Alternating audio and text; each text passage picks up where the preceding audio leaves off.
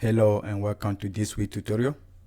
In this week tutorial, we will continue our series on creating a responsive admin dashboard with 4 pages. Last week video was our first video in the series where we lay out the fundamentals such as the framework. We create a framework and our components. And this video we will be creating the sidebar menu, this navigation tab here, and everything on this page. The project management dashboard. That's what we're going to be working on this page. So this the navigation, this side right here, and folder. Okay, so there'll be a link in the description where you can download the starter file for this week's video. This is for last week. This week. If you've been following along from the last week video and you've got all the code that we did from the last video, you can just continue with that code because the second video just contained the CSS, the complete CSS and SASS file from the first video. So I'm going to be using prepros. That's all we've been using, prepro, to compile the SASS. So if you download the second video from the GitHub page, you can make sure to bring it into your prepros and then choose the main.scss, and right here go to the project setting.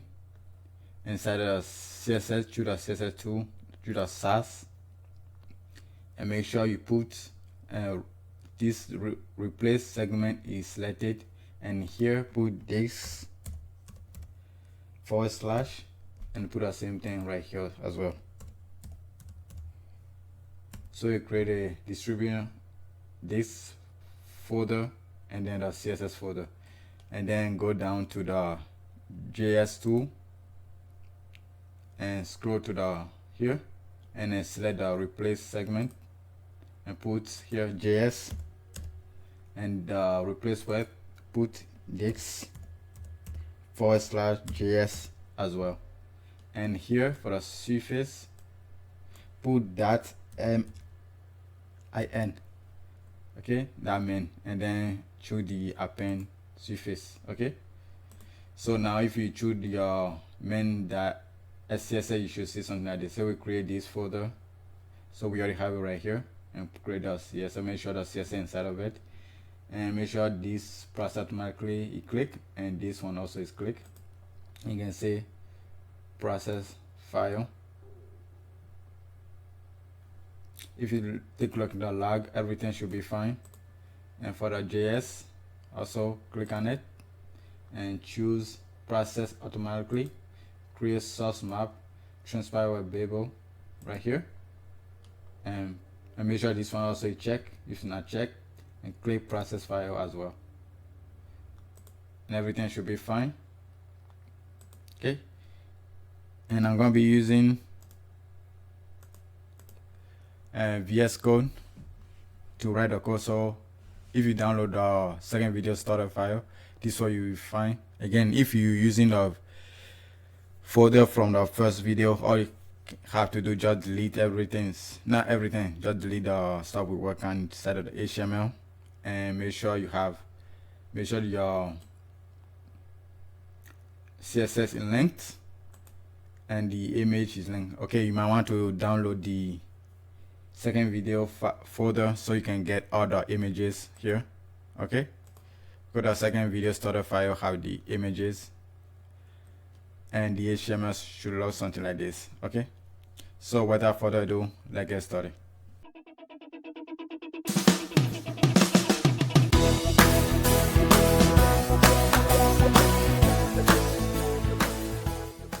Hello, welcome back. My name is Marius, and this channel I create web design and development tutorial. So if that's something that interests you, feel free to subscribe and hit the bell notification icon so you won't miss my tutorial. Okay, as I said in the introduction, we're going to be working on the navigation and this project management page and the folder. So let's start working on the navigation. Okay, so right after the opening body, I'm going to create my header element tag and give it a class e-header, another class e-header dash face, and e.d.flex. This our utility flex class, so this one set this header to be display flex. Then we're going to say e justify between. We create this utility classes in our last video. Then the align the center. Okay, I will write a little comment right here.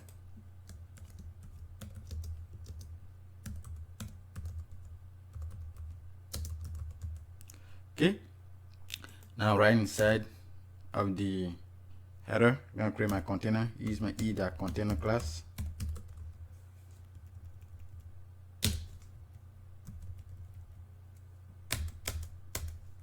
Container, inside of container, now I'm going to use the offset class that we created, column that we created in the last video. So as you can see right here, it's stretched 100% the width.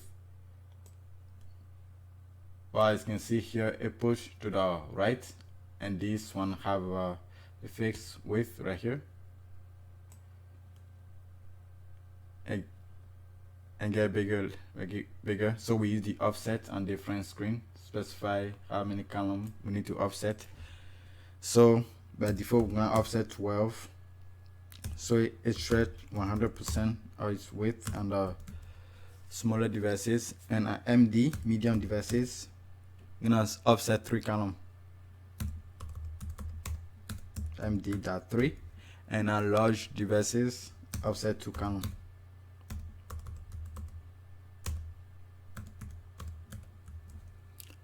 Like that. So now inside our offset class, we're gonna create our nav element with the class called e.header 2_nav, and then also e.display flex, and justify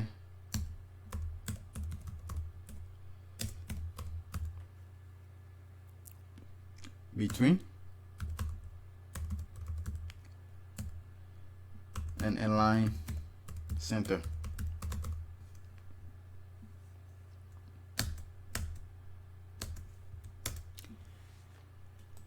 And as you can see in the final project, we have our two sides. We had this side right here with our search input, and we had this side right here with the alert, the black and light or dark theme, the drop down for the notification, and the drop down for the profile. And of course we had this sidebar. Okay, so we're gonna create this one first, and then we're gonna do this one.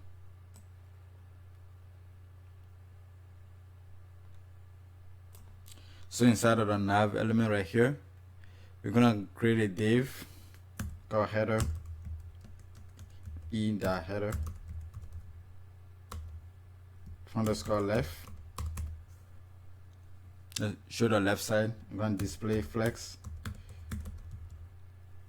align center. I'm going to set a margin right to be 10 pixels, and remove the margin right under medium devices.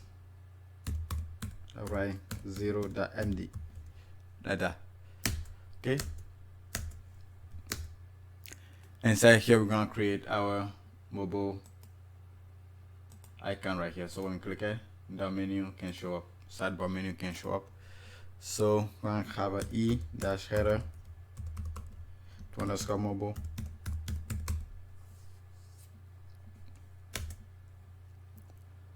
and have another class also margin right to be 10 pixels.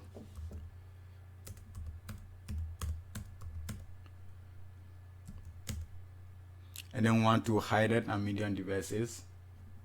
Right now these are mobile and medium devices. Want to hide this icon. right here. So we say e dot d dot none, that will set display none, and md. Okay, and here we're gonna use our button element with type by using the square bracket, put type goes button, and give it a class of e dash icon the btn, and then another class for e the header to underscore mobile dash dash trigger, like that. Okay, and inside here we're gonna use our remix icon, so I'm going to use the I element with a class or I dash menu dash 2 that line, and I give it a font size of 16. And on our button element, we need to give it a custom attribute by using our data. Maybe menu dash targets. So we're gonna pass in a value of main menu. Okay. Save this. You should get something like this. Okay. Now we had a form after that. So after the mobile header mobile, after this we create another class of e the header to underscore form, like this. Inside here we're gonna use our form element with a class called e the form.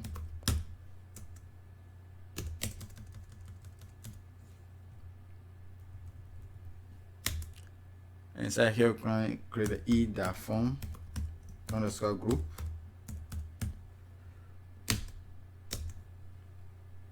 These are inputs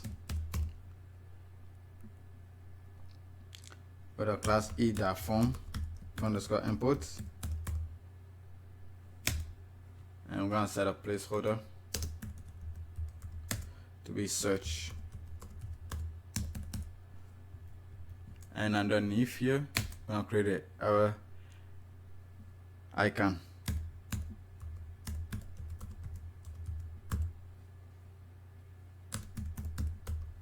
I'm going to give it another class of e dot form underscore icon. Save this. We should have our form right here. Okay.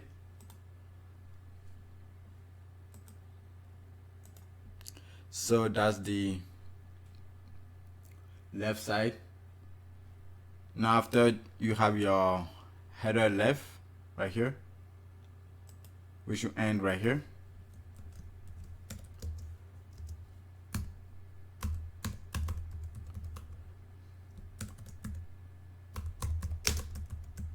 Okay. If you need time to write it, you can pause it and write it, but I'm gonna collapse this for now. Then effect, we're gonna create our sidebar. This, but we won't be adding the menu not yet. We're just gonna set up the wrapper, and we want to finish this one first. Okay, so create UL element with a class e the header to underscore nav items, and then I'm gonna create e the sidebar, no, e the header to underscore sidebar dash md dash 3. You want to have another e dash header to underscore sidebar the lg dash 2. And I'm gonna give it a padding top and bottom or 20 pixels, so e the pd the y the 20, and give it an id or main menu. Okay, so we have this additional class, the sidebar of our medium device 3 column, and then on large diversity 2. That's because the offset, because we are setting 3 column under navigation, tab navigation, and 2 column under larger devices. We want this sidebar and media diversity to take 3 column and large diversity to take 2 column. So if you take a look at the finished project, right now it's taking 3 column. So it comes MD 3 columns. When I switch, now it's taking 2 columns. Okay. So that's what this one is doing. Now we won't be writing it yet, so I'm just gonna leave it this as the way it is. Now I'm gonna move to the right side. So this side right here, create this one, and then we come back to this. So this one we had a div with the class e the header 2 underscore rights and e the d the flex and e the align center. So we're gonna display flex and align item center. Okay, so first time we had this alert, so when we click it we get this right here. Make it a bit bigger. We get this right here. We get this alert modal that pops up. So we're gonna create this one. So right little comment right here. So right here I'm gonna create a div with a class called site alert where the margin either margin right to be 10 pixel. So that's why we get some space here. Okay, 10 pixel. Create a button with a type of button.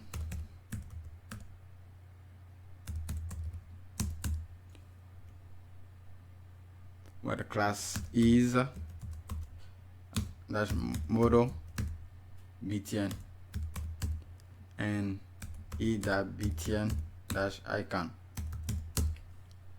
Then press enter. Then we're gonna add another custom attribute.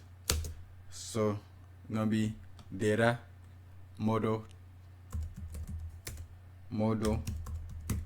targets, and it will be subscription.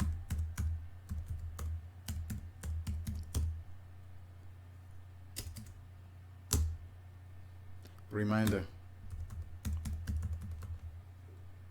Okay, save this. Nothing here yet. Okay, so the next one after the site alert either and lights or dark theme option. So I'm gonna create div with a class theme control where the margin right also to be 10.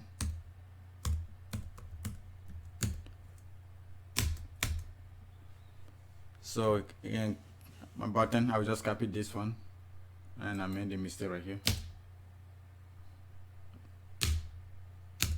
Okay, copy this button, paste it here.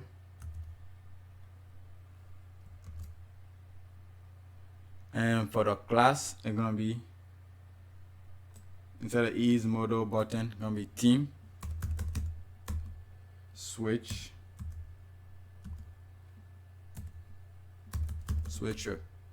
Okay, and we're gonna have a custom data attribute. We will be current data current dash theme. Okay, and the value for now will be light. Okay, and inside the button we're gonna have 2 icons. Just copy them real quickly.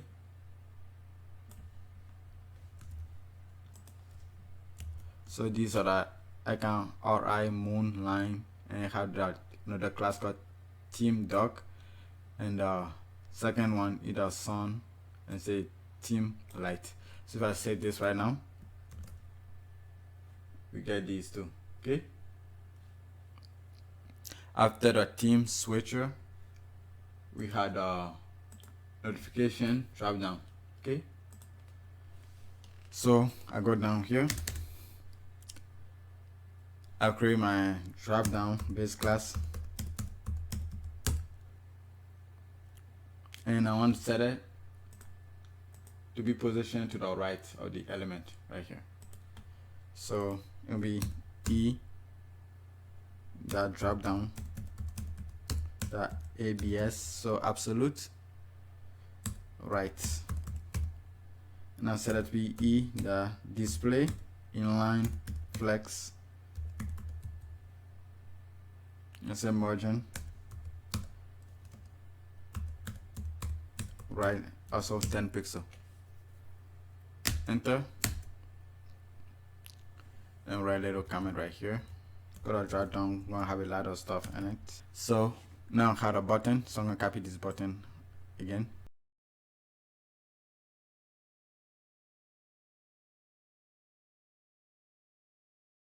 And then for the class, it's going to be btn e that btn, then e that btn secondary, and e that btn square sq, like that. Okay, and for the data attribute, it's gonna be data drop down target,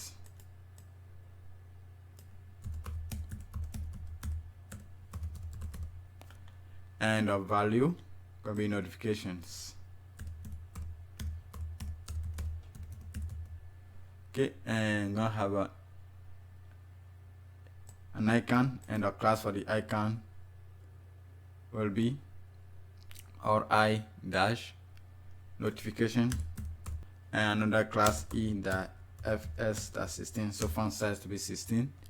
And after the icon, I'm gonna create a span element with a badge. It's gonna be our badge E the bdg, and it's gonna be danger E the bdg danger, and put on number 4. Save this, and we get something like this. Okay, and it's still inside of the drop down class after the button right here. Now I'm gonna create a menu, so it's gonna be either drop down underscore menu, and with the class with the ID notification, because it had to correspond to this target right here. Okay, inside of this, I'll put the comment right here. Class drop down dash header, and a padding all around PD 20. Okay, and I use heading 6 with a content notification.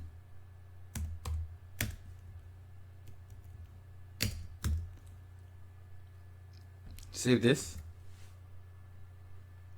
and if I click it, we should get this. Okay, click again, it goes away. Now we need to create the actual notifications, so this. Okay, so after this header, come down here, create a UL for the class drop down dash contents.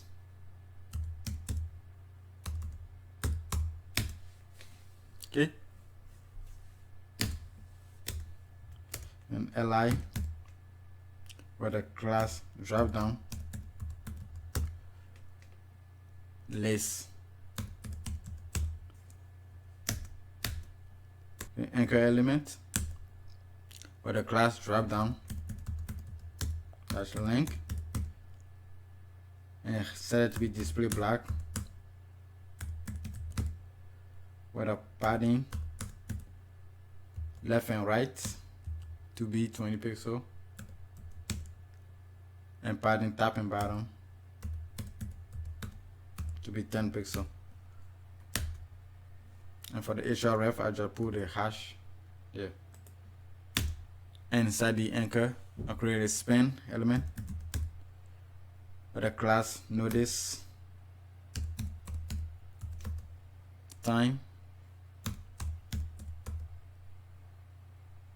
got the font size of 12 pixel, and can set 2:47 p.m. and I'm going to the spin or the class e.d.black, also block,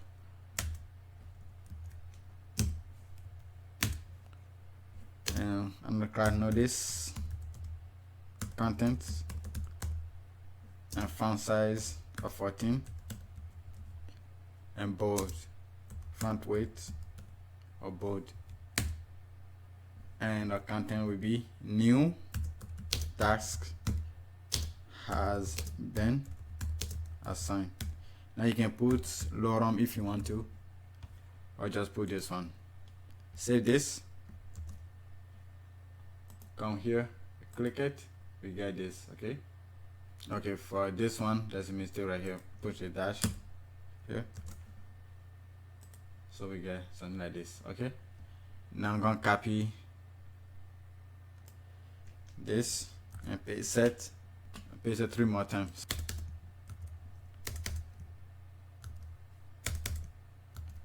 Save this,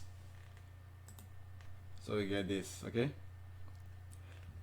you can change the content at a time if you choose to whatever you want to change to, but I'm just gonna leave it like that. Okay, so that's the content, and if we take a look here, we have this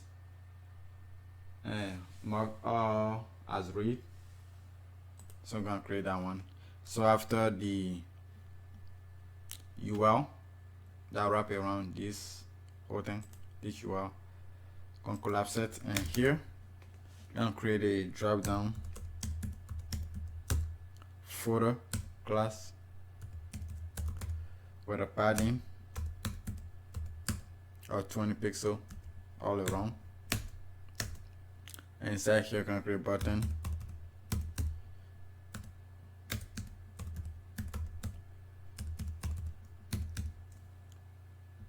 with the class e.btn, that's secondary, and then e.btn.link, and our content will be mark all as read. So we get this right here. Okay, so that's the notification. Next one gonna be the profile. So for the profile, I'm gonna copy this drop down again because it's a drop down as well. You can see right here. So I'm gonna copy this drop down right here. Okay,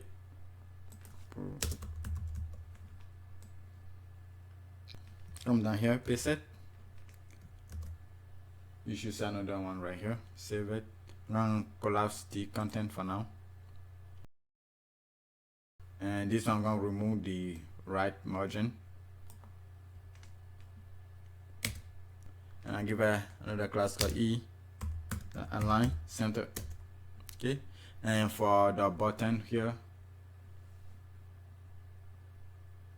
and when you use this class, we're gonna create another class called the avatar. We're gonna use avatar AVAT and e.ava. I'm gonna use the 35 one. Okay, and data drop down target won't be notification, they're gonna be profile, and here we're gonna use an image, the avatar image, with the class e.avat 2_image img, and I'm gonna be going to the images folder. I'm gonna choose user f1.jpg. Okay, save this, we get this. Okay, now we need to change this to profile notification. Save this, now we get this. Okay,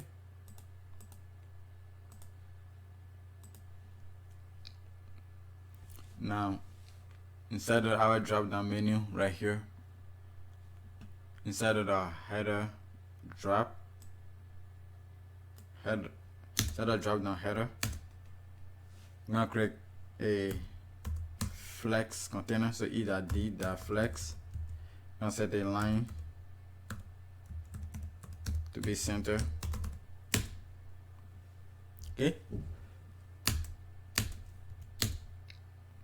set a user, another class called user. We want to create this side right here, the profile image, also the name and all of that, title. So user dash image img, and margin right 10 pixel, and I'm gonna create another avatar. So I'm gonna copy this one, paste it right here, and instead of the button, it's gonna be a regular div, and make sure you remove the tab right here, and gonna be 40 instead of 35, 40. I'm gonna remove the custom attributes, and the image will remain the same right here. I can just put user for the alt text. Save this. We get this right here. Now I'm gonna put the information on the right. So after the user image, I'm gonna create another user dash details,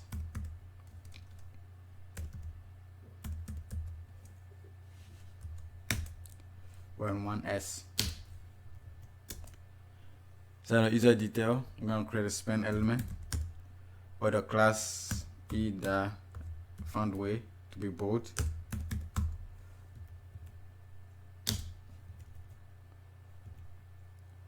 and the font size 14 pixel, and to be display block. So you should have something like this, and the name gonna be Jane Matthew.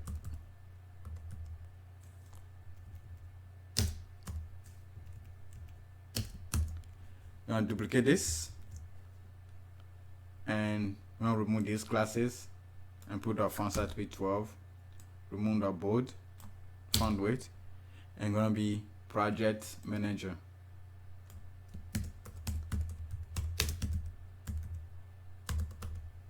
Save this. We get this. Okay. Now that's the header right here.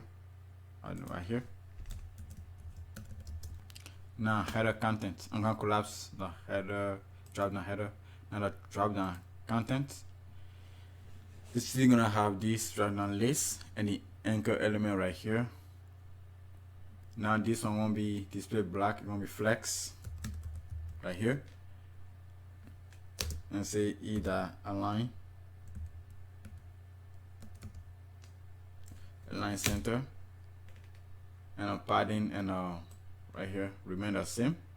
Inside of it, we're gonna have a anchor element. No, not anchor element.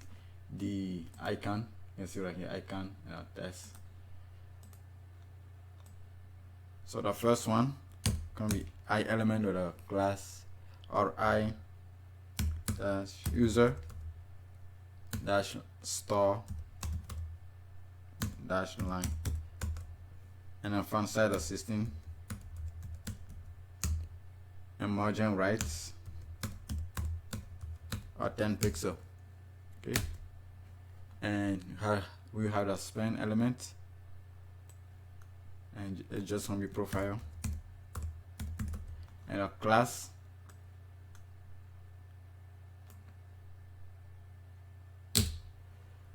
with font size 14 and font weight bold. Just leave this one, save this. Now you have something like this. Okay, so I'm going to collapse this, delete this one, so you got one. Okay, I'm gonna copy this one,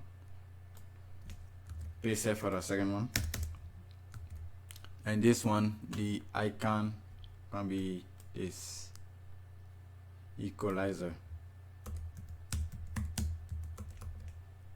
like that. And this will be setting. Then come down here, paste it again, and then this icon class gonna be tax.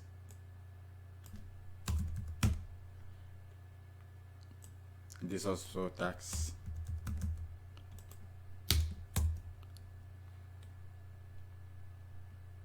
And okay, so that's the 3 that we need for inside of the drop down content. Now inside of it we had a folder. Set a folder right here. Now paste it again. And this time I'm going to remove the li. Li going to be removed. Let me see how this one remain the same. And here we're going to have a logout backs dash or dash line. And this can be sign out. And a font size for this one is 16. Save this, and we get this. Also, this be 18.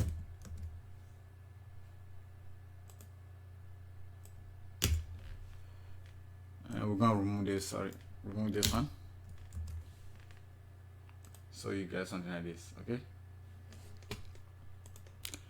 Now that's the tab navigation. Okay, so I'll collapse this one like this one.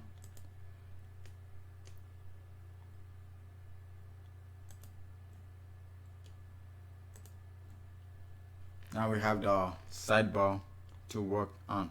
Okay, but first let's style this one, and then I'm gonna start the work on the sidebar and then styling the sidebar. Okay, so inside of your SCSS right here, go inside the component, you should see the headers that SCSS opening up right here.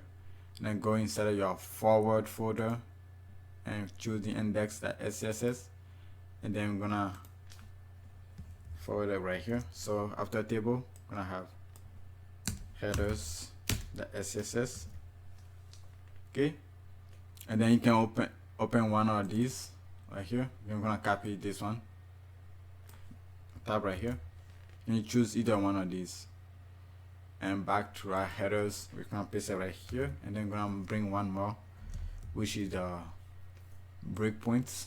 So we're gonna be inside of the layout and breakpoints. Save this. Everything should be fine. Okay, so now let's get styling it. I'll select the header class,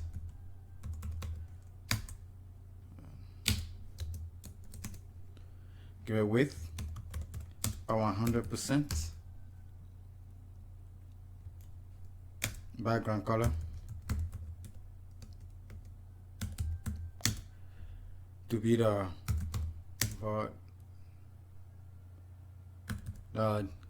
color BG color CLR. Let's save this. If you follow, you should see the white background color behind all of this. Okay, I say height to be default,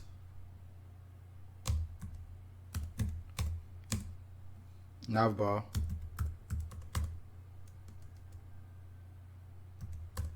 height. Save this. And this variable has not been created yet, so we're gonna create that right now. So I'm gonna copy this one, go to my base and variable.scss right here, go all the way to the bottom right here. After the drop down max height here, put little comment, go navbar set the height here to be 6 rem, and while we are at, let's add the default and sidebar width under smaller devices. So I'm going to create a default sidebar nav width to be 25 rem. Save this. Now you can see now the height is showing. After this, we're going to do the fix because it had this extra class fix. So we're going to set the ampersand one dash fix like this. So we're going to select this. Okay, now set a position to be fixed, tap to be 0, left to be 0, and z index to be 12. Save this, and then we're gonna start working on this mobile right here.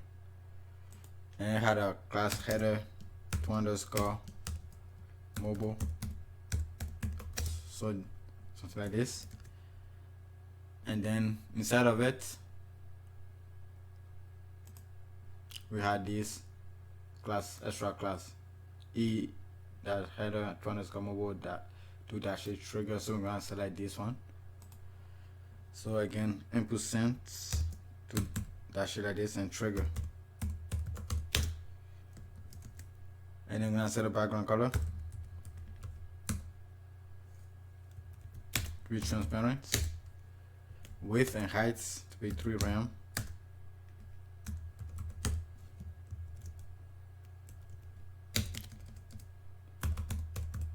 Okay, save this. So you get something like this.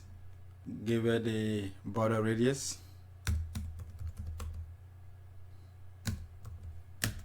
There's to be var the default brd the rad border radius and background color. I set background transparent right here. You can just set a background color here to be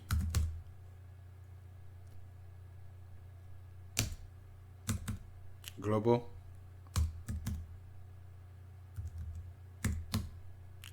BG CLR. So you get something like this. 99 the center.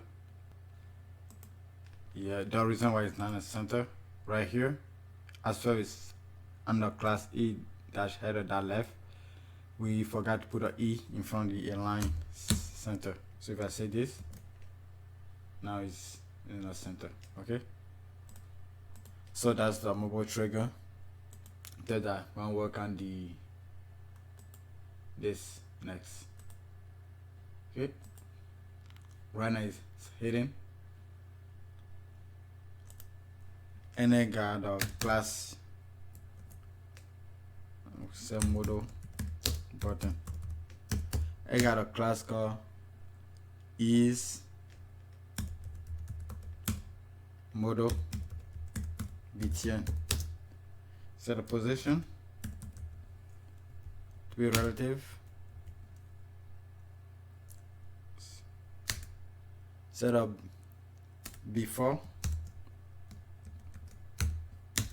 and backdrop. Also the after. Okay, to be contents empty. Want to create this circular animation right here. So I'm gonna use a before and then after pseudo element. Set position both of them to be absolute. Set top and left 50%, left 50%. So transform, translate negative 50%, negative 50%. Okay, set the border radius to be 50% as well. Save this. Nothing will happen here. Now we need to style individually the before and the after to get on the background color. So after this one, go back here, start the before. To be width of 30% and a height also 30%.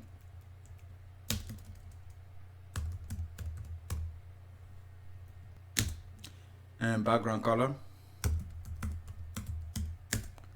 to be the danger color, that danger color. Save this. Okay, the reason why it's not showing, if you take a look inside our, let me close this one out, the left. Now we're on the right. It had this class called btn, the icon. So, and we use it on this one as well. So we need to create this styling for this kind of button. So go back to your button, the SCSS right here. And after all of the link, between the link, we're gonna style this data button. So it's the class btn dash icon. If you take a look here, this is how it looks like. For example, see, we put our mouse over it, it has this background color. Okay, it has specific width. Okay, so I'm gonna set the width and the height to be 3.5 rem. So as soon as I say this one, you should see its appearance right here. Say this. So height 3 rem. I say line height 3.5 rem. Okay, so the reason why it's not working because we put in this inside of the btn. It won't be outside of it because that's a class of itself. So that's my mistake. So I'm gonna bring it outside here.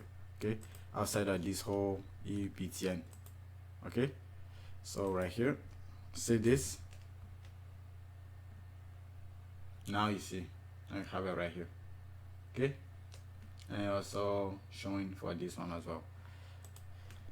So I set the border radius to be 50%, text align, center, font size to be var icon size. Save it, and you can see it's rounded. Prefer circle. Say background color, because we want to add a background color when we hover over it. Be transparent. And I'll put this is my glue transition mixing. Now have hover and focus. Hover, focus, and set the background color to be the button.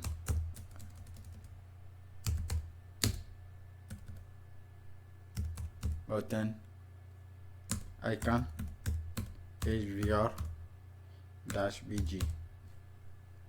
Okay, save this.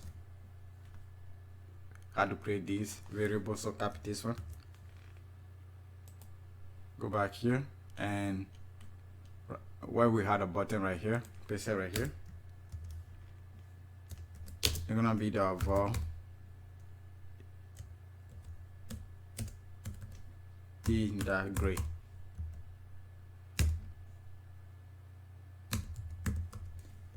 Okay, save this. Now if I hover it, now you can see it's showing. Now I'm back to the header right here. So we had the before and we'll back to the header.scss. Okay, now I'm gonna start the after. So I'm gonna duplicate this, and this one will be after, and this is gonna be height and width to be 100%, and the background gonna be danger 100, and the z index gonna be 1, and then the translate, get a transform, translate. So same thing for this one. I'm gonna copy this, paste it right here, and then I'm gonna add scale to be 1, because you can see right here how the pulse animation right here, and give it a back shadow, include back shadow. Save this, so you get something like this. Okay, now I'm gonna give it animation. Okay, I'm going to give it the color, say blur to be 0, and then the color to be #C44F4F. That's the right that way. Okay, get the animation, do the animation to be pulse 2 seconds, infinite, so it does not stop, ease and out. Save this. Nothing happening here, but we can go down here, create our animation as a add keyframe, we pulse,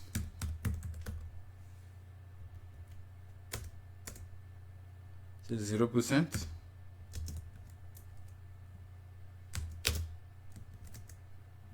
transform,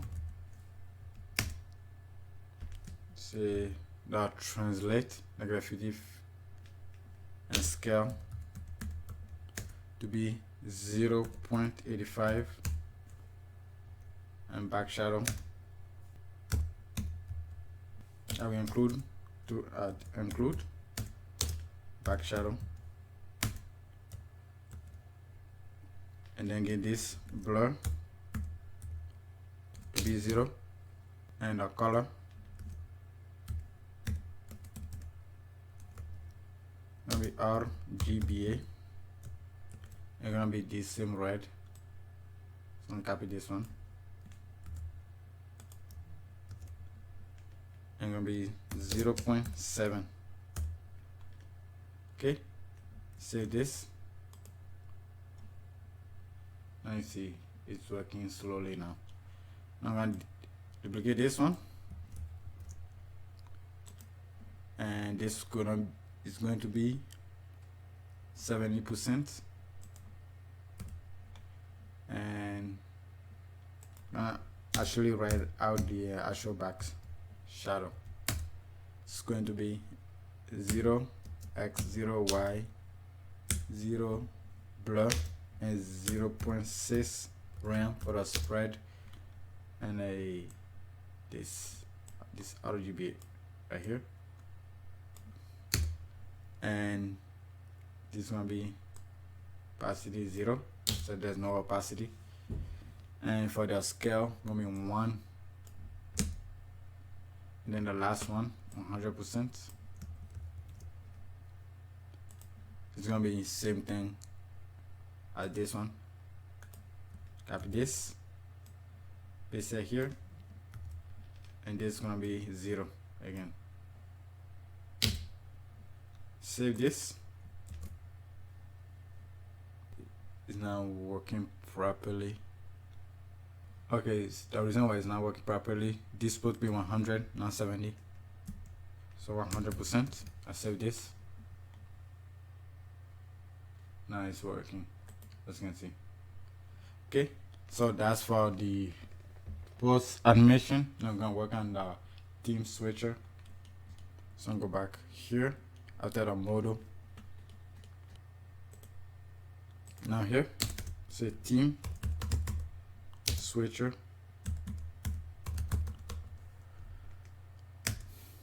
Got a class team dash control, and had a team light. By default, I want to hide this one. So if the team is dark, then the sun icon is showing. If the team is light, then the light icon is showing. So we have the both of the icon have class team the light, and the other one have team dark. So I'm gonna toggle both of them and hide them both by default.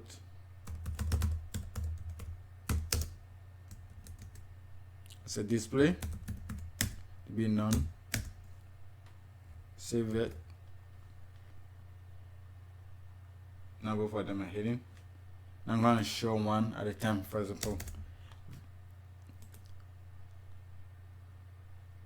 okay, we have this custom attribute data current. I'm gonna use it. If it's a light, then the dark one will be showing. Okay, so I'm gonna say data current team. If it's lights, say the team lights to be display none, and the dark to be display block.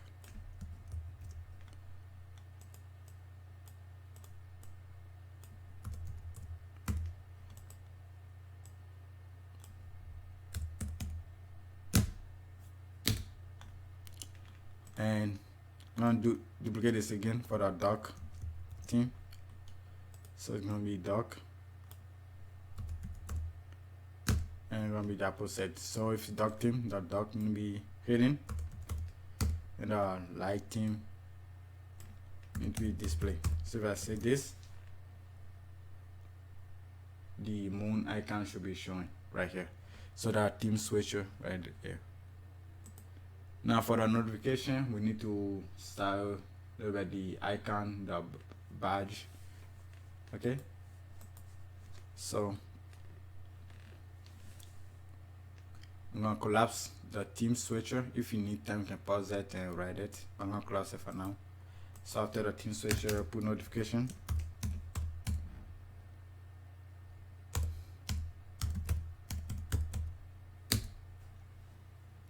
And I'm gonna target the data drop down dash targets equals notification.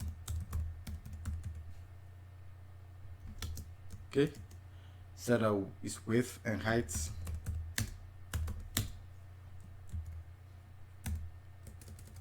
Its width to be 3 RAM, height also.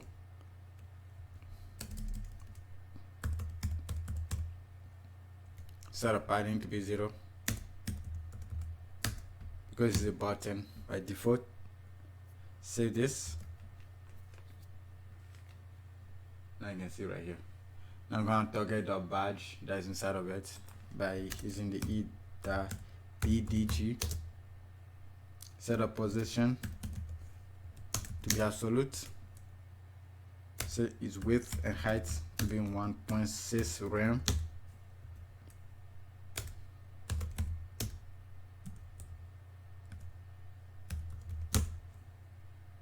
Set line height again 1.6 RAM. Set a border radius to be 50%.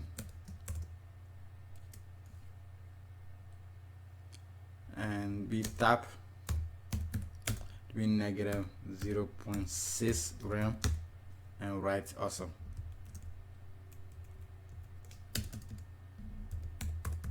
So you're gonna be positioned somewhere right here. Okay, if I say this now we get something like this because there's padding inside of it, so I'm gonna remove the padding. So after the border radius, I say padding is 0. That should be, yep.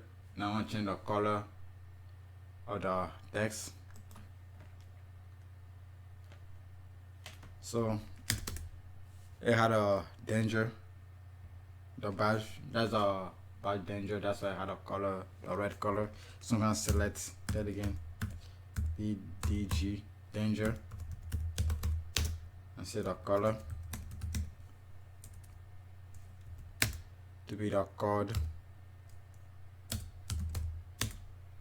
BG color. Save this. Now you can see it right here. Okay, so that's the notification. Now if we resize this, then open it up, resize this, I want to change the tab because he's sitting a little bit close to it, but I want to be a little bit below the header itself, a little bit somewhere right here. If you take a look right here, as you can see, and also this one is a little bit bigger than this one. So I'm gonna change the width of the drop down and then change the tab value. Since the position absolute, change it down a little bit. I want to do the same thing for the profile also, so I'm gonna select both of them at the same time. First I'm gonna set the drop down, so notification, should the notification, I want to change the width of the notification itself, only that one. So I'm gonna update the, I'm going to update this right here. Okay, so I'm gonna copy this one, paste it right here, and then the new width will be 25 RAM. So if we open this one and save it now, now we have a little bit of space. Now everything is in one line like this. Okay, that's why I want to change the width a little bit. Okay, so now I want to change the tab value for both the notification and the profile. So I'm going to select both of them. So I'm going to copy this one, notification, and then hash profile, and this one is going to be the tab value with calc. Then I'm going to select the default and height of the navbar, and then remove 1 pixel from my SCSS var. The default navbar height like this, minus 1 RAM. This also trial error to find out. Okay, and it works fine like this. Okay, and after that one, I want to style this. I give it a background color like this. So down here will be profile. Okay, and user details, that's this side right here. Gender line height to be 1.2. okay, so they push close to each other a little bit. Then the drop down right here, now drop down the footer, so drop down footer, say background color to be transparent, and border tab to be 0.1 RAM solid, and use our border color BRDR .CLR. It might be hard to see it, but it's there. Okay, now this icon will have special class called drop down link, and this header have the class of drop down header. If you take a look at the frame project, you see the background color will have it, and photo also had this background color, and we had this nice hover effect, and the color changes. So these are specific to the drop down component. So go back to your drop down component inside of the component folder. So drop down the SCSS right here, and we're gonna update it here a little bit. Okay, so I'm gonna collapse this. So I'm gonna go outside of this for this and choose the class drop down like this, and we're gonna select the header, so dash header. So it's select drop down dash header, okay, which wrap around this right here, and we're gonna do the same thing for the footer as well.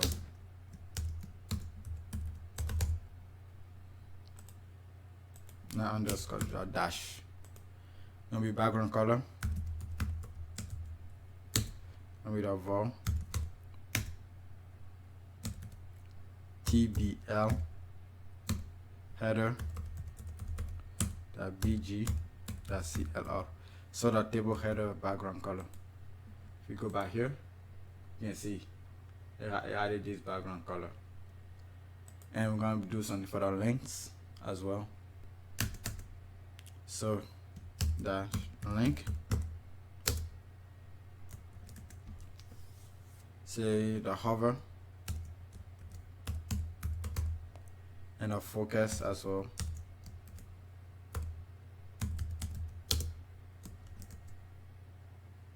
To be color secondary.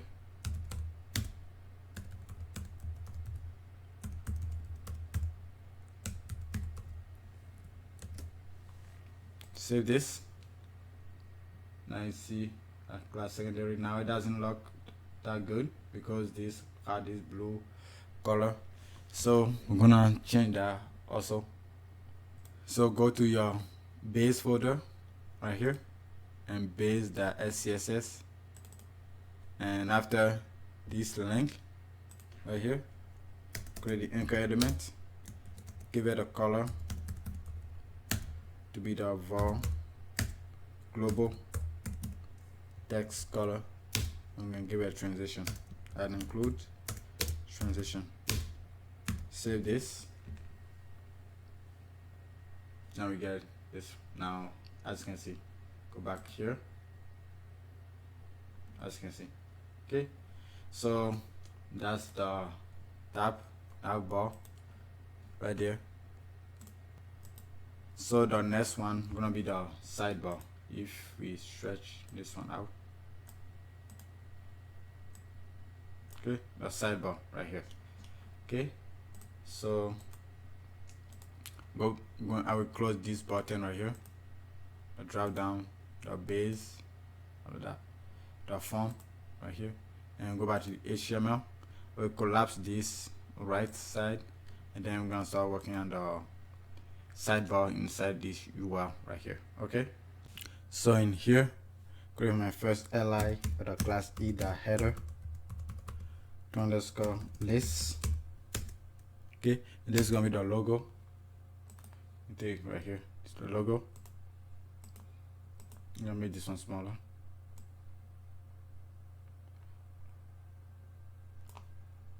Okay, create anchor elements for the class e-header link logo, just like that, and a padding all around it to be 20 pixel, and display flex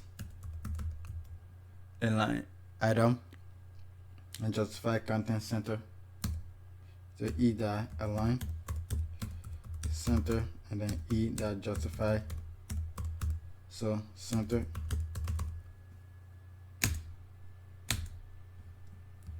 And then this will lead to the index.html. Okay, and inside here we're gonna put the image right here. There's gonna be images, and then gonna be logo is logo the svg. Save this. Nothing will show right here. And after this one, we're gonna go create a drop down. Go this one is drop down. Okay,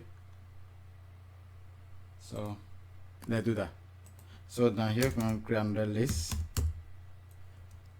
with the class e.header to underscore list, and then another class e.dropdown. Okay, and this one we're going to create our anchor element again, and then going to have a class e.header to underscore link e.active to show that that's the active menu, and then padding again e.pd, padding all around it to be 20 pixel, and display flex, and align center and justify between. Display flex, align center and justify between.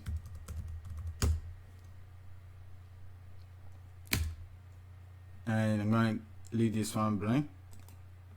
And here, before we give it our target data, drop down target to be sub menu.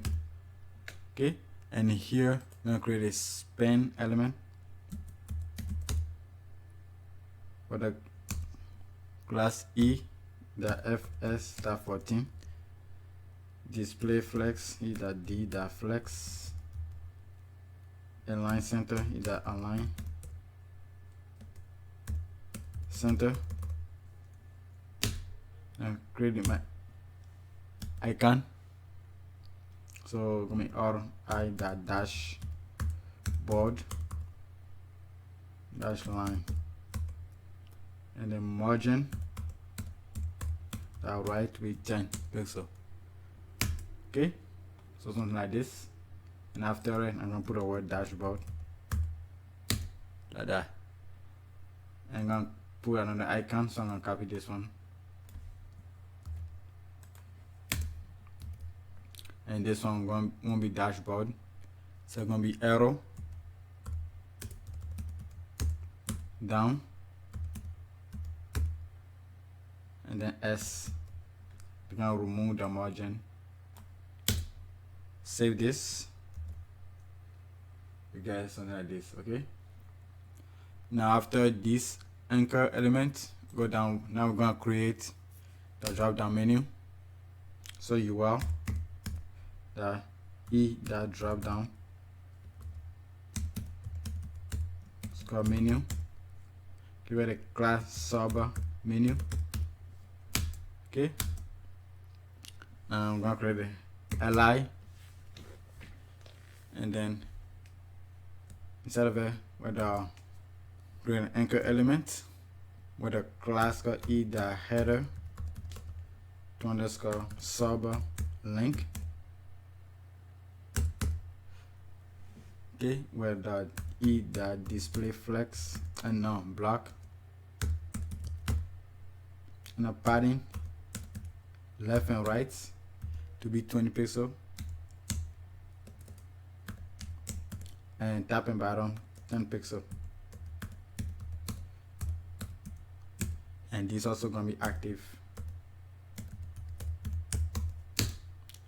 I'm gonna leave this one to be index.html, and content gonna be projects.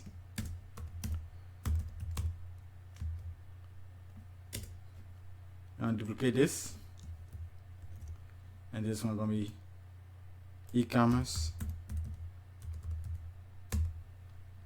and this gonna be e-commerce.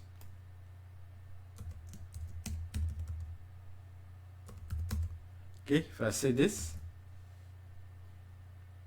click, you should see it, but it refreshes. I'm gonna fix that. Okay, but and that's it for the first one. As we see, this is our first site that we just created, so we're gonna create this one. Okay, so after this drop down right here, I'll create this site right here, this one right here, So you can collapse. I will collapse this one. If you need time to write it, you can pause it and write it, but right now I'm gonna collapse it. Okay, now go down here, we're on li, and then this one we have the class e dash header, again the list. In this we have additional class of e dash header underscore list 2-8 title, like this. I make a font weight to be bold and text transform to be uppercase, and padding left and right to be 20 pixel, and top and bottom 10 pixel.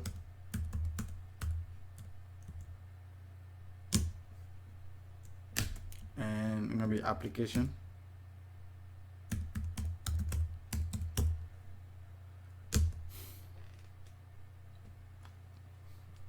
and after that one we're gonna create the next page, which is our messages. So what we do, I will copy this one, the drop down one, I'm gonna change it a little bit, paste it here, and I'm gonna remove the drop down from here. And for the anchor right here, gonna be messages dot html. We don't have these pages yet, we're gonna create them later. And this gonna be the same, we're gonna remove the active, and this the same, we're gonna remove these data custom attribute. This the same, but this is gonna be, instead of dashboard, gonna be messages, and this one gonna be message -2, just like that.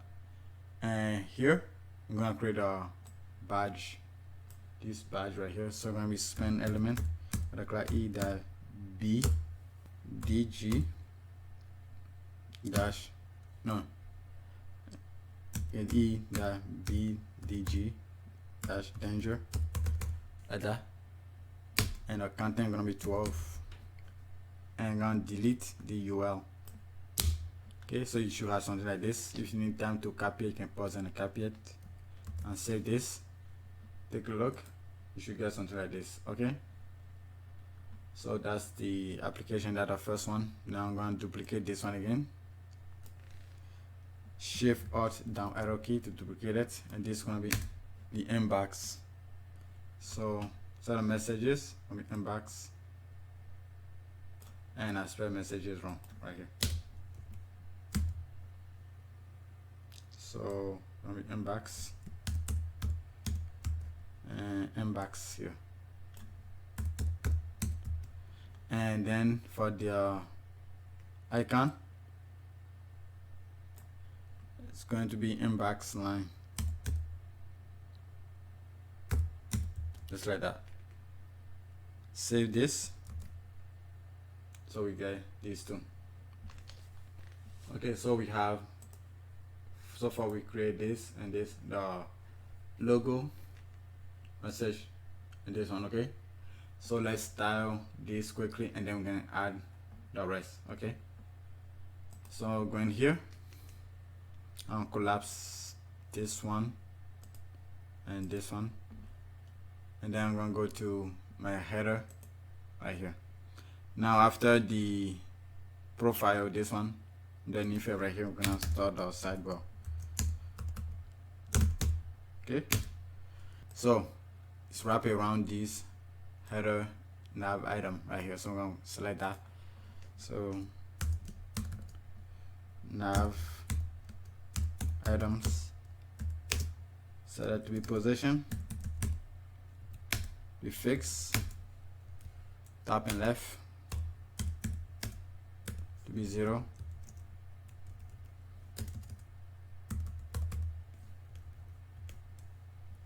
height be 100, viewport height, overflow, heading X and auto on the Y. Set background color to be my sidebar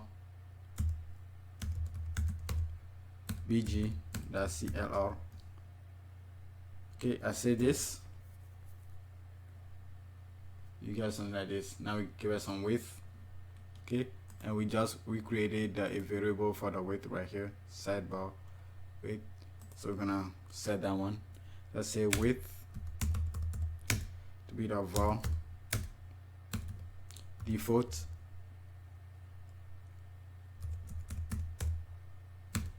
sidebar nav width.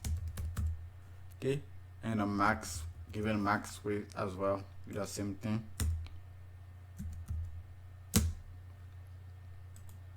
And from there, I'm gonna z index or 25. Save. Give it transition.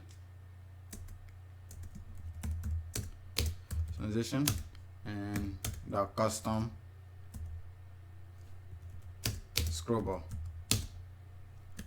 Save this. You get something like this. Okay. Now I'm gonna style the logo and all of this. Okay. And I want to change, and right now these are defaults, but an SM smaller. I want something like this. I want to make it a little bit bigger, so I can just use my breakpoints utility for SM and updates the default sidebar nav width right here, and this will be 36 RAM. So something like this. Okay, so let me reset this one again. We're going to create a column for them so you can take column and larger devices. If for example right now it's still like this and it's on top of this, but we're going to create the column for this one so it can stay right here in this push to the right. Okay, but for right now, let's style this. So after this one, nav item right here underneath it, start target the logo. So link logo. So this what is select either header to underscore link and the logo. Set the background color to be transparent. Size width to be 60%.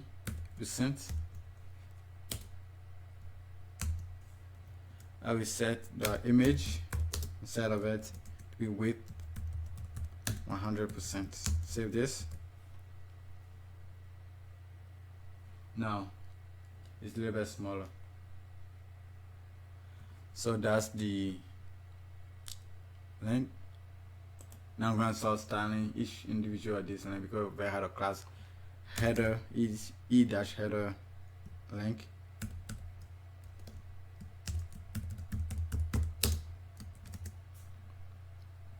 So I set a border left to be 0.4 RAM solid transparent for now. Then I'm going to choose the span inside of it, choose this word and the icon, both of them. So span, the word I'll wrap inside of the span element, and the icon I change the color to be color var the sidebar menu item CLR. Save this. You get something like this. Okay, now I want to add a hover and a focus and active to it. Let's say we hover it,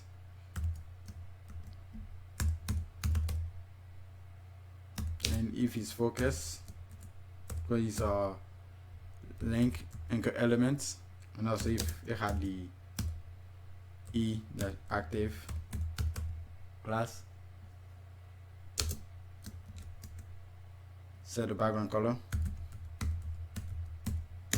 with a var sidebar. Choose this one, sidebar menu item, and after the item, see hvr for the hover, and then dash bg. So something like this. If I save this, it should have this light background color. Now we add a border for the active, as you can see right here. So I'm gonna select this one, add this active self, only that one, and set a border color.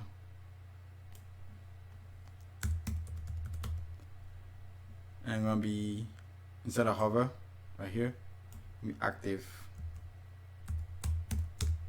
div, instead of bg and b or d. Save this, and we get it right here. Okay, now this icon is not showing here, maybe I misspell it. Once again, go back here, side this one, the second one, the drop down. Yep, I misspell it. There's an N, right? See, now we have it right here. Okay, so that's the length. Okay, if I click this now, it will refresh. Okay, but we're gonna fix that after we style this. Okay, now I want to start our title, this one. Okay, so with that, going down here, say it had a class, and this one. Okay, so I'm gonna select this by using our ampersand, paste it, just like that, and change the color to be the var sidebar menu. I'll choose this one, menu, and instead of item, I'm gonna be title.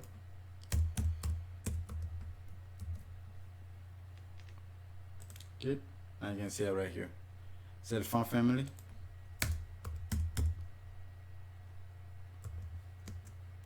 to be the heading,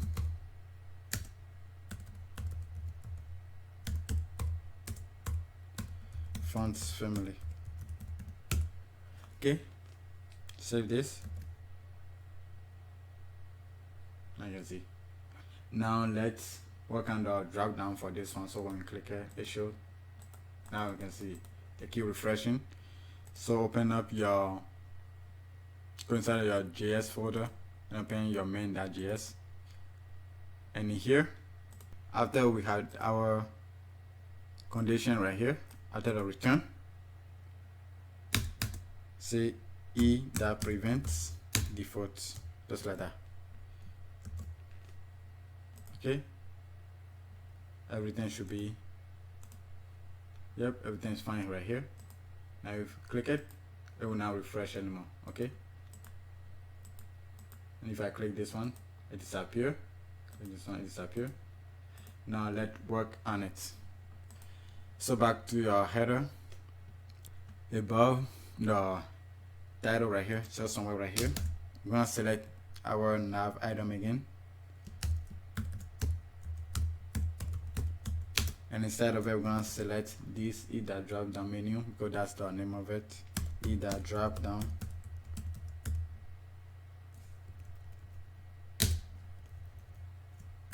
menu, and set the position to be initial. By default is position absolute. Set the width to be 100%. Set a background color to be transparent. If I save this, we get this. Okay, this is what we get.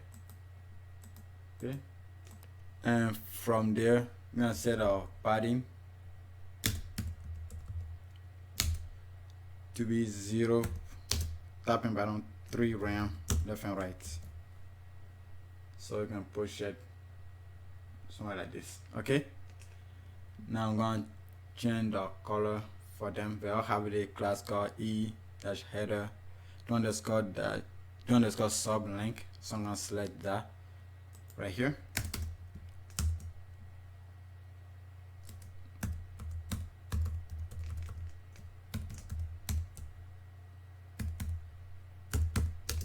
Like this.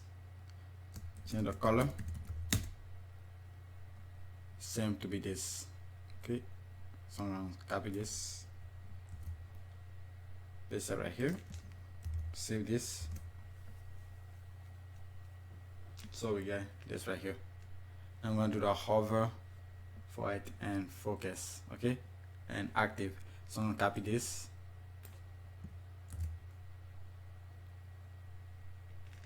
and inside here,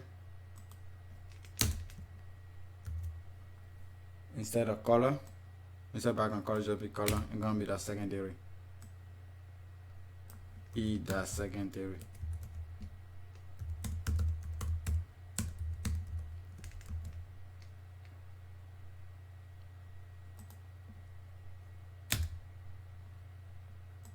Just see why both of them have this color, because forgot to take the active off one of them. So inside the drop down and remove it from the e-commerce. So I say this now. We should only have one. Okay. So that is that. Now we need to hide it and then show it when we click it. So in here, I'm gonna set the height to be 0. Okay. Let's hit in. Now once I have the active class, like this one have the active class, we need to set the height back to auto. So down here, I'm gonna select the active like this, set the height to be auto, like that. So if now click, as you can see.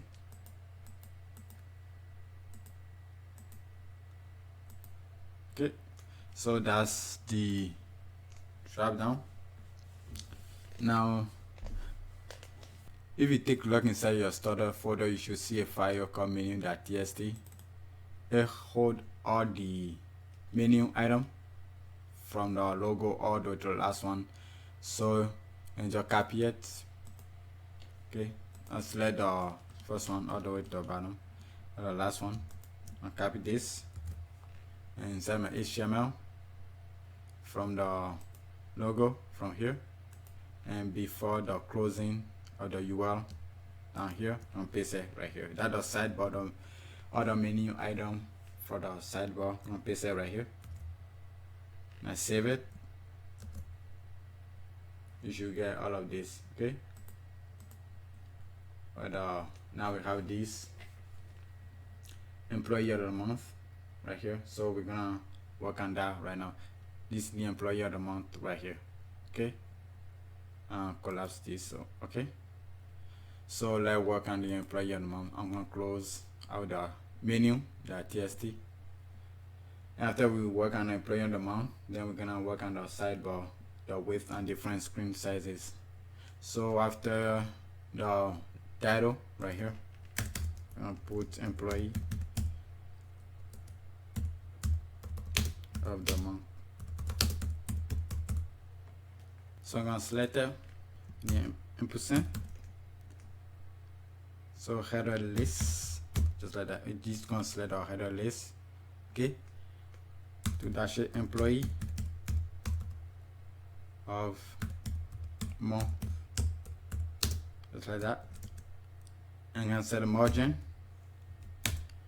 tapping button 3.5 RAM, left and right 2 RAM. So we get something like this, as you can see. And from there, I'm gonna select a code, because this inside of the code, code, set the overflow to be hidden, set the image, the width and height to be 100%.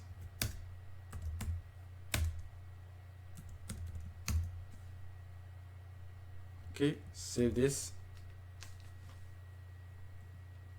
And after the image, this is how the wrap around the div of the class employee details. Okay, so do something like employee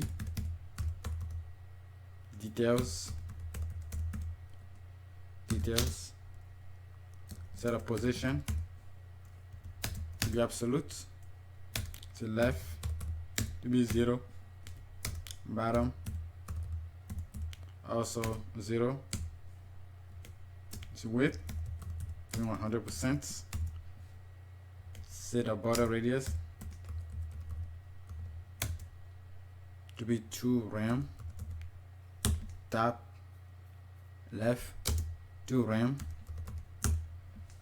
top right 0, bottom right and bottom left 0, and set the background color to be the var, the sidebar,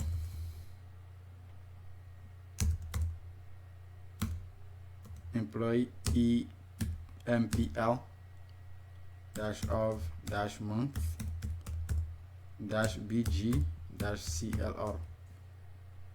Okay, and I set a color of it to be the gray 50.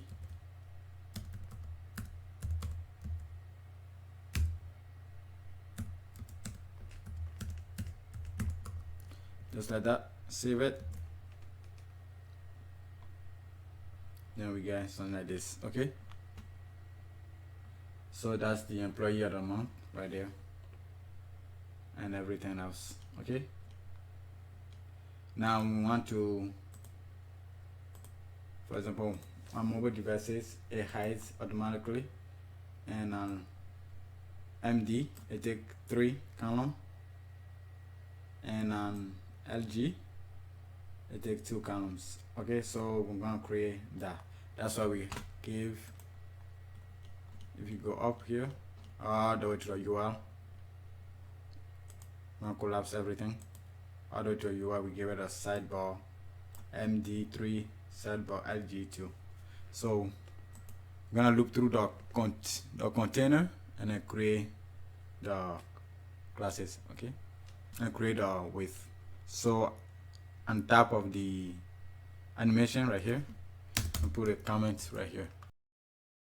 Okay, now I'm gonna look through the container. So at each, no, not media, each, again break value in containers. I'll call our responsive mixin.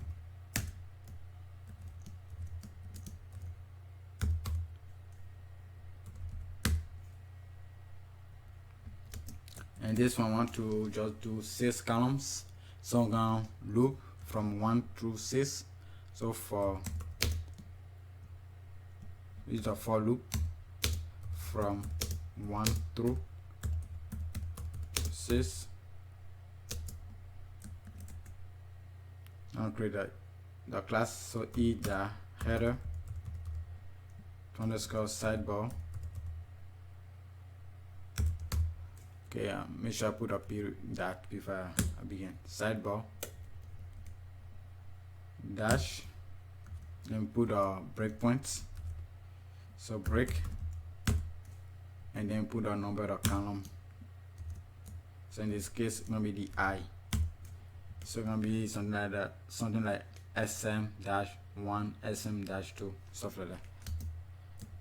And here I'm gonna put comments like this for the sidebar with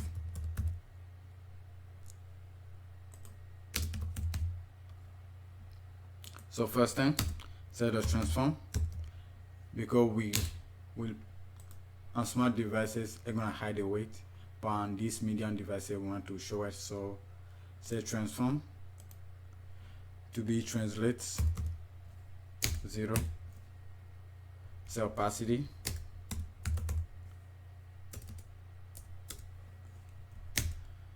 to be 1, pointer events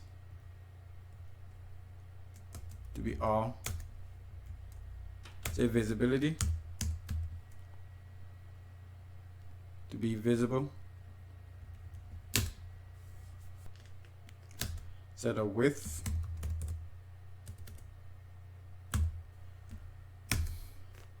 to be calc,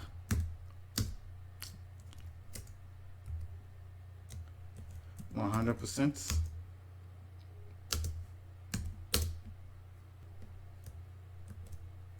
and here I'm gonna add the total calls, so you're gonna be on 12 grades outside here, divided by again the I.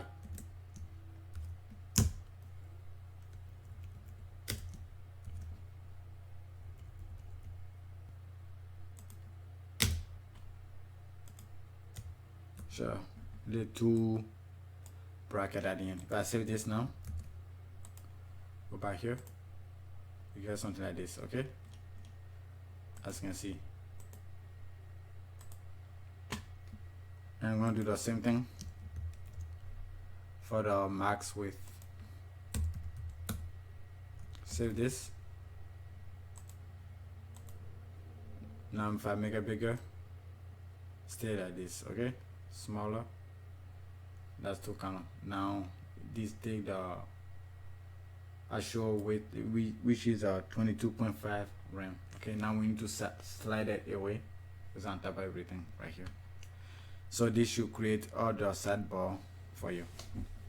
So if I go up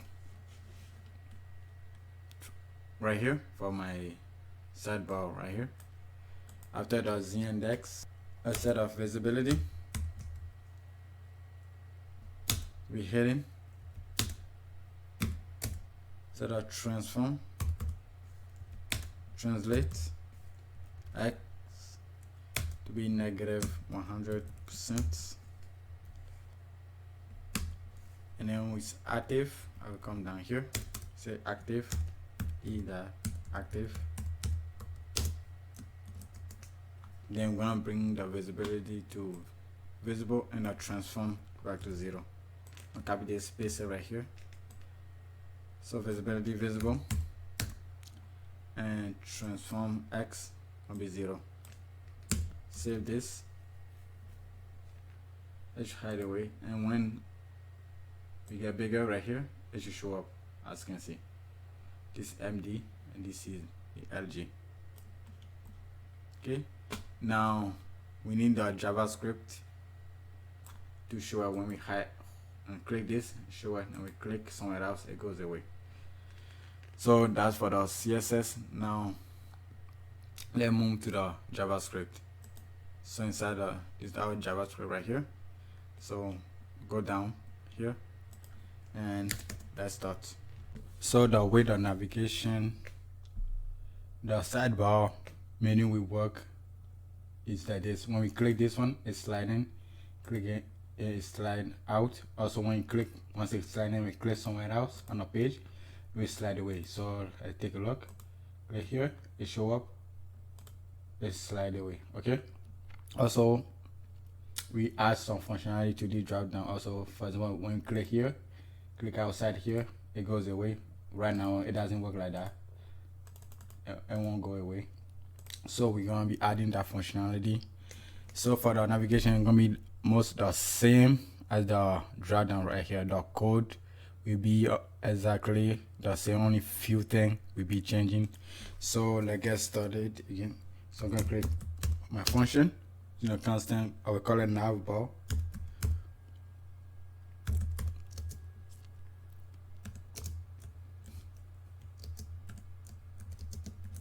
Okay, create my constant variable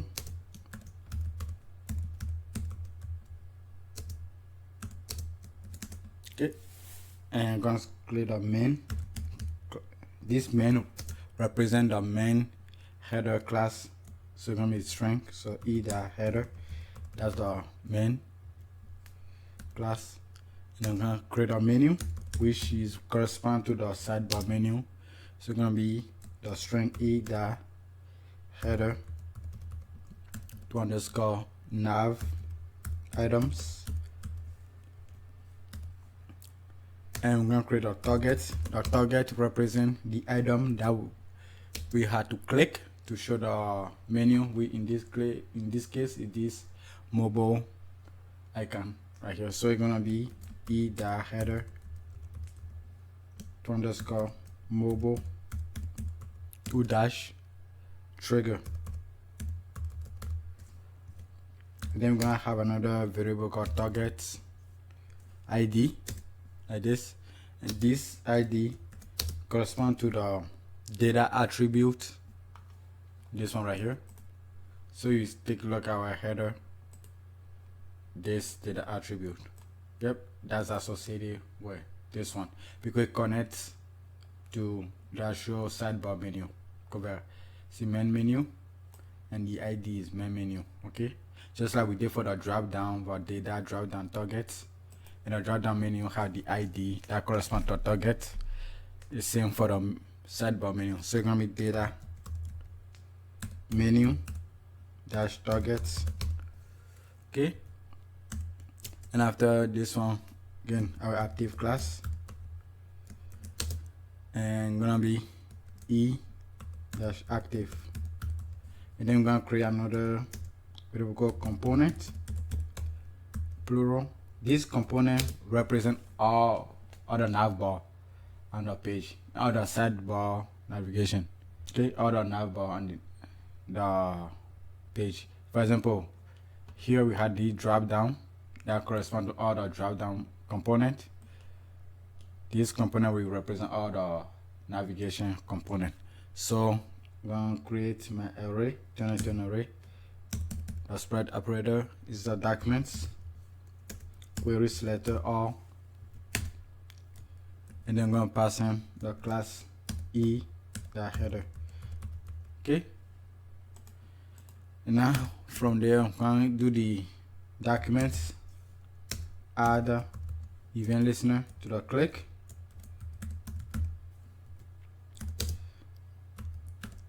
fire the function. Now I'm going to grab the target button. I want to find this button right here because that's what we need to click. So I'm going to create a variable called targets btn. So it's going to be e that target. Remember, e that target we return what we clicked on, but we want this one, the button itself with the class this. Okay, so it's going to be either target that closest, going to travel up to the class this right here. So it's gonna be that because it's a class, and then I'm gonna use the $sign because we're doing the template layer because of the backtick.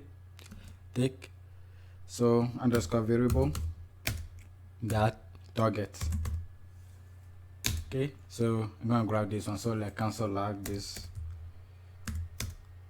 targets btn, save it. I'm gonna make this one a little bit bigger like this. Let me resize this one also. Say inspect.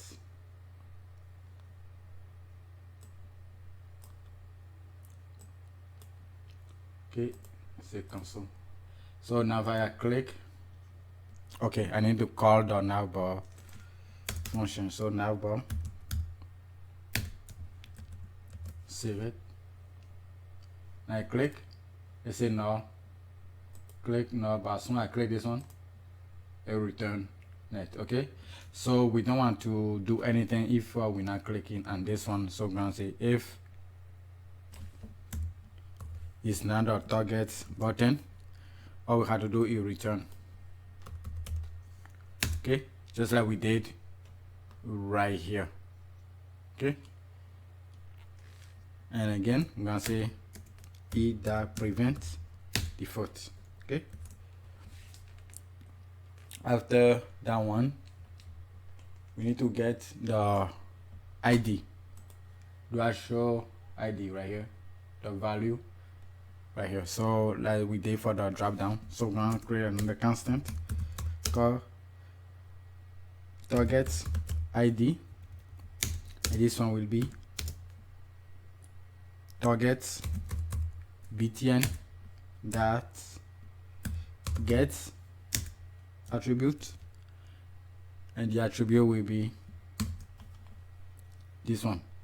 Okay, so variables that target ID. Okay, so let's console like this real quickly. Save this. Now once I click it, it's a main menu. Now we need to grab the element on the page with this ID, in this case the sidebar menu. So I'm gonna say constant active menu,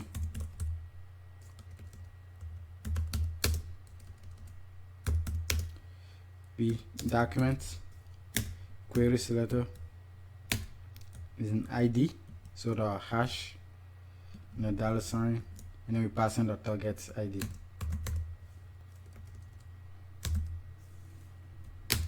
Okay,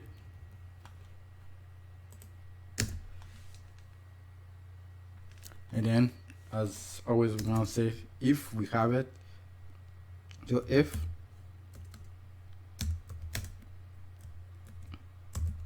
active menu,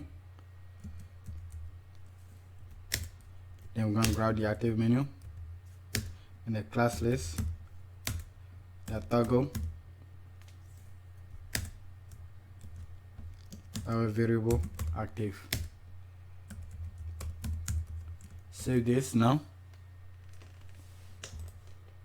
everything should be fine.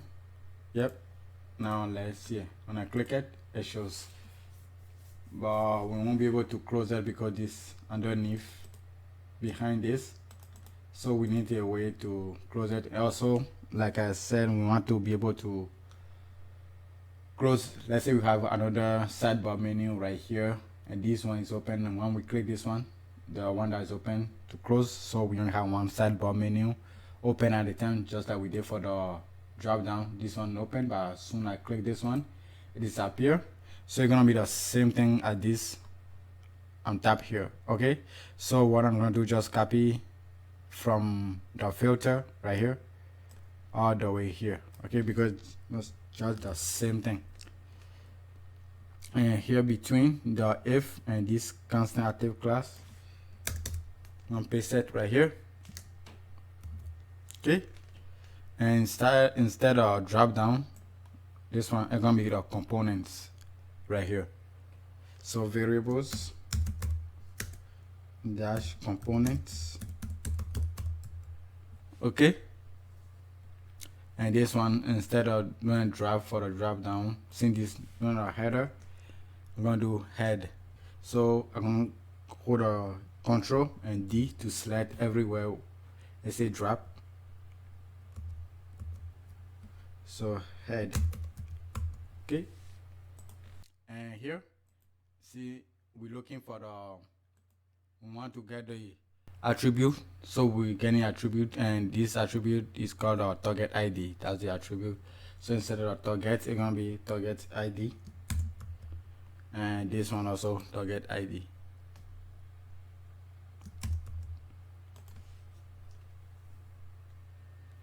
And the rest remain the same. So if I save this now, if I click, everything is showing. Okay, but we don't have any other sidebar. Okay, so now we need to be able to close it out. Okay, so after the document, click right here outside of it. Now here we're gonna add event listener to the window. So have the window that add event listener. We're gonna listen to the mouse up. Okay, then passing the events. We are going to get, for example, we get a target, so let's say constant target, see what we clicked on. So e dot target, say cl target. See, now we said we click on the body, click this one, say we click on a header right, click on this one, we click on the ease modal button, okay, and the mouse up. Now we want to be sure if we click on this one or inside this menu right here, it doesn't close it out, okay. So we have our variable menu right here, we correspond to this, okay. And also we have the icon, mobile icon. We want to make sure if we click those one, it doesn't hide it, because let's say it's not showing. If I click this one and I release it, it will toggle the class in and off real quickly, but because we releasing it again, it's gonna hide it, so the sidebar will never show up, okay. So we want to make sure this one and this one also are excluded. So all we have to do is say target the closest, passing the tick and the period because the class, say the variable, the menu, that the sidebar menu itself, the URL, all, so it can be 2 e that targets again, that closest,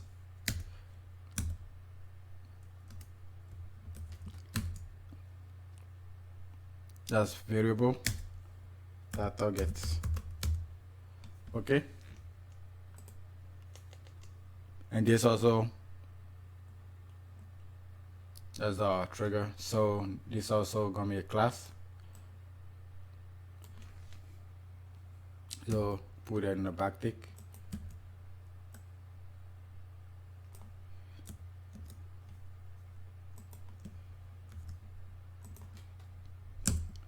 Save this. Now we say if is the target, if we click on any of those, want to return. And if it's not any of those, so that means if we click outside here or here, then we need to hide the navigation. So how to grab all this navigation again, the component. So it's gonna be variables, that component, that for each,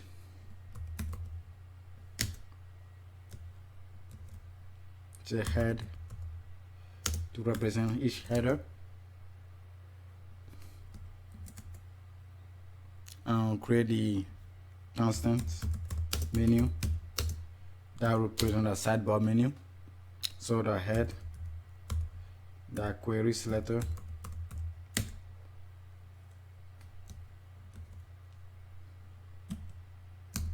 and this is what we're looking for, okay.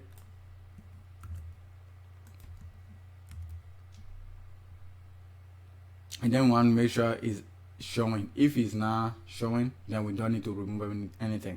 We want to show that it's active first. If it's active, then we're gonna remove it. So we can say if the menu class list contains,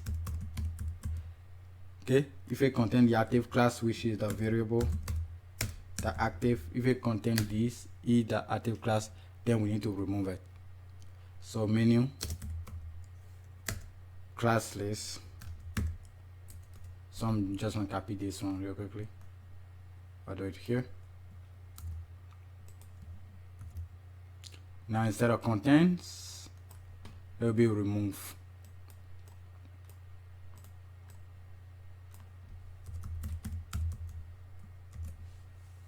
So let's see it. Click showing, it hides away. Click showing, or now click here, it's still showing, it won't hide it.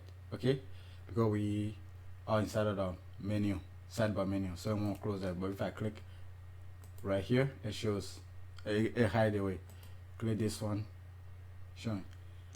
Okay, now we want to do the same thing for the drop down as well. Okay, so if you scroll past this one and go inside of your drop down, okay, as a matter of fact, before you scroll, you can just copy this window, add event listener, copy it from the navbar and go up inside of the drop down after the document event listener, come down here, paste it, and then we're gonna change few things.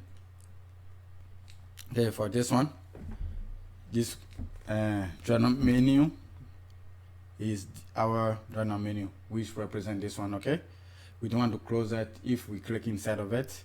Also, we don't want to close it if we clicking on the actual item that need to be clicked before to show our drop down. So since that one is a target right here, this target right here, but is a attribute, all we have to do, put this one the square bracket, go for this square bracket, and say if this at, we're gonna return. And now for this one, instead of a component, actually let's create a variable called component for this one as well. Components representing all the drop down. So copy this, paste it right here. Okay, so we're gonna do that same thing. Instead for this one, instead of head, be drop. Okay, so each one of them, once select the menu. Again, this component represent all the drop down.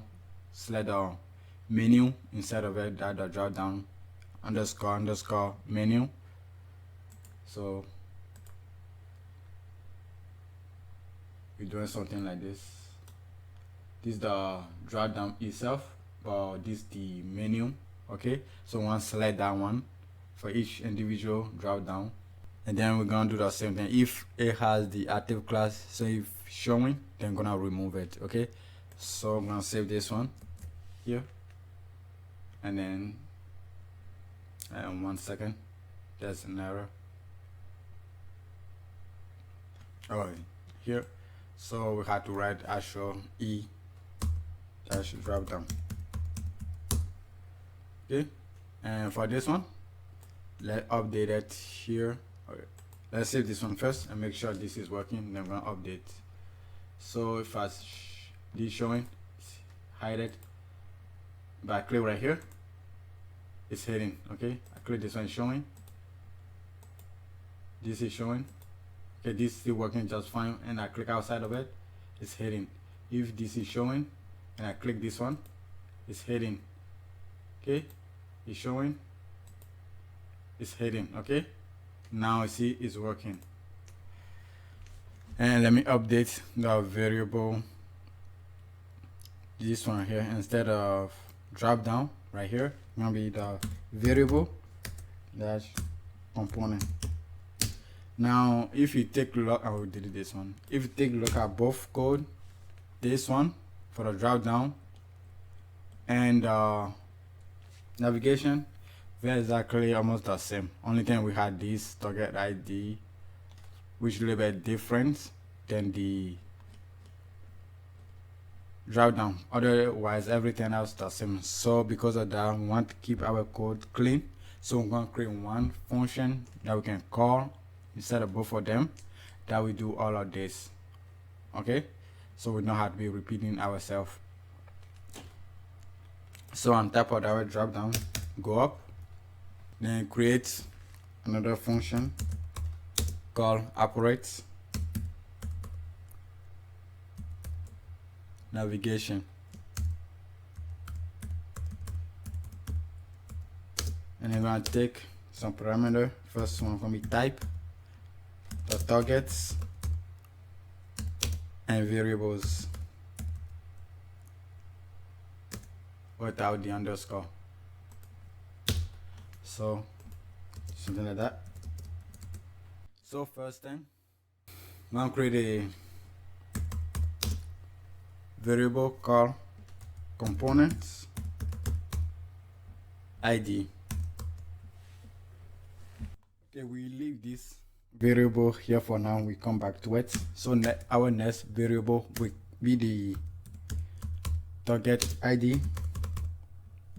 As you can see in both, and our drop down, we have this target ID, and our navbar right here, we also have this target ID.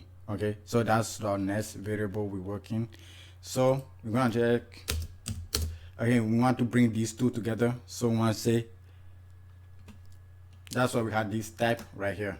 If type we will use the ternary operator. If type equals drop down, then we want to do this one. So I'm gonna copy this, the drop down right here, copy this one, okay, and paste it right here after the question mark. Okay, now it doesn't recognize this one. That's why we had this variable. So this variable represents the variable that we can pass in when we call the function right here. We can pass in this variable right here. So variable that target. So in this case, right here. Okay. So I'm gonna do it for this one as well. So if it's the drop down, this is how we are going to grab it. Okay. Okay. I think I deleted almost the whole thing. It's just this one. Okay. We're gonna grab it like this. Let me make this one bigger. Okay. If it's not drop down, then we go to the navbar, which is right here. So this ID, just this one. Okay.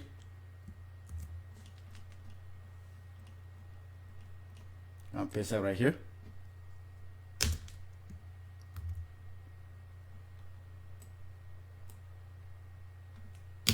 Okay, so and this one be targets. It's just gonna be target. We're gonna pass in the target once we get to the function. And the target, for example, for the drop down, the target represent this one. Okay, and for navbar, the target is the target btn right here. Okay, so we try to bring both of them together. Okay, without repeating ourselves here. So that's the target ID. If the drop down, we do the target that we pass in this case this one, query selector, and we grab the data attribute, in this case this one. Okay, and we grab its value as we did it right here. Okay, if you watch the first video, I went into detail how we did everything. Okay, so that's the first one. The second one is the active menu. Okay, so go right here, create another constant called active menu, and the active menu is just gonna be the document query selector this. Okay, I'm gonna grab this one because it's the same thing. And if you go to inside the navbar, active menu is the same thing as well. Okay, and then after that one, again is this part, removing all the active component except for the one that is clicked on. Okay, so we just want to do the same thing right here. So I'm gonna copy. You can copy from either the drop down or navbar from the constant not targeted all the way to the filter right here before this one. So I'm gonna copy this one, actually copy the whole thing from here to here. Okay, copy this one, and we go back up here. I'm gonna clean it up right here, paste it. So where you see the dash variable, you can just remove the underscore. Okay, this one as well. Okay, and we do, yep, everything is fine. And this one, that's good. everything, all of this looks good. Okay, so if we saved it, okay, maybe now everything yet. So can remove this one, because if you take a look inside of the navbar, it's the same thing. We're just grabbing this attribute and get the value, which we did right here. Grab the attribute or the target, get a value. Now there's a problem, because for the drop down, this attribute right here, variable that target, for the drop down, the target is just the attribute right here. Okay, that's the variable right here. Okay, but when we go to the navbar, our variable that targets right here, variable that targets actually represent the mobile menu icon, not the actual attribute right here, custom attribute. For the navbar is the actually target ID. Okay, so when we come here, it will cause problem if you will pass variable. It will look for variable that target, which should be this one and not this one. So that's why here I create this component right here, so we can use the component and pass them here. So what we will do is we're gonna check if type is drop down. If it's drop down, then it's gonna be variable. Okay, variable that targets. If you not drop down, then gonna be variables that targets ID. Okay, as you can see here, target ID. If it's not drop down, if you drop down, just target. Okay, so instead of writing this all the time, we create this variable. Okay, now we can just place it right here, just component where it's a variable that target, all of this. Okay, you can just put component ID, component ID, component ID, and then the last one, component ID,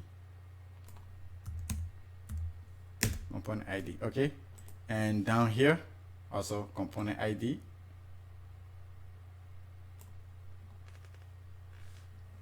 component ID, and then component ID. So when we pass the variable, and we automatically check if it's drop down. So everywhere see the component ID, if it's drop down, we're gonna replace it with this one.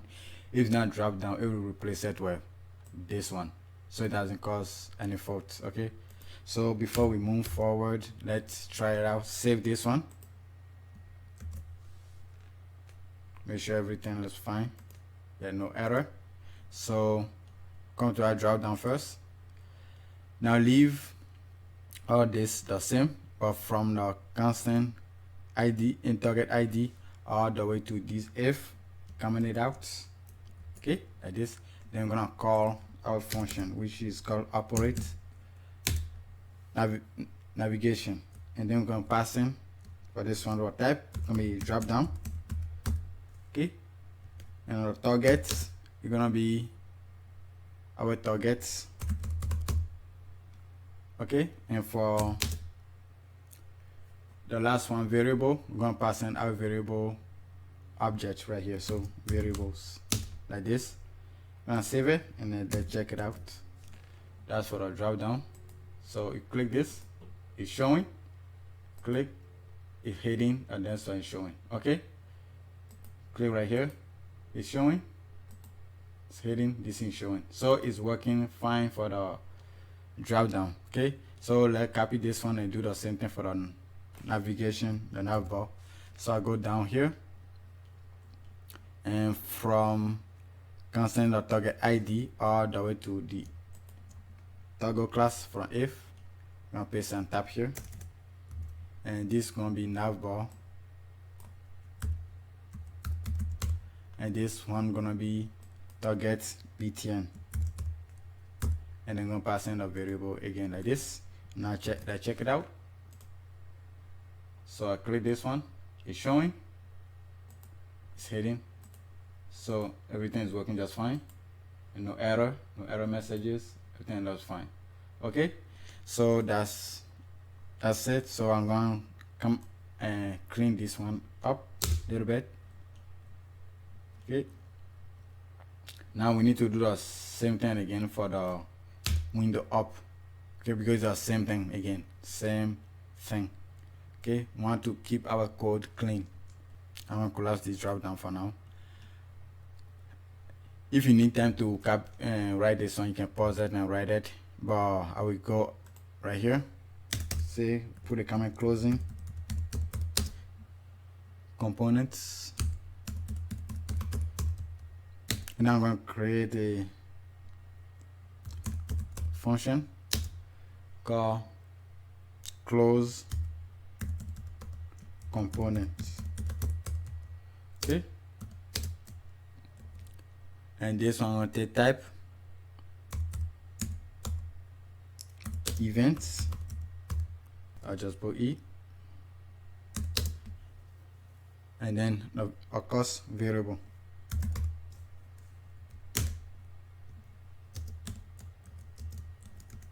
Okay, this E represents this one right here. Okay, so actually let me make it event itself. Events. Okay, so the first thing we're gonna get our targets. Okay, create our targets constant. Okay, and again we're gonna check if it's drop down. So I say the ternary operator, if type goes drop down,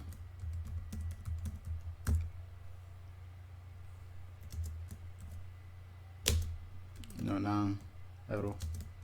Okay, so we go to the drop down right here.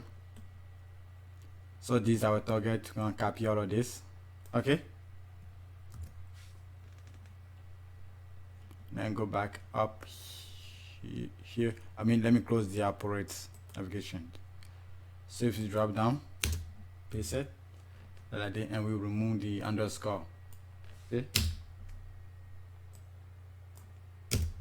okay, and then we go back to the navbar and grab the target for the navbar as well. Okay, right here again we remove all of this. No, just the underscore.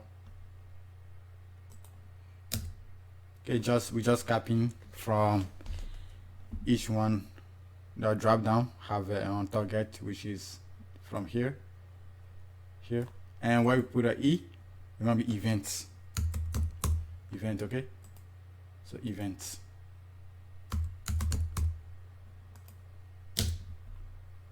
So events.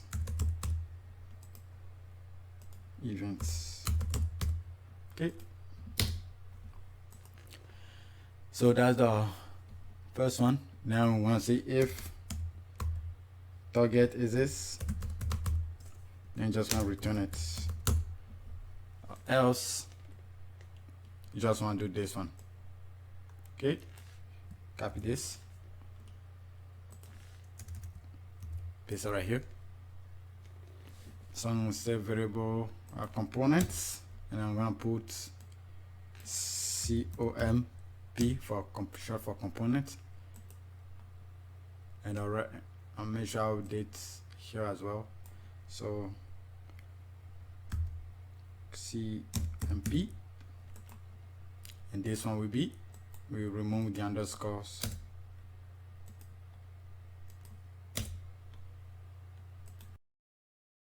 Save it. Okay, now we will call them down here. So where you see the window add event listener, can comment this one out. Then we're gonna call our function. Okay, So right here, do something like close component. And I'm gonna take type will be drop down, and then the event passing the E, and then the variable. Okay, I'll copy this one and do the same thing for our navbar. So from here to here, comment this one out, and this one just gonna be navbar. Save this. Now let's check it out. Everything looks fine, no error. So it's showing, it's heading, showing, heading, showing, heading. See, everything looks fine. Okay, so I'm going to clean this one up a little bit. Clean this one up a little bit. So that's the JavaScript for our navigation, the drop down, and the navbar. Okay, side menu. So if you need time to write it, you can write it as well. But that'll be it for the JavaScript for this navigation. Now we're gonna move to the next part. We should start working on this side right here, the actual dashboard, these components. Okay, right here.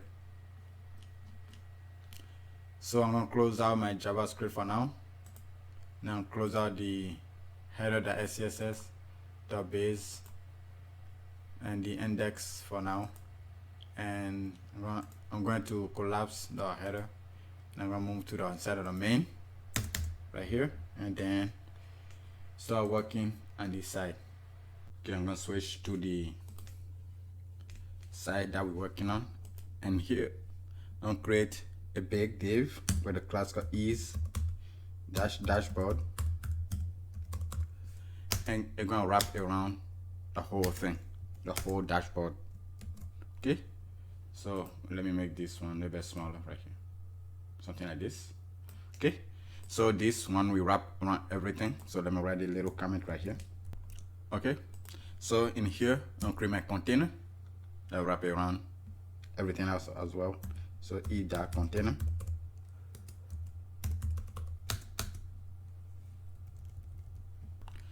Okay, now instead of the container, I'm going to create my offset as we did for the tab right here.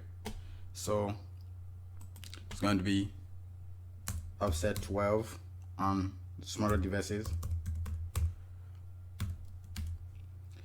offset 3 column on medium devices,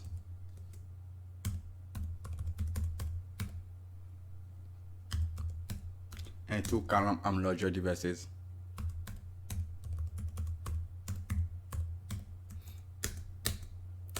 And everything else we go inside of here. So let me write comment here. Okay, now in here we're going to create this.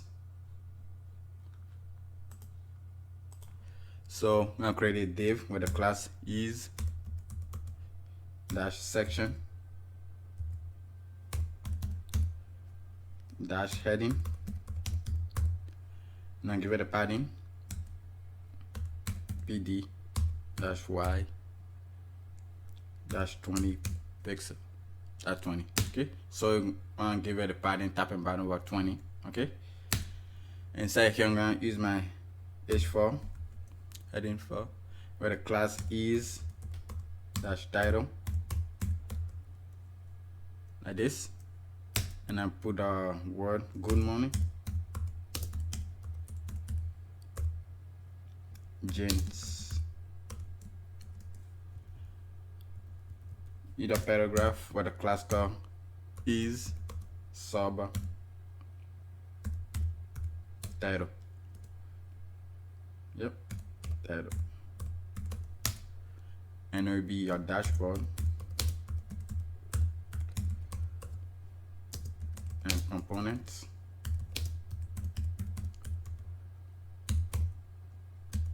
Or refresh. Just like that. Save this. You want to see it because navigation on top of it, but when we get to styling, we push it down. Okay, so that's this side. Now let's work on this one. Okay, so if you take a look at our finish and loaded devices, and loaded devices are 4 columns, as you can see right here. But when we start resizing, and medium devices had 6 columns, so 2 by 2, and of course on very small devices just 1 column like this. Okay, it's your mobile. So with that, we're gonna use our row and column, but first we need to create a session that will hold this. This is the overview session, so I'm going to use the session tag element where the class is overview dash overview, and give it a padding top and bottom of 20 pixels. Okay, give it a comment. Okay, we're here now. Create my row.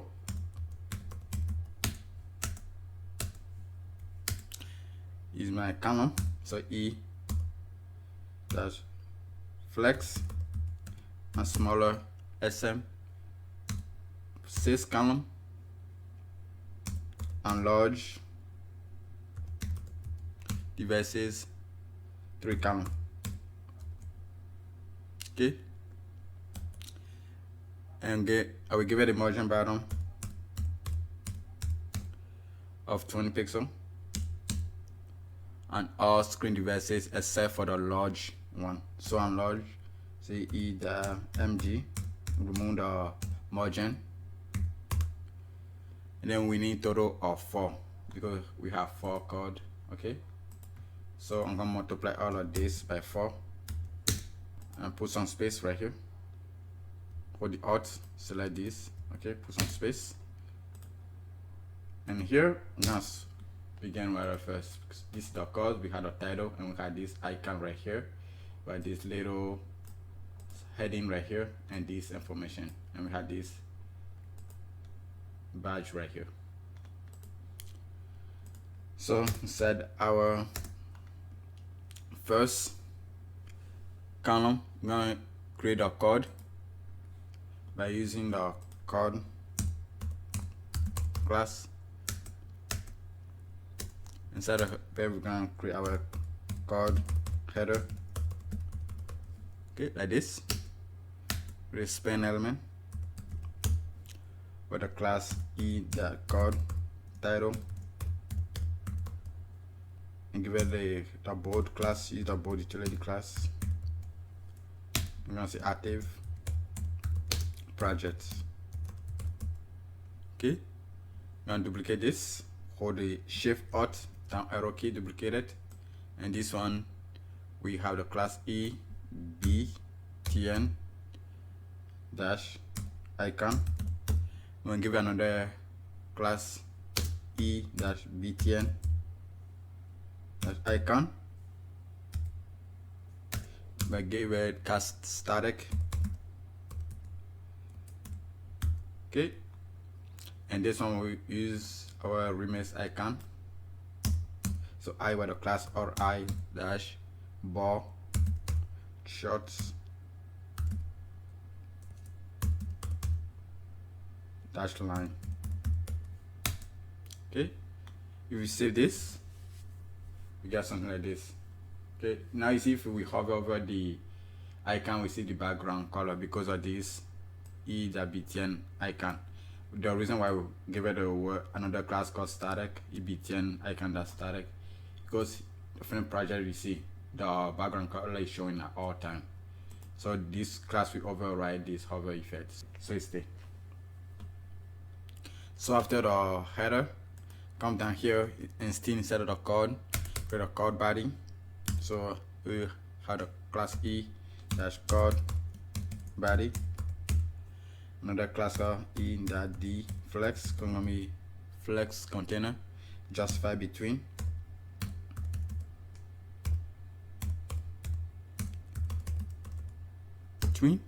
And a line end line item gonna be end. Okay, so this one stay on the bottom. Okay,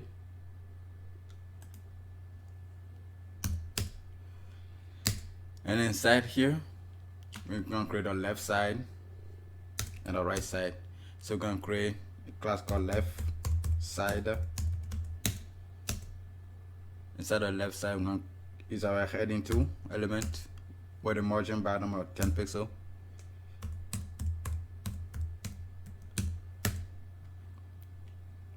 And you're gonna add content 125. After the heading 2, I'm gonna create paragraph element with a class. Give it a font size of 12 pixel. Set display flex and then line center.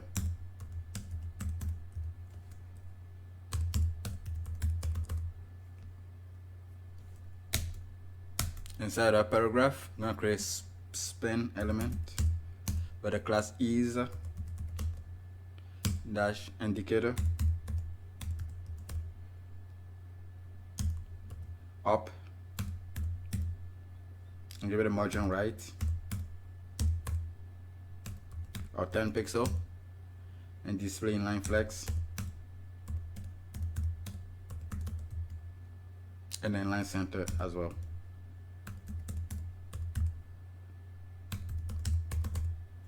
Okay, and this one right here representing this one, right? This is what we're working on now. Okay, now working with icon, this text, and a lot of this. Okay, so inside our span element right here, we can create the icon. So gonna be the I with a class or I dash arrow up line. Okay, just like this.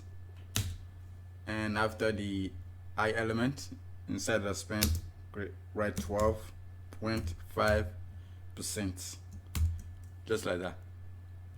Now create another span element where the class is the fitted text, where the text from last week. Save this. We should get something like this. And after the left side, we're gonna create a right side. Okay, so go down here, say right side. So here we're gonna create a badge. So e dash badge bdg. It's gonna be by danger.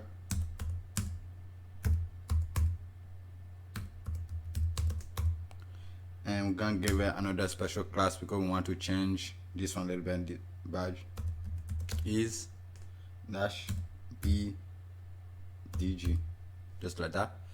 And use our icon again, and the class so that icon be ri dash folders, just like that. Save this. We get it right here. Okay. And before we move forward, right here there's a mistake, a line after the I, the G. Now your badge should be on the bottom right here. Okay, so that's the first code. We have 3 more, so let's do them quickly. So do copy the code. Let's collapse this code right here, copy it, and we go inside our second column right here, we paste it, and this one inside of our code header where it say active project is gonna be average project earnings, so avg, say projects earnings. Okay, and all of this remain the same, and then we come down here where we had a 125. It's gonna be $5,436.07, just like that. and this gonna be 15.7.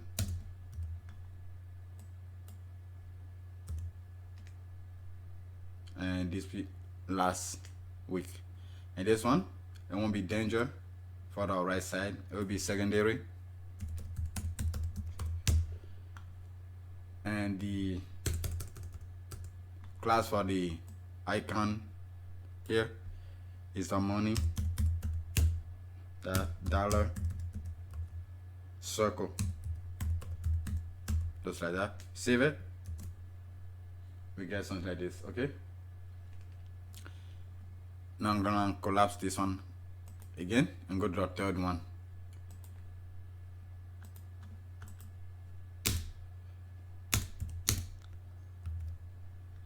And before we edit the code for the third one, we don't need margin on the bottom on this screen, which is SM.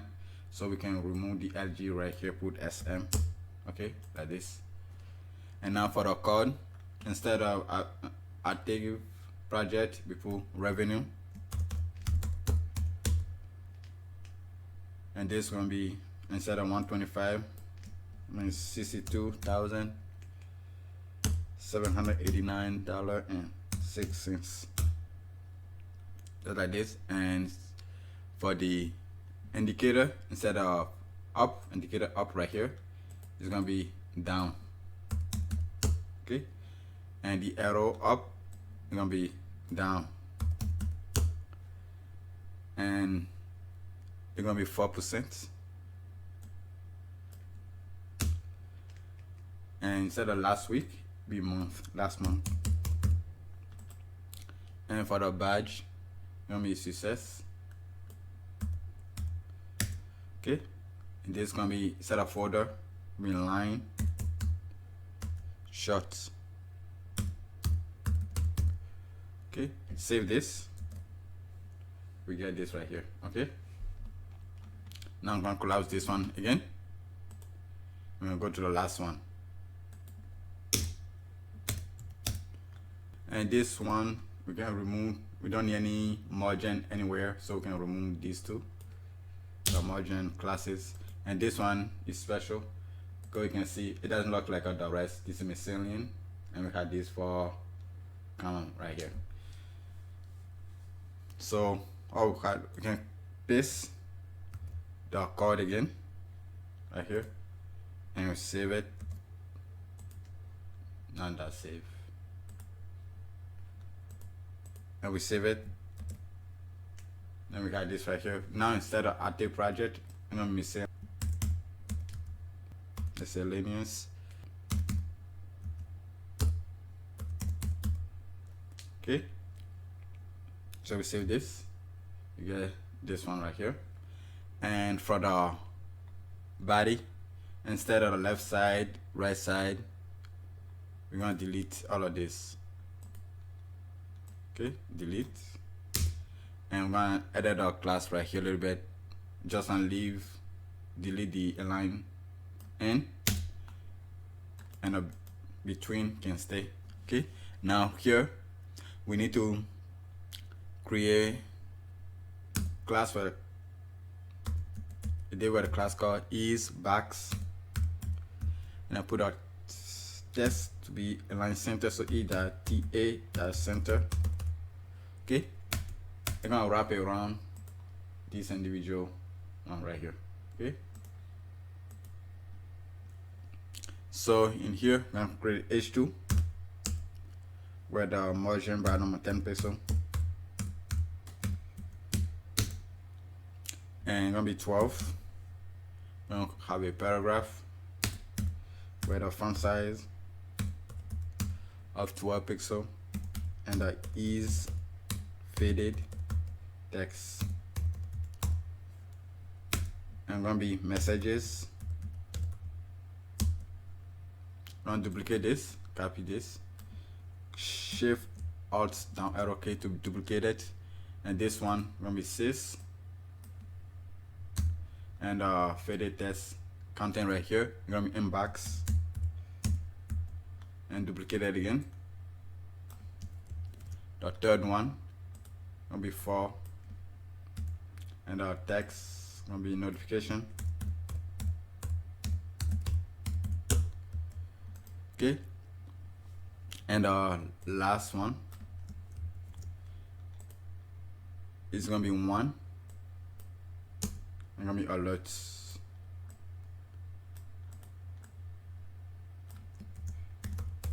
Save this. We got this right here. Okay, so that's the overview. This side right here. Now we had to style them so it can look good.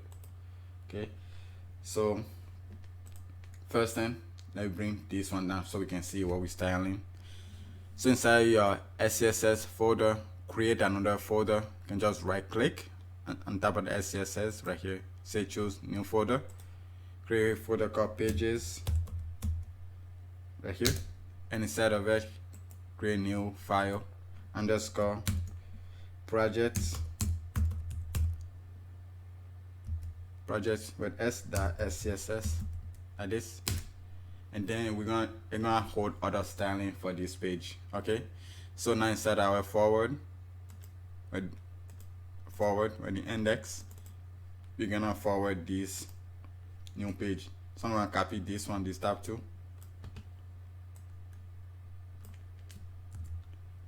bring down here and just change from component to pages.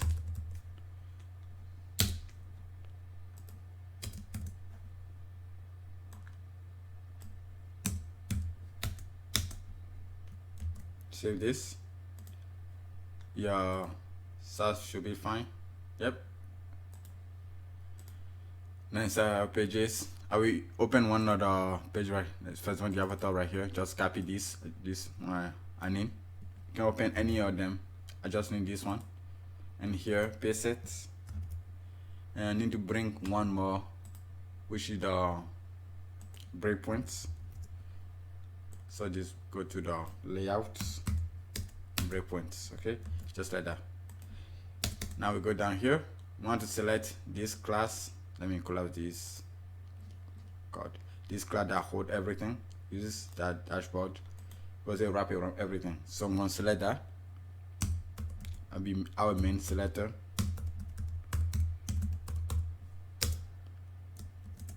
That's our main selector right here. And the margin tab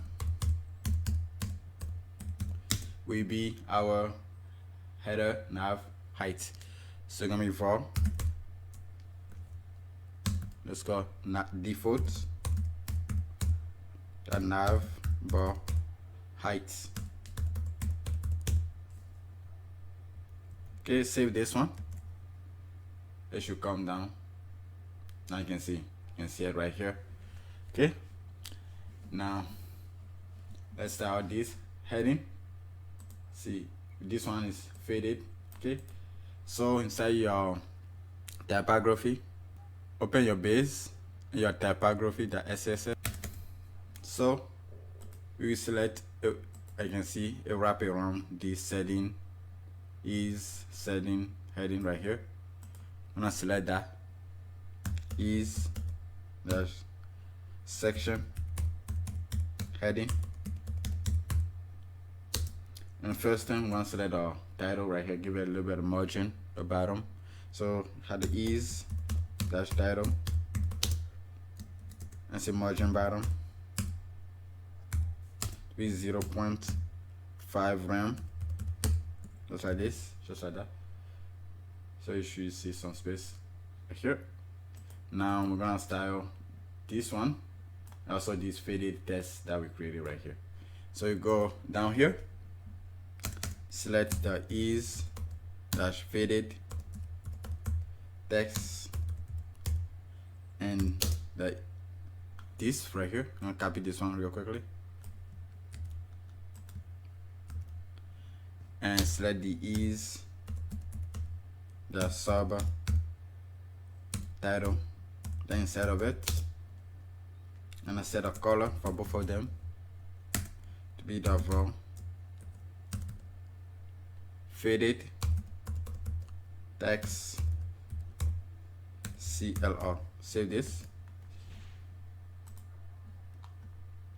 Now you can see we had this gray color, as you can see right here. Okay, so that's the typography for them, and they're fitted. So now let's go back to our project.scss and get styling the rest. So next thing we're gonna style in here is this icon, the indicator. If you can, as you can remember, they have a special class called is indicator up, and the one that had down is indicator down. So what we're gonna do, we're gonna select, 1 second, let me write a little comment. So is dash indicator. I will select it like this, so I can select the up and not down. So I can do the ampersand, put the up like just like this. So you're gonna select something like this. Yeah, is dash indicator up. Okay. So just want to change the color of it. So silver, and you're gonna be the success. So e dash success dash CLR. Save this. As you can see, all the up have the success class. Now we need to do the same thing for the down. So I'm gonna duplicate this, and then put instead of up, it's gonna be down, and then the color gonna be danger. Save this, as you can see right here, and I want to add some space between the icon and the text right here. So after this down, I'm set both the up and down. So up, down. Now select the I instead of both of them. Give it a margin right to be 0.5 rem. Save this. Now give us this space right here. Okay, now let's work on these badges, say square. So outside the indicator right here, let me open this one also. If you need time to write it, you can write it. So I'm gonna select my is dash bdg, because that's the extra class we give to it, so we can override it. So we give it a width of 3 rem, height also 3 rem, and a padding to be 0, line height or 3 rem, and font size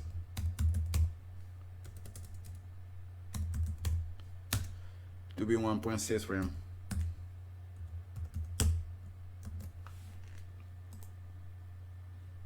Now you can see we are square. So this is how it looks on mobile. Stack and tap each other 1 column, and small, if I say 2 column, say 2 column right here, but large devices is 4 columns. So as you can see right here. Okay, so that's the overview. The next section is the project update and a future project. So I'm gonna reset this one.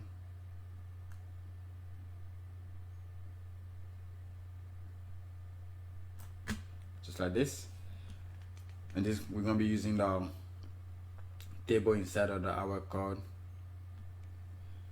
So I'm gonna go back to the index. I'm gonna collapse all of this, the code right here, and collapse this section. And I'll go down right here, and we start working on this section. Okay. Okay, gonna create a section. Given the class is dash project update, and give it a padding top and bottom of 20 pixel. Write little comments. Inside here, put my row.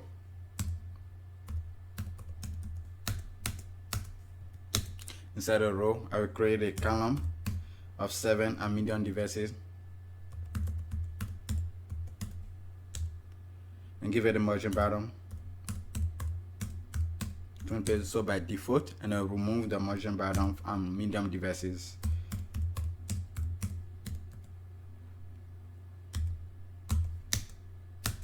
That's the first column. That will hold this one right here, and down here I'm gonna create another column. So I'm copy this one. This one be 5, and this will have no margin at all. I'll clean this one a little bit.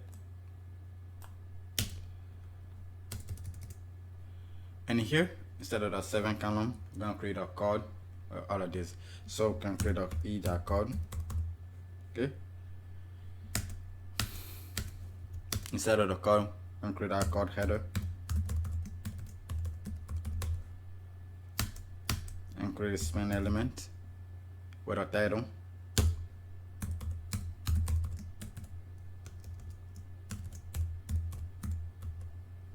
With a bold attribute, with the bold class. I'm gonna be projects, updates.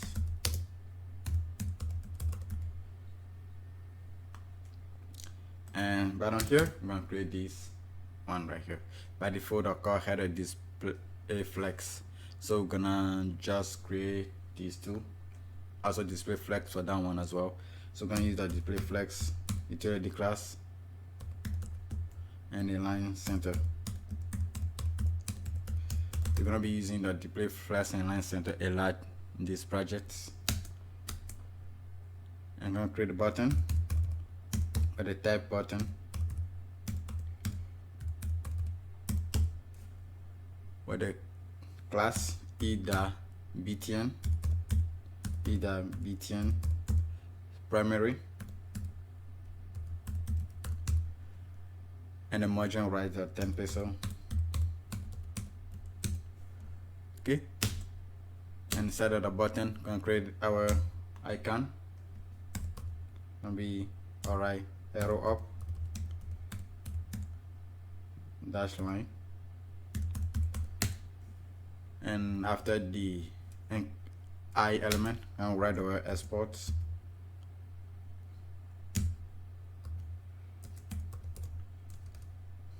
And we'll give an additional class to our icon of margin right or 10 peso. Just like that. Save this. Come back here. We get this right here. Now I'm gonna create a second button. So I'm gonna copy this first one, duplicate it, Shift Alt down arrow key, put some space between, and this one be secondary, and give it another class, the btn. Let me do a square one. I'm gonna remove the margin, and for the icon, I'm gonna be add. Set the arrow up and just gonna add. I'm gonna remove this margin as well, the margin right here. I'm gonna remove the text. You save this. You get this right here. And for the first button, you can see it's a little bit bigger than this one. We forgot to give it the small icon. So e.btn.sm, just like that. Save this. Now we've got the same height, as you can see. Now we move to the body to create our table. So I'm gonna collapse the header. Come down here, create the e.code body, and remove the padding. You could have the padding or 2 ran by default,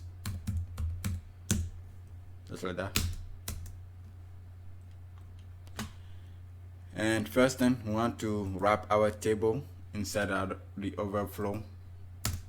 Some smaller devices, for example, when it doesn't have enough space, create the custom scroll bar right here. Okay, so that's what I'm gonna do. So we're gonna use our overflow utility class. Set it to auto like this. Inside here, we're gonna create our table elements with the class e.tbl. I'll create a table head, t head, with a class e-tbl. underscore header, and create a table row tr with a class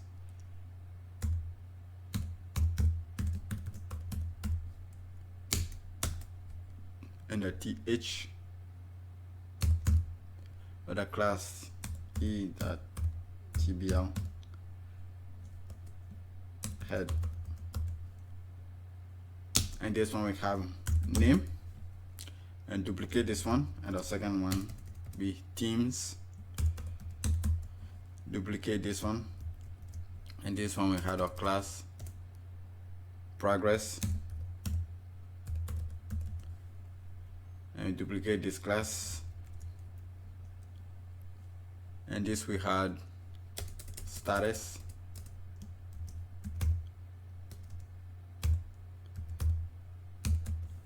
duplicate this one, budgets, and duplicate one more time for deadline.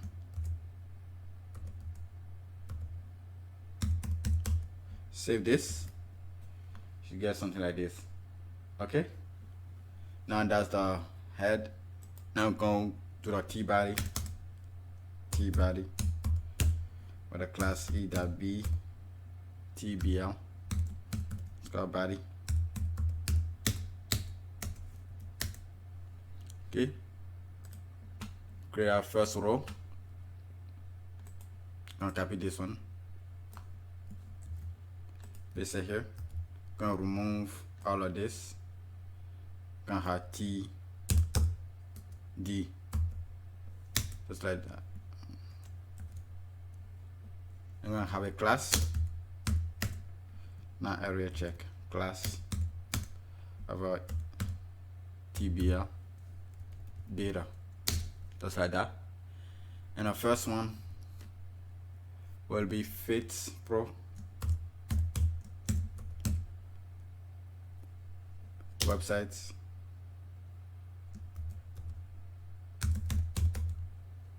analysis,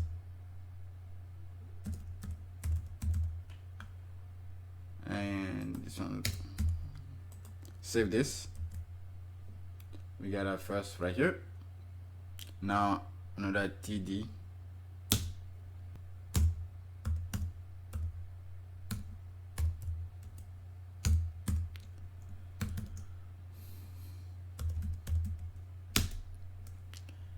and this one have this avatar group. Okay, so we're gonna create that one, and this one be e.avt group, just like that. And the first avatar gonna be the 31, so e.avt, also e.avt-30. Okay, gonna be image with a class e-avt avat to underscore img, and the source attribute, we're gonna go inside the images folder, / I'm gonna use a user m1.jpg. Okay, I'm gonna duplicate this div that hold the avatar 30, duplicate it 4 more times, so 1 2 3 4, and the second one is gonna be m2, and our third one f3, and fourth one right here f2, and f1 for the last one. Save this, should get something like this. Okay, let me make this one a bit smaller, this one a bit bigger, so a little bit readable, so you get something like this. Okay, if you need time to pause it, you can pause it and write it. So that this is the second td right here. So after this one, I'll go down here and create the third one, which is the progress right here. So td again,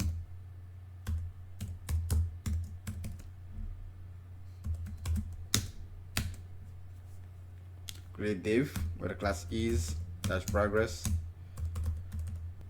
Okay, and I give a custom attribute, the data current progress. I'm gonna use JavaScript to update our progress bar. So 35, this is at 35%. Inside of it, we have the is, the span element, the is dash progress underscore enter, just like that. Save this. Nothing show up here. I'm gonna create an std.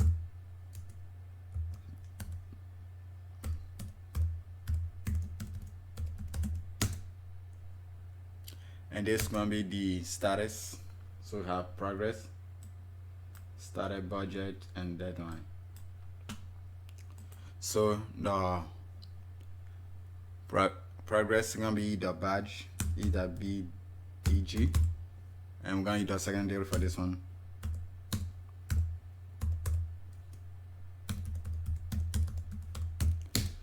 And it's gonna be in progress.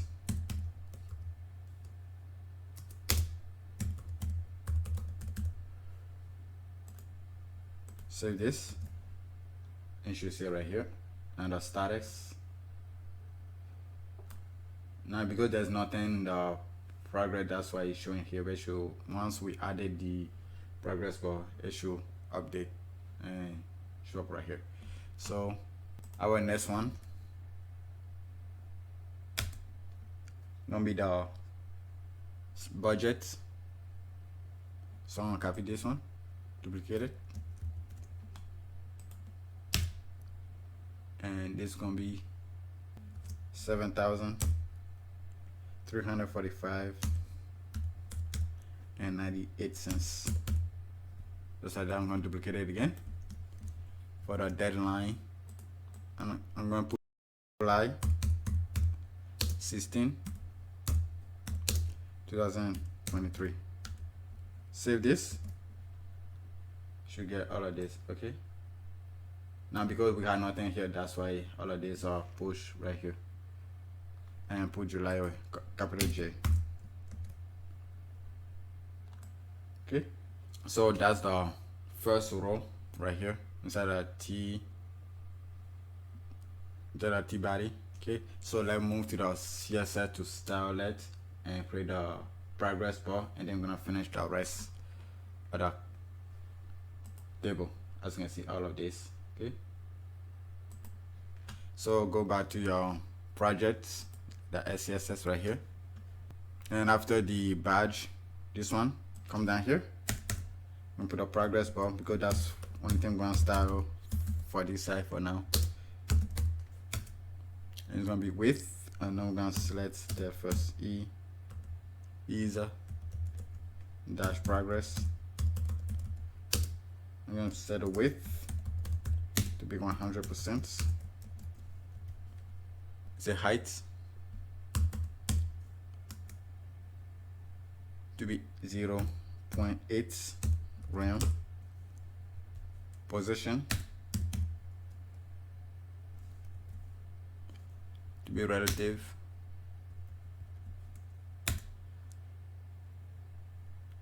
Set background color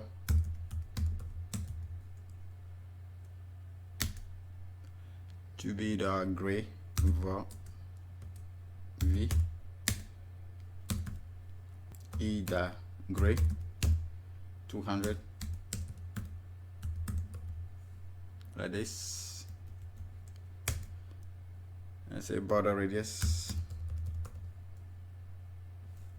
be 2.5 rem,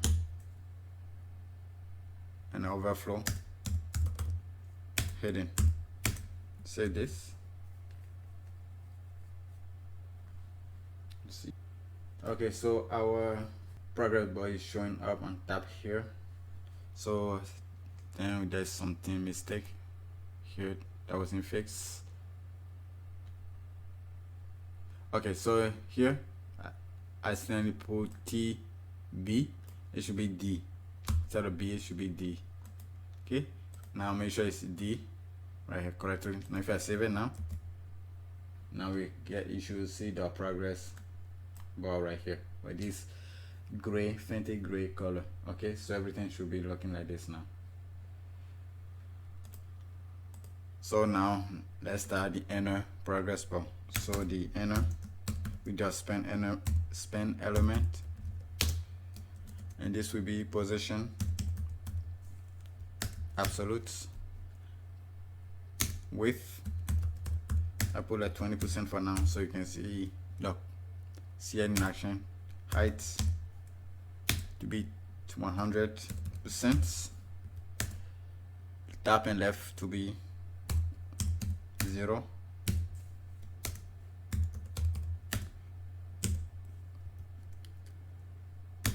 and background color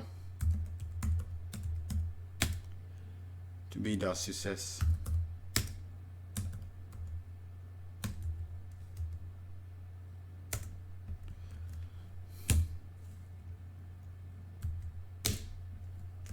Save this. You should see this green color right here, background color. So that's for the CSS. Now we're gonna add the JavaScript so it can update the actual height, actual width, because for by default it's at to 35%. Okay, so open up your JS main.js right here. I'm gonna collapse this one that will work on the drop down and an navbar. Come down here and put progress bar. Create a function called progress.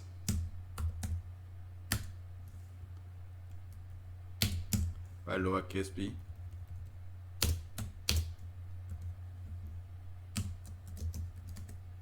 Now I'll call it down here.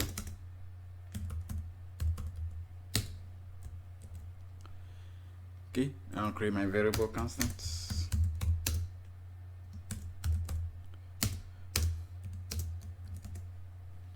With the main, we will hold all the progress bar. So I'm going to turn to an array.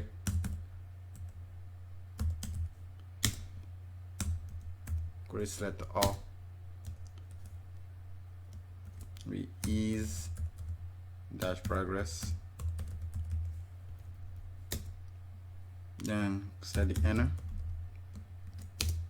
which is ease dash progress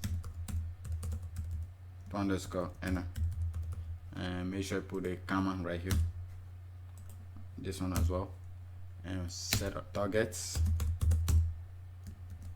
which is the data attribute data that current progress. Okay. Now we want to make sure we do have some progress bar on the page before we run the function. So we're going to say if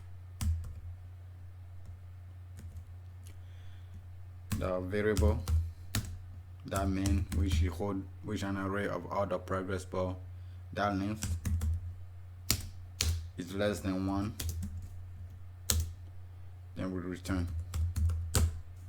Otherwise we want to look through all of them. So I'm going to just grab this.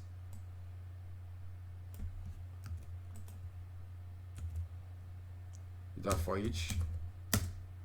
And for each individual, I will call them prog, just like this. And create a constant for our targets so we can get the value. Seeing the value right here is a string, we can turn it to a number by putting a plus in front of it and put prog that gets attribute. I'm gonna be variable that targets. Okay, and I'm gonna do the same thing for that. So I'm just put this one right here, the inner, and remove this one, and I'm gonna be query selector.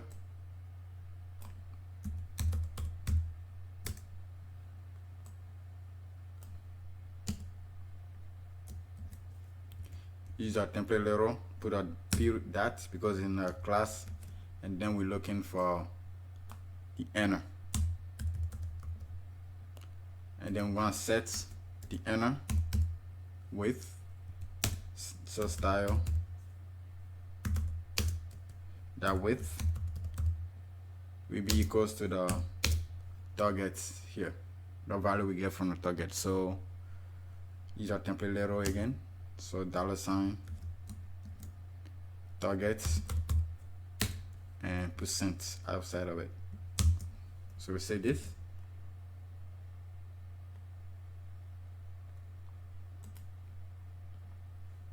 something, let me make sure everything is fine right here, and this is not showing right here. Let's inspect.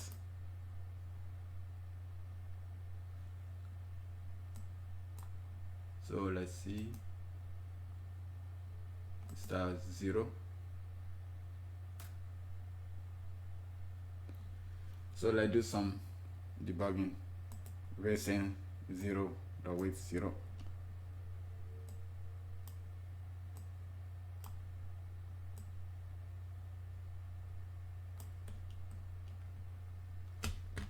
So like console log, show the target is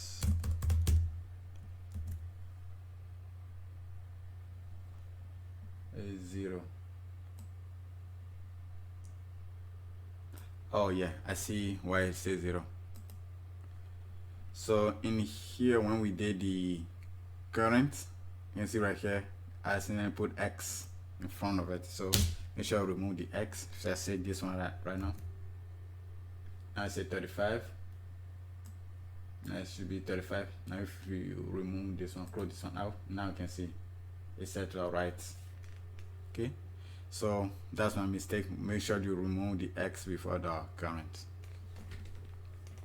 So go back to the JavaScript. I'm gonna remove this one, save it again. Now go to the project SCSS, and where we say 20%, I want to put 0%. Okay, so by default is 0%. So the JavaScript will take care of the size. Okay, so that the JavaScript, I'm gonna close the JavaScript out and go back, send the HTML, make this one smaller.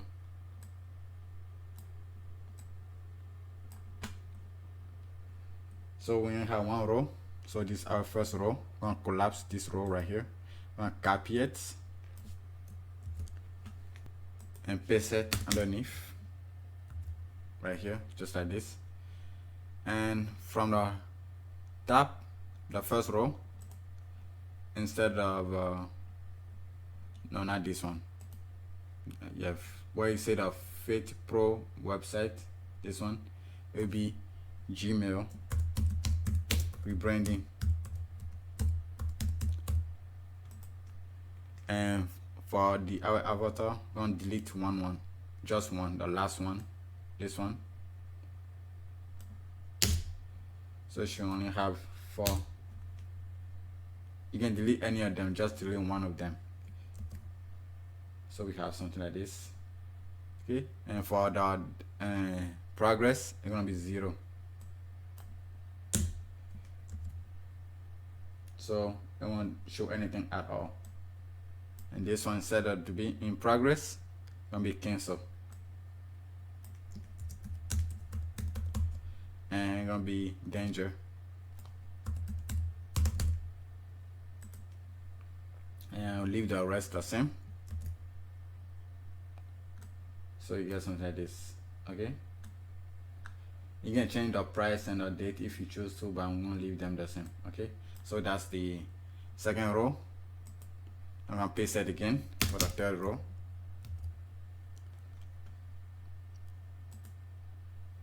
Now where it say the website analysis again, it's gonna be WordPress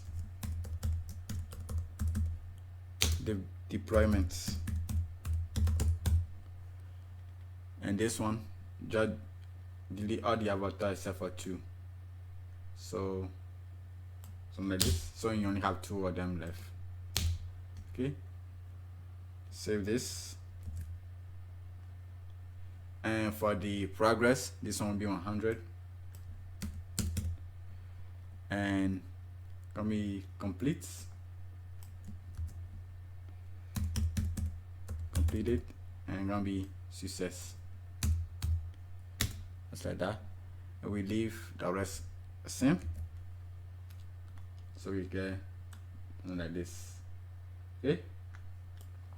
Then we are going to paste again one more time.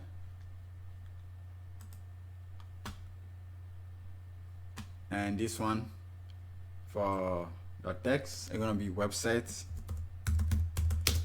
design for Eats Pro. Okay. And for this one I'm gonna leave all of this the same, not to touch any of the avatar, leave them the way well.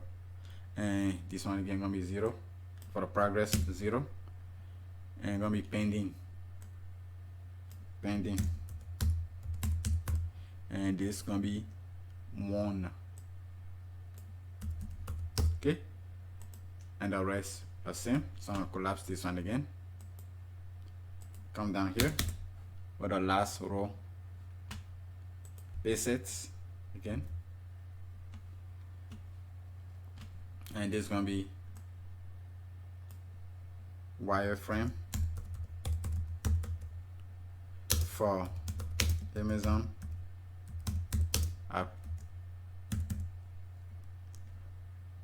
and this remain the same, and this is gonna be 82, and gonna be secondary in progress, and that will be it. Save this.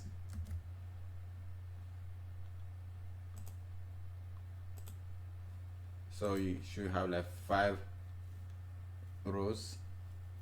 If I make them bigger, get something like this.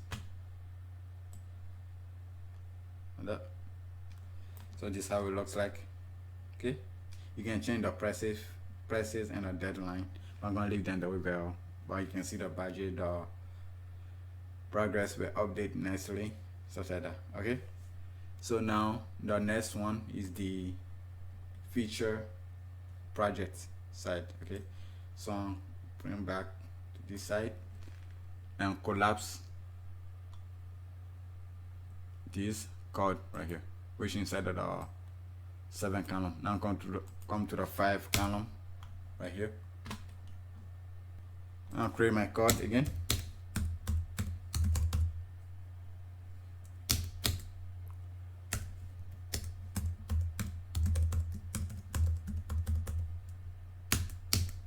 Set my code header, the span, remember the title,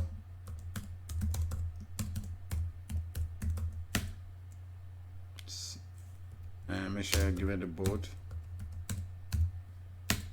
Gonna be feature project,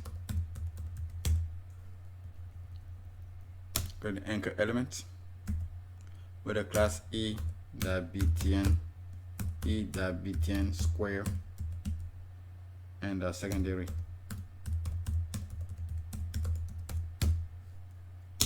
Maybe anchor for the anchor href, put a hash, so I won't go anywhere.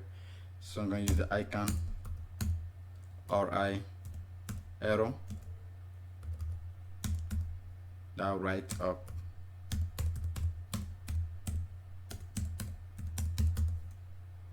So if I save this now, and then here we have our feature project, and this arrow on that the finished project. We have this right here. Okay, as you can see. Now after our header right here, come down here, create a body. Now if you take a look right here on larger devices, see the side by side, no, not this one, no. You can see it's side by side, and on smaller devices it's on top in one column. Okay, so we're gonna use the row again inside our code. So go back here. Now create our body.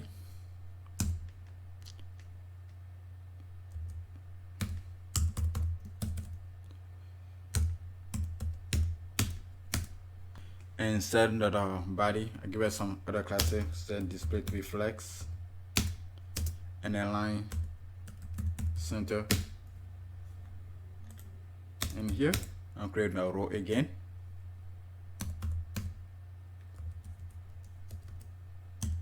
And align center as well.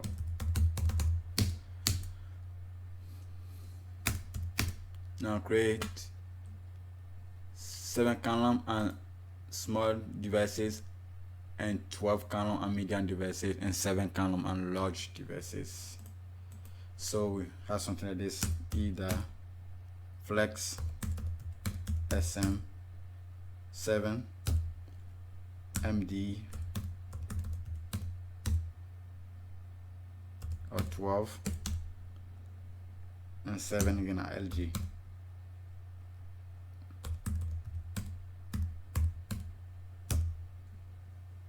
And margin bottom or 20 pixels by default, and remove the margin bottom LG.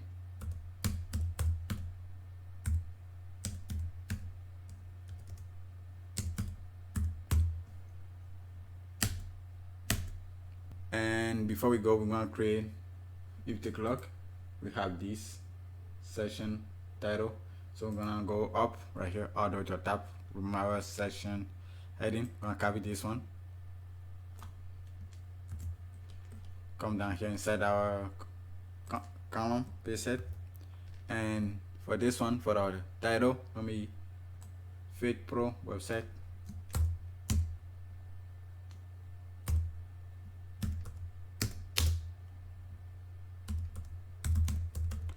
And for the subtitle, give it an additional class because I want to have a different font weight, font size, so the FS.12. And content will be websites analysis, just like that. And down here, after running a paragraph, but the margin or bottom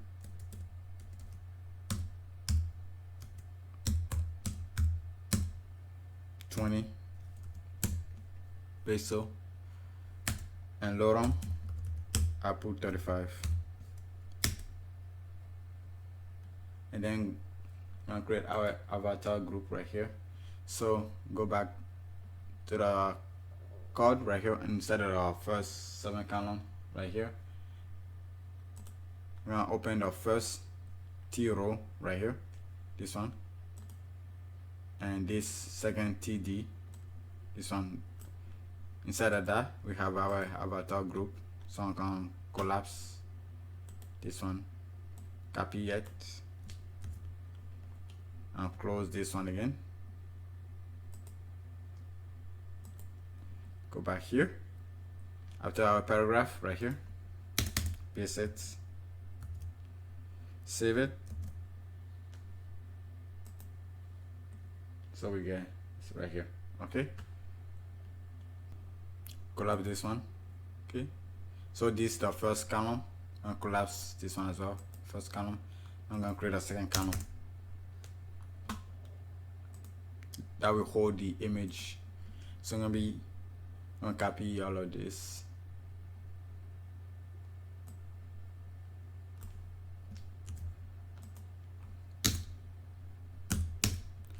paste it, and instead of our 7, it's gonna be 5,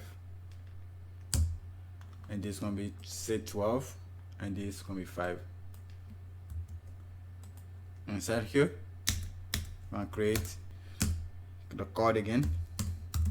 Okay, but this one we had our class is the feature project, and then the overview material, the class or heading, overflow or heading, and overview. Inside of it, create image. I'm gonna go to inside the images folder, I'm going to look for fitness lodge.jpg. Okay, and then after this, create a div with the class decoration, create image,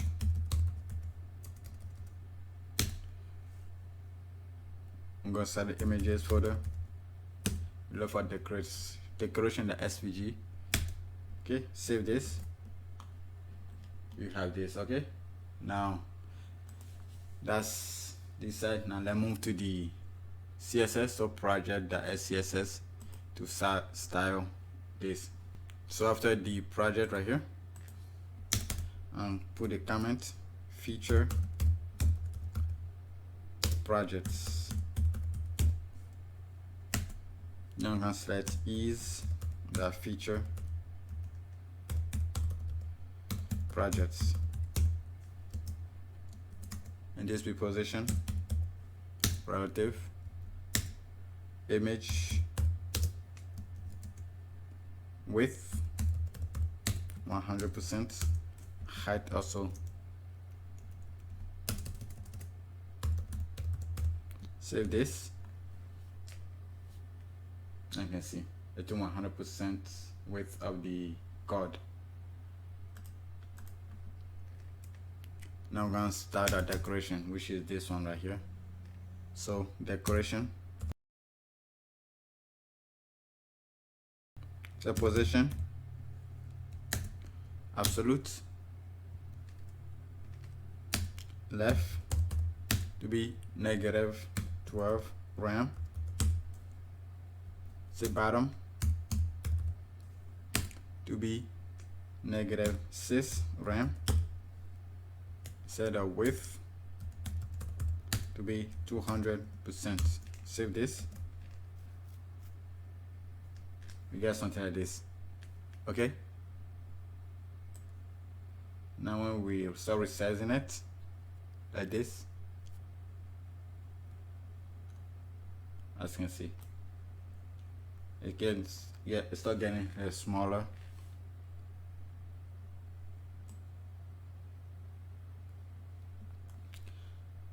So and medium devices and large devices, I want to set this code is the one that had these projects, is the feature project class. I want to set its max height.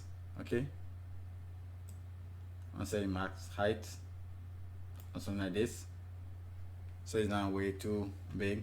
As you can see, create this large gap right here, and larger devices as well. Okay, so after the decoration, I use my utility, the include mixin for the responsive breakpoints. So say md, say max height to be 15 RAM. Save this. Nothing will happen here. I saw resizing it to medium. Now you can see it got a little bit smaller. Before it's not that small. If I comment this one out, this is how big it is, as you can see. Okay, but now smaller. Now I'm going to update the decoration. You can push it down a little bit. So set that decoration to be bottom -12 RAM, like this, and that. And I'm going to do the same thing for the LG, for the large devices.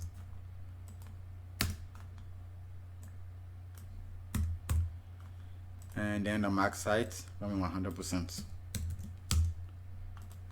and the bottom we'll bring it back to -6 like the default.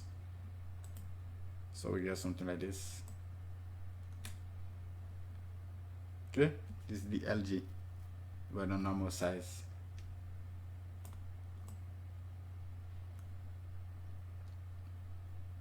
So we finished the overview section, we finished the project update session and a feature project.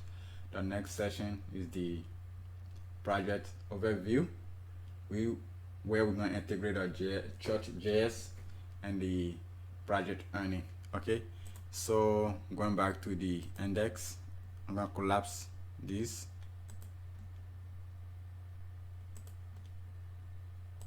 Okay, now start working on this session next. Okay, moving to this side right here. Now I'm going to create the next section where the class is the project overview, and then give it a padding right at 20. Okay, now I'm gonna create my row. I need 2 columns. The first column gonna be, both of them gonna be half anyways, so 6 columns. So either flex large devices below the medium, from mobile all the way to medium. I want that to stack on top of each other, just like this, as you can see. These two. Okay, one larger device, I want that to be take 6 columns, so half LG, that's 6. Give it a margin bottom, the 20 peso by default, and then remove the margin bottom on LG.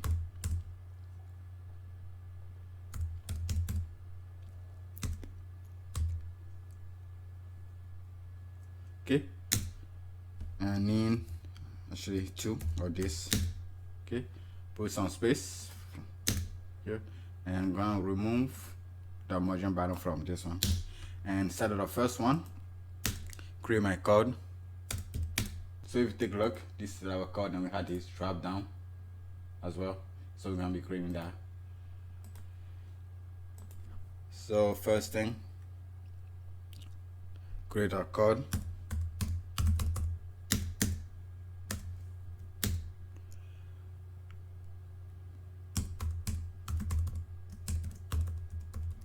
As header, I'll create a span element, with a code title.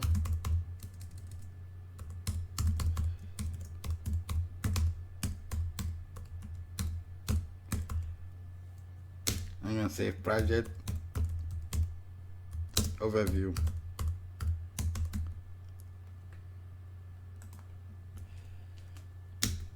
Now create a drop down, so I'm gonna be either display inline block. Now I'm gonna get a class either drop down,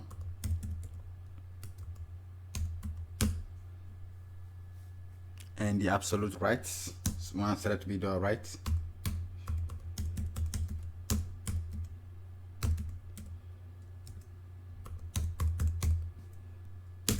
Okay, inside here, set it a drop down, create my button.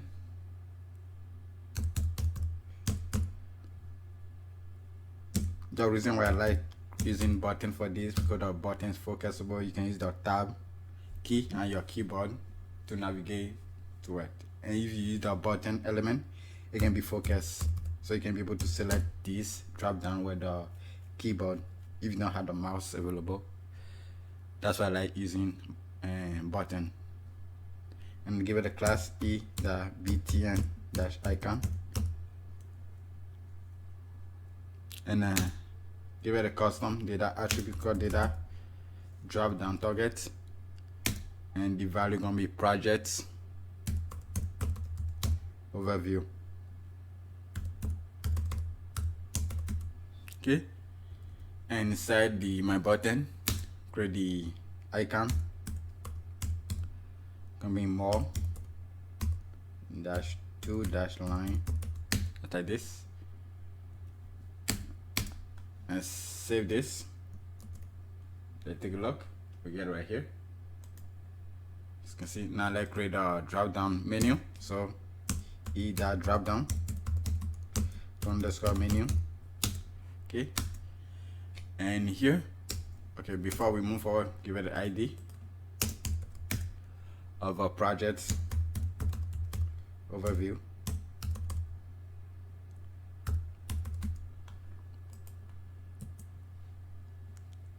URL, create your element called dropdown, contents,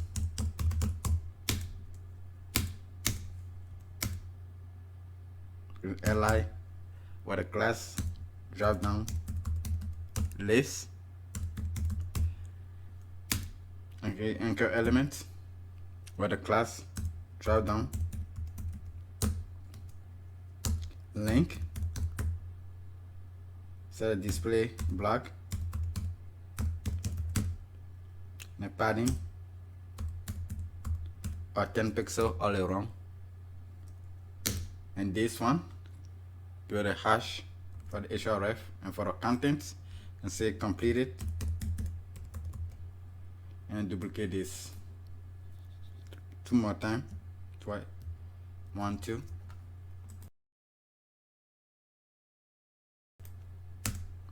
The second, okay, completed, forgot the E. The second one will be in progress, and the third one will be delay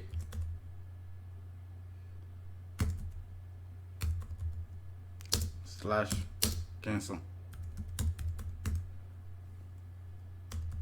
Save this, we get something like this, as you can see. Now I'm gonna create this session right here. So after my header, code header right here, I'll collapse this and go inside of the body. Say the code underscore body, and remove the padding.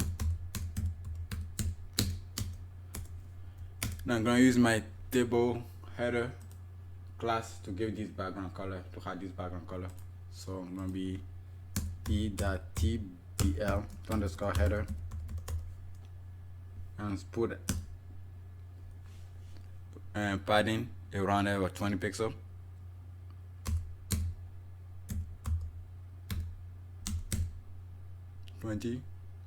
And the overflow.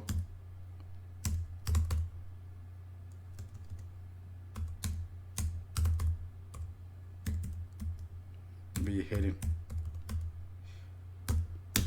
Okay. Inside here. Again, I'm gonna change it up a little bit because everything is stuck here.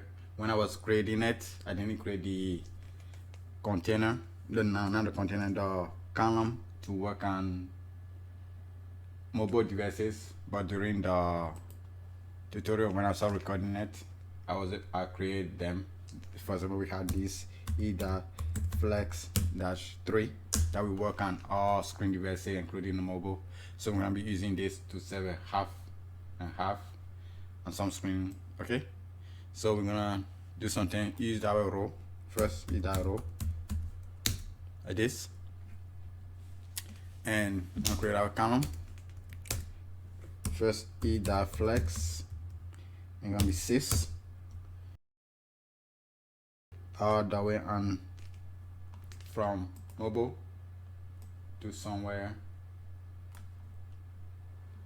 like right here. For example, this, it was able to stay here. So e.flex sm to be 3. Okay, and then give a margin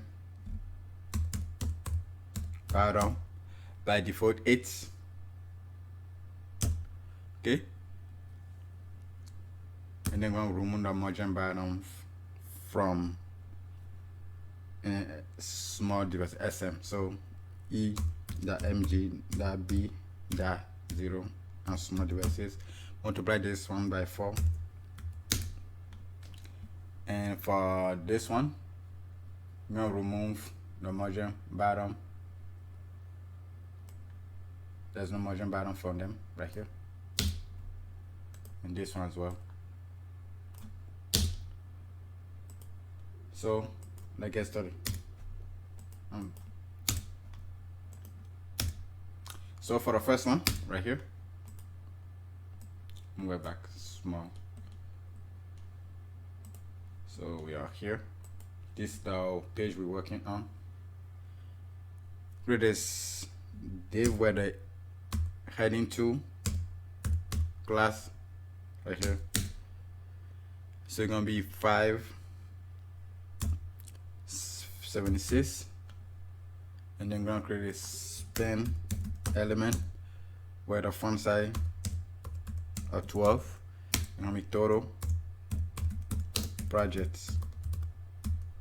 Okay, I'm gonna copy this, paste it here, and we're gonna, for this one, gonna be 243. It's gonna be completed.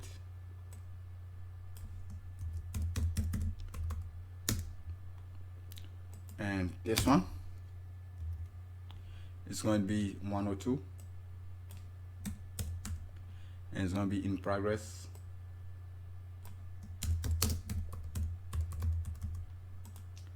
And this one is going to be the last one,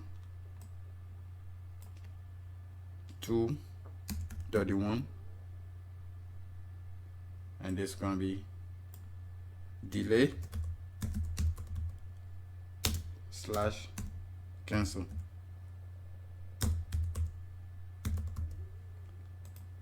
Okay, and I forgot to get some classes from the completed. I'm gonna get additional class for the badge. Create a badge .bdg, and this one gonna be success. Copy this one like this, paste them here, and this one gonna be secondary, and the last one be danger.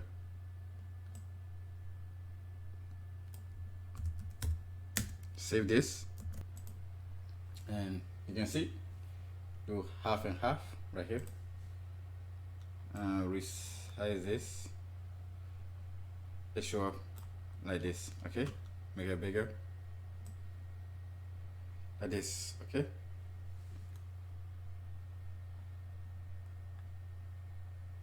But I want to set them in the center, so on top here where we see the padding right here, get the E.TA center.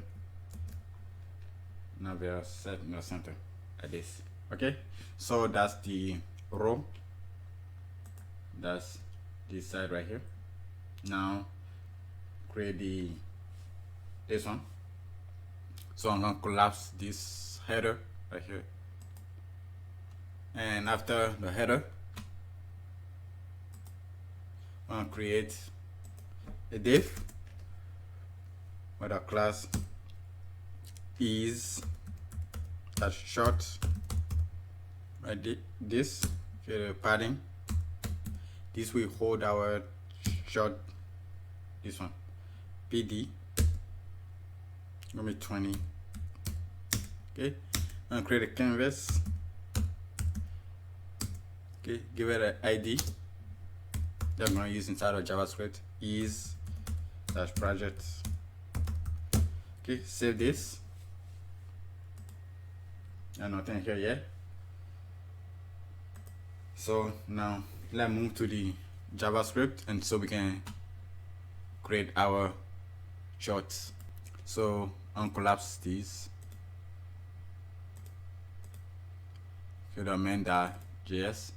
Now after the class .progress, after the progress, I'm creating another function called is shorts.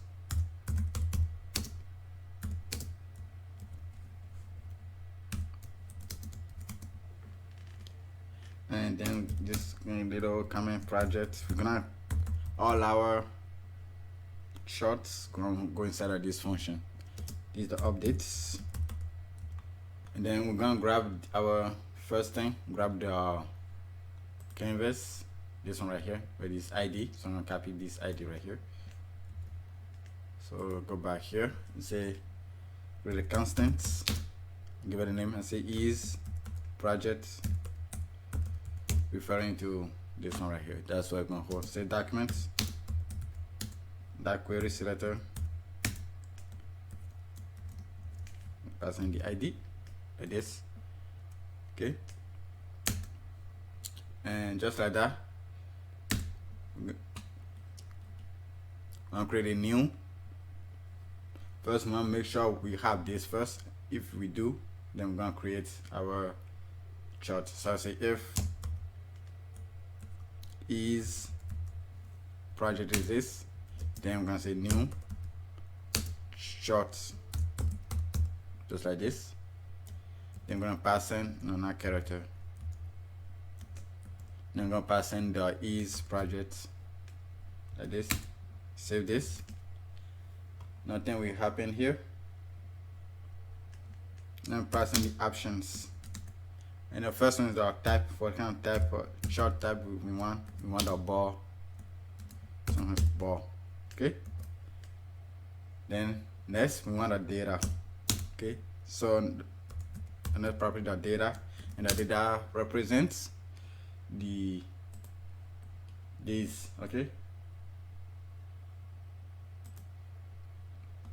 So the data is objects. Okay, and the first property kind of labels, and the labels represent these right here, and the x-axis, that's the label. So for this one, gonna be a string. We're gonna set the September or October. Okay, that'll be the first one. The next one, November to December. Third one, January to February, like this.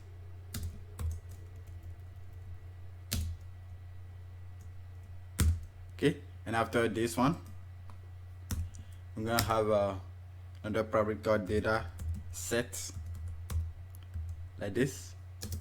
And this is gonna be an array of objects. Okay,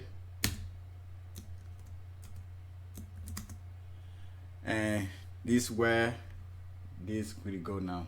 Okay, so the first one will be label, the singular, not plural, and this label is a string, it's a total. So when we hover over it, you can see, for example, for this one, it had the total. This one had all the complete stuff like that. That's the label. So that's our first one, gonna be total. And then we're gonna have the data, another data property, and this data will contain the actual value. So in this case, for the total, we had like a 3 kind of labels right here. So we need 3 values here. So the first one we put 125. The second one will be 200. And our third one, 576. And then we're gonna save this. Yeah, nothing here yet. And then we're gonna pass in the border width. That's my property. Gonna change the border width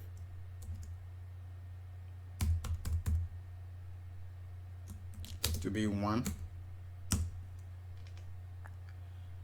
Set a background color.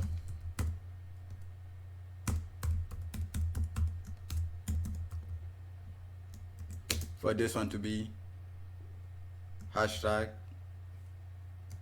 a string hash dd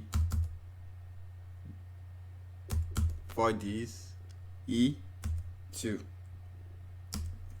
and set the same thing for the border with color. Make sure I spell color correctly.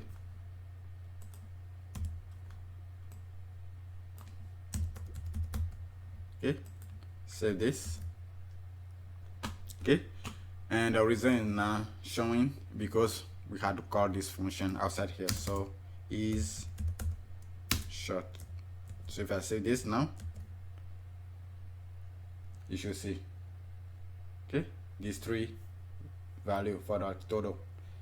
So January to February we had total of 576, November to December 200, and September October 125. Okay, so we're gonna do the same thing for the complete, in progress, and delay.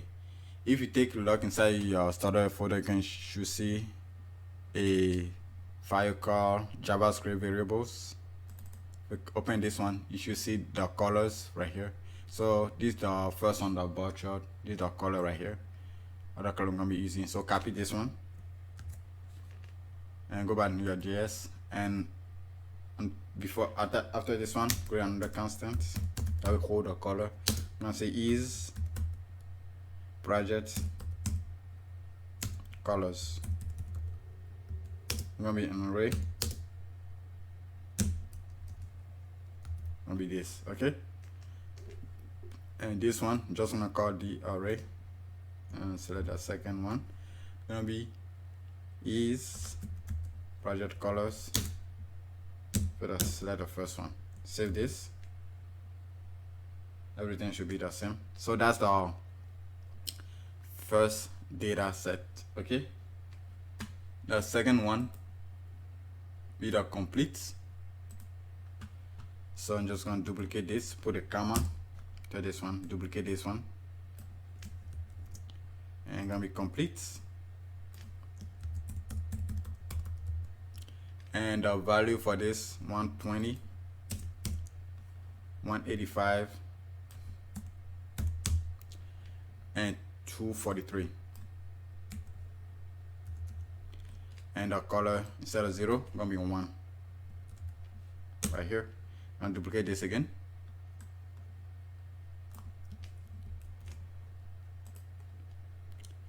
And this is gonna be in progress. And our data gonna be 5, 10,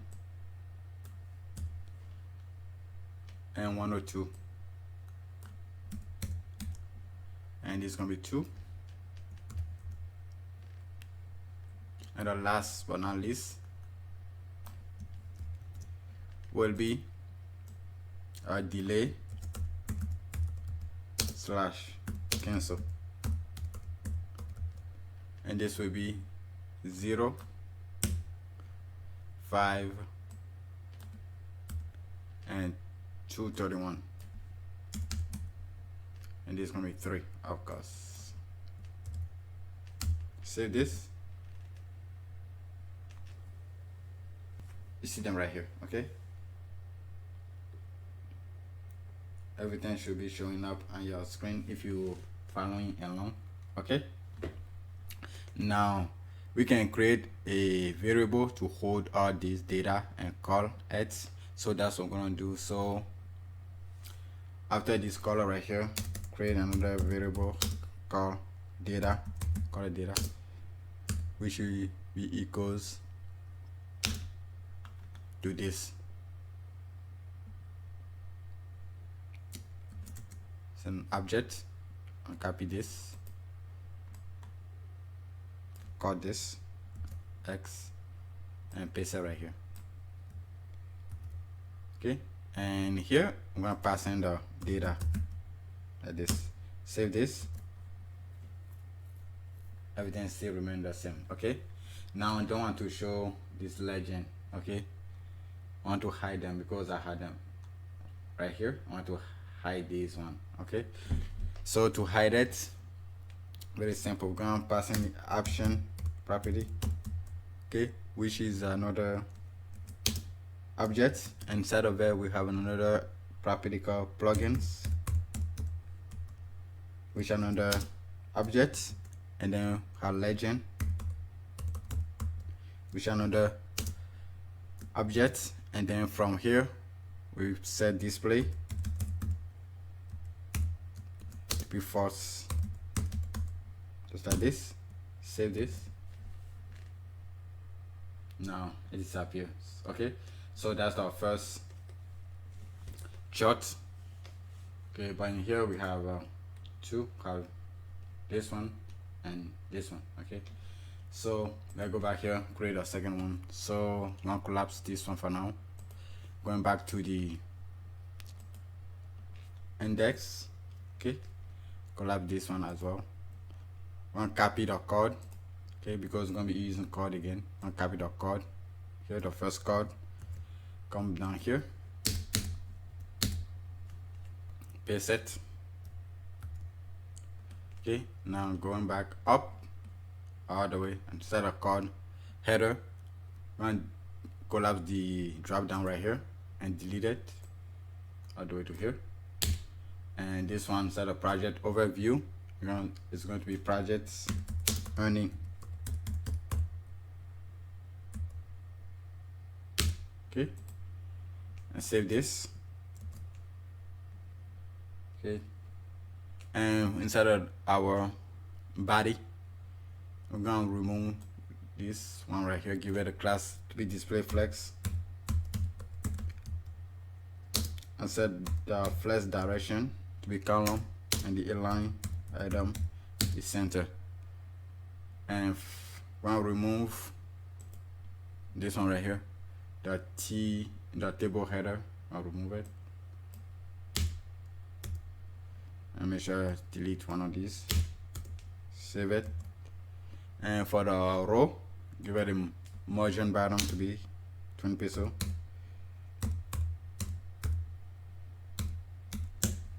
Like this. And we're gonna do the same thing to be align center. So I'm gonna give it a class right here. Actually, I'm gonna leave this one the way it is, and we're gonna change the numbers a little bit. And here, give it the value of $13,243.75, and this right here will be web/mobile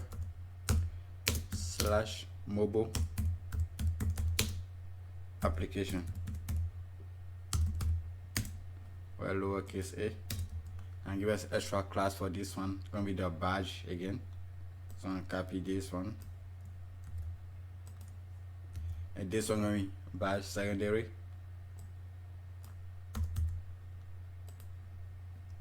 and capitalize. That's from to be capitalized. So I'm gonna copy this and bring it here for this one, and this is gonna be branding and marketing. So branding / marketing, and value here for this one gonna be $6,234.75,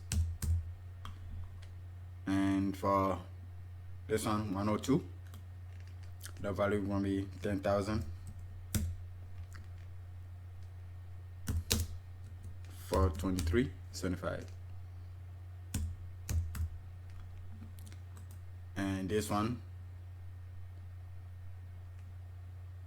actually going back here, this is gonna be danger. Okay, for the branding and marketing, danger, and for the 10,000 gonna be success here, and the test transfer to be capitalized, and value right here gonna be financial analysis, like this, and /web/mobile.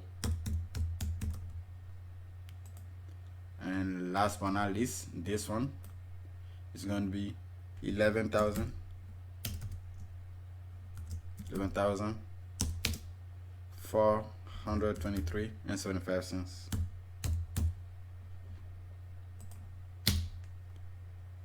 and this gonna be 1, and again the capitalize, and this gonna be consulting.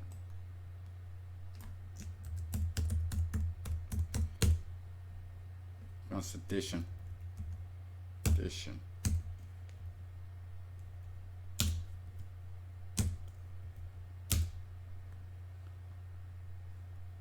Save this, so you will get something like this. Okay, and after this one, collapse the row, let me add it short again, And I'm gonna change the class a little bit. Instead of is short, I'm going is earning dash short. So display flex, align, and justify to be center. So e flex, justify, center, and align center.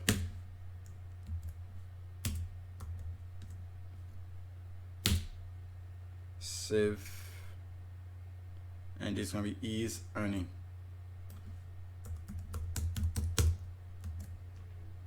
Okay, and before we jump to the JavaScript, go back to the project, the SCSS right here, and after the feature project, we want to give a little bit of styling for our short for this one. So I'm gonna write a little comment, shorts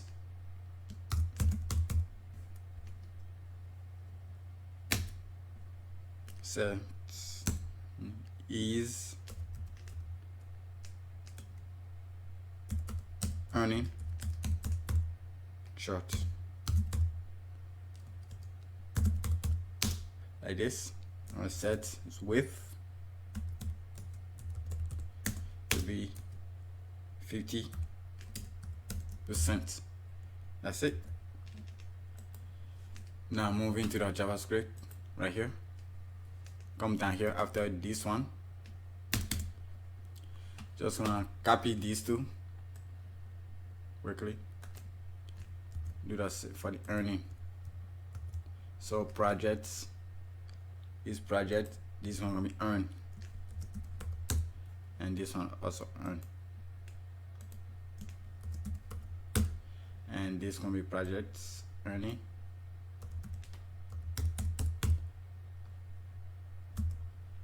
and this gonna be project earning. And inside of our JavaScript variables, see our projects earning donut short color. Copy this. Then I'm gonna paste it right here for this.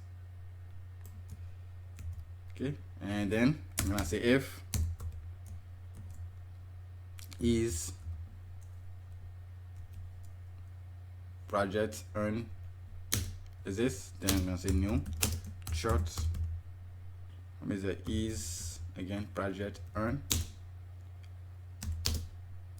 and for the type I'm gonna say donuts.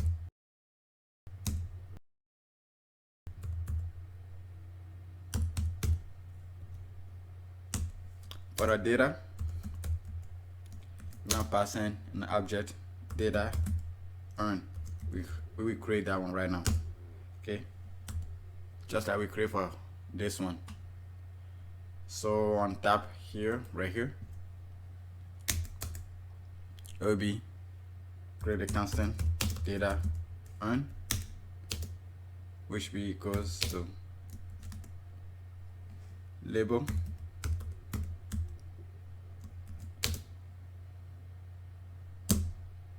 so the label are just this one that we created. Copy them real quickly. It's just this one that we created, website, application, all of that. Okay, just separate them by comma right here. Data label, we have a data set,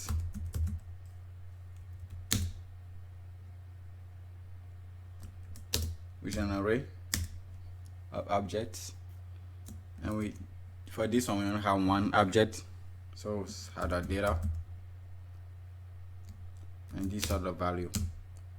Using an array, the first one 13,243. This one, these are the one I'm writing. Second one says 62,34. It's 10,423, and last but not least 11,423. Okay, nothing happens here. So set the border width to be 1, and the background color to be the is earn color and a border radius as well. No, but the border color, not radius. Save this. Something's not working properly, so give me 1 second. Make this one bigger. Make sure that JavaScript, everything's fine here, so there's no error. Yep, that's the reason why it's not working. So right here we say is earnings, but inside of the HTML we didn't put the S, so I just had save right here. So we get this.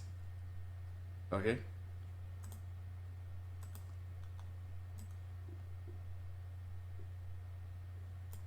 So we get this. Okay. Now look very small because we had this legend. We're gonna hide. Okay. So in here, see how we had the option. We're gonna copy this option right here, and after data earn for this one, I'm gonna paste it. Save this. Now it's a lot bigger, much bigger. So when we resize it, we get something like this. Okay.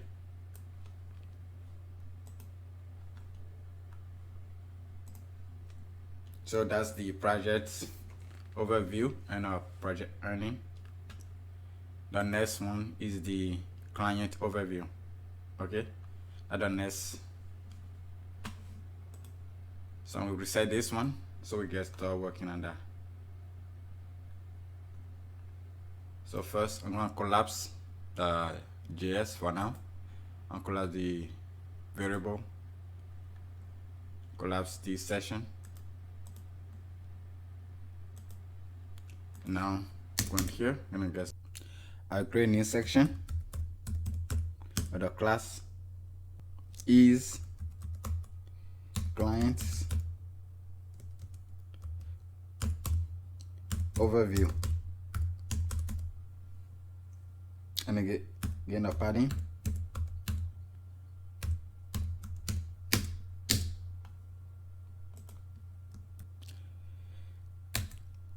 And then in here, create my code, e.code, give them the class is the client, like this. Again, header, code header,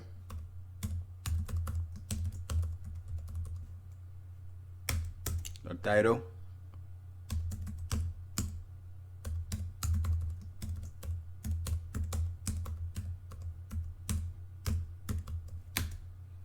say clients overview,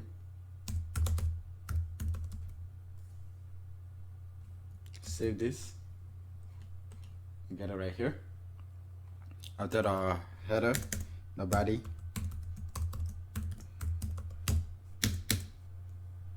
set of the body, and we can give another class for the padding to remove the default padding. Okay, we're gonna be using the table for the content. So we're gonna scroll up where they say the project. No, actually not a project update. The project update right here. We have a table, this one table right here. So where you see the overview, I'm gonna collapse it and then grab all of this. Okay, it will represent this. So we're gonna be create something similar to that. So inside of finished project, have it like this. Okay, so now come down here inside the client overview right here. I'm gonna paste it right here. Okay, save this. Now go down with you should see the same thing, but I'm gonna collapse all of this, the tr.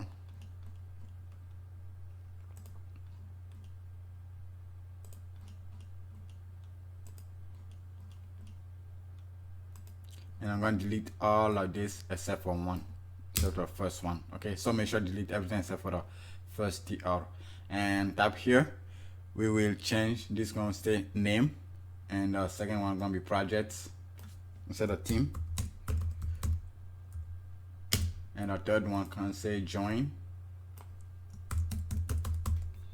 and this one, the status, it's gonna be spin,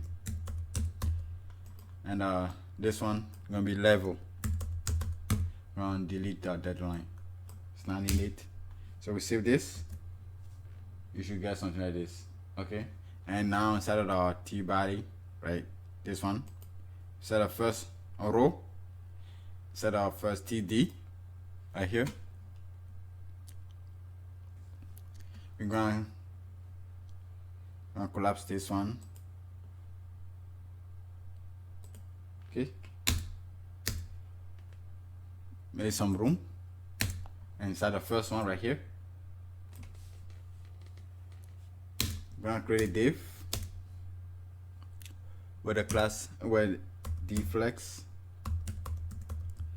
Let's align center.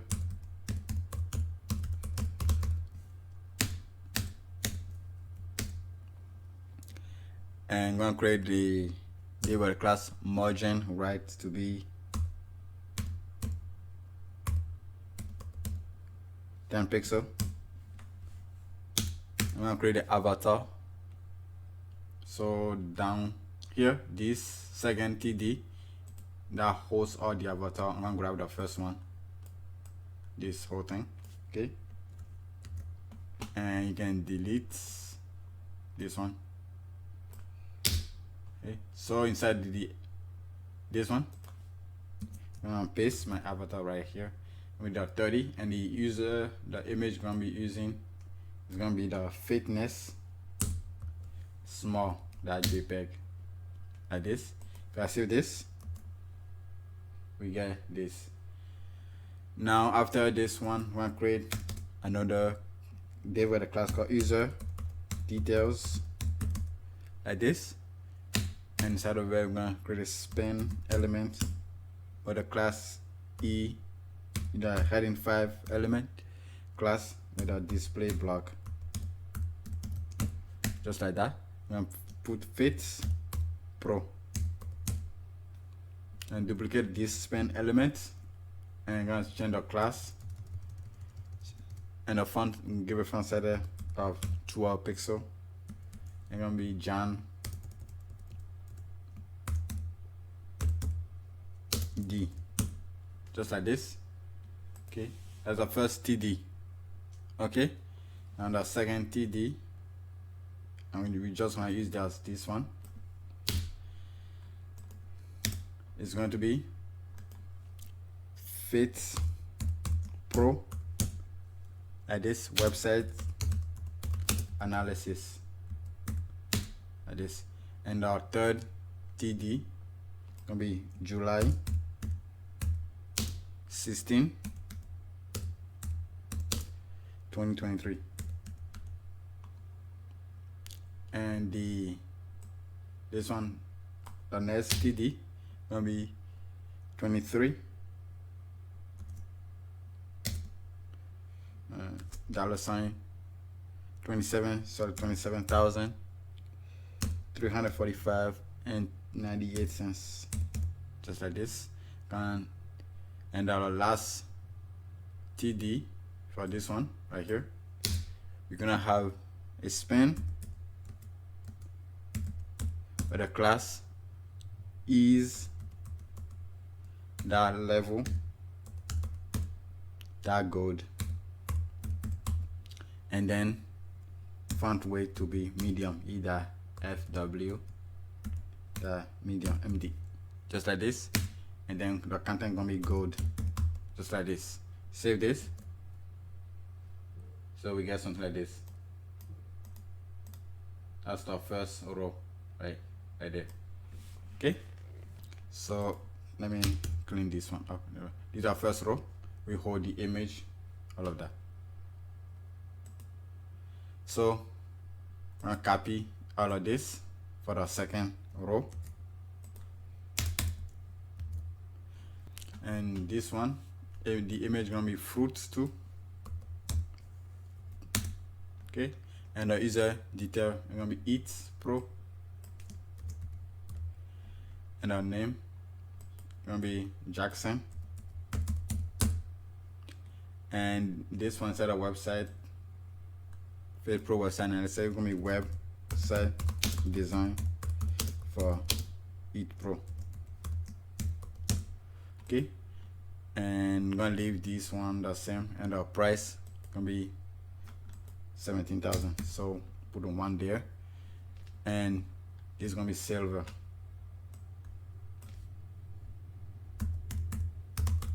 Okay, silver.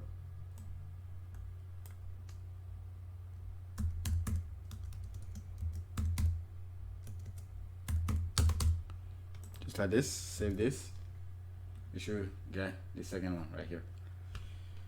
So I'm gonna collapse this one, paste it again, third one, and then this one is shoes one,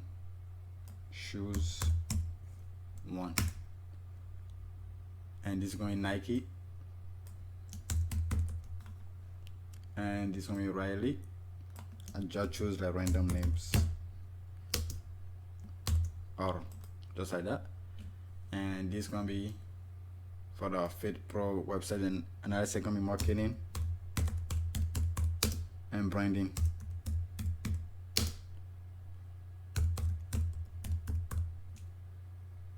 And this is gonna be 47, just like this. And this is gonna be gold as well. Okay, so that's the third row. And the fourth row, this is gonna be fruit one, and this is going to be Instacart,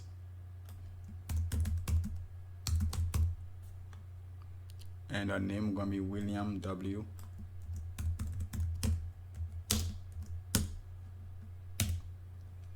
And going to, again, marketing and rebranding.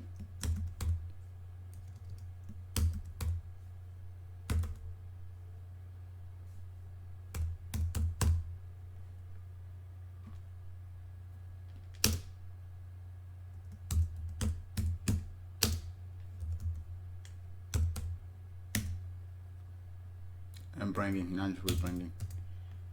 Okay, and the price gonna be 22, and also gold. Save this. Okay, this one is a lowercase, so let me paste this one real quickly on this row. So capital M,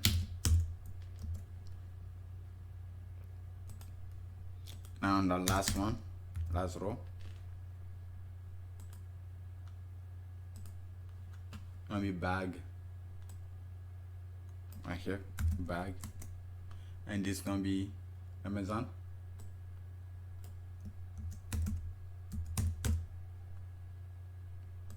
and this gonna be Jeff,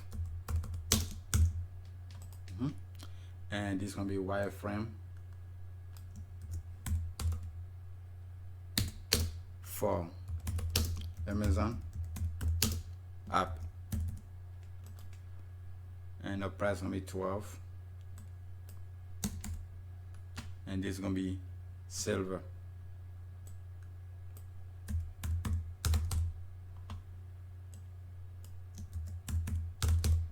Save this. So we have all of this. Okay, so that's for the HTML. Now we're gonna switch focus to the CSS. So jump to the project, the SCSS right here. And on top of the chart, after the feature, so in between here, we're going to create our client overview like this. So we have something like ease dash clients overview. Then I'm gonna select the level, so it's ease the level dash gold, and then I'm gonna set a color to be the one, either one, just like that. So if you say this one right now, let me check our one class. I change the color. Now we're going to do the same to our silver. So I'm duplicate this, say silver, and this is gonna be gray 600. Gray 600. Save this. Now you can see. Now I want to move this one a little bit closer together. So after the server, we'll say the is /client, the user details, just like this. So the span, say line height to be 0.6, like this.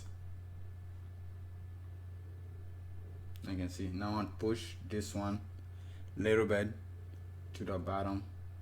Okay, don't need the first one. Give it the margin to the bottom. So I would say first element, first of type, the span, because both this and this are wrap around its span elements.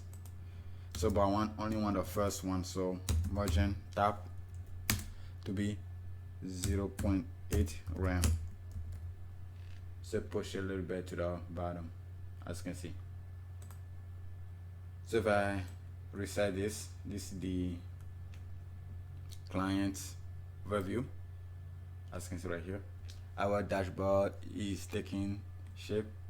We had the overview and the project update, feature, project, had this right here. Okay, and we had the client overview. The next one and list is this communication. Okay, so let's quickly jump on that one. So I'm gonna reset this one again. Go back to my HTML. I'll collapse this section. Now come down here, and then we'll start working on the next section. Okay, I'm gonna create my section where the class is dash communication dash overview, and this the padding as always 20 pixels. Like this, write my comments,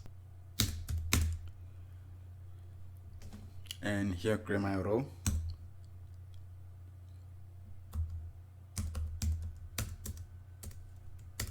In the first column gonna be sys, and the second column so sys, so half and half.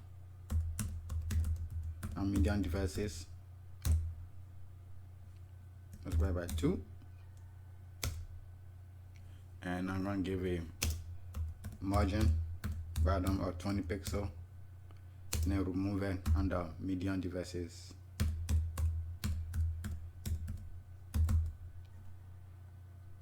Just like that. And then go to right here for the first one. Create again my code.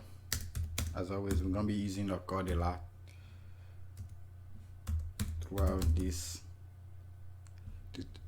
project, and I give it a short class called is dash communication. Just like that. Code header.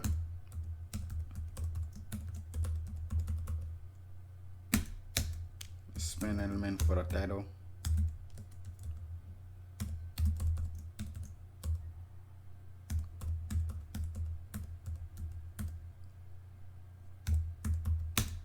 It's gonna be message, updates, and here I'm gonna create a div, flex box, it's a line, a center, and create a span element with a class. Give it a font size of 12 pixel, and give it the is the faded text class, and it's gonna say refresh, just like this. 1 hour ago, just like that. Now I'm going to create a div with a give it the margin left or 10 pixel.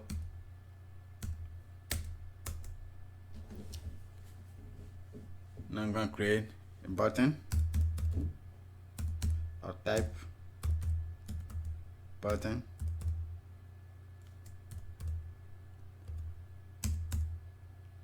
With a class e.btn, the icon, and use my icon ri dash refresh line, and save this. We get something like this. Okay, now that the header, code header, so I'm going to collapse the code header right here and then go to the code body.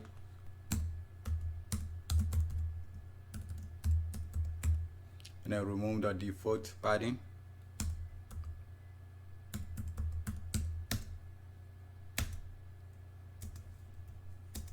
Create a div called is dash message. And here I'm going to create the is.table class to be a header to give it a background color. I say display flex justify between inline center.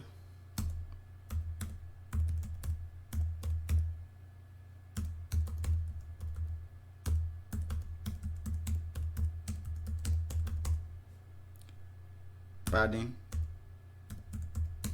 left and right to be 20 pixel, and padding top and bottom 16 pixel. e.pd.y 16. So something like this. Okay.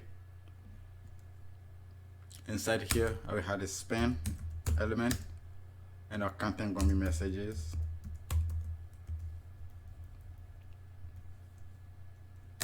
And anchor element with a class btn e dash btn e dash btn secondary,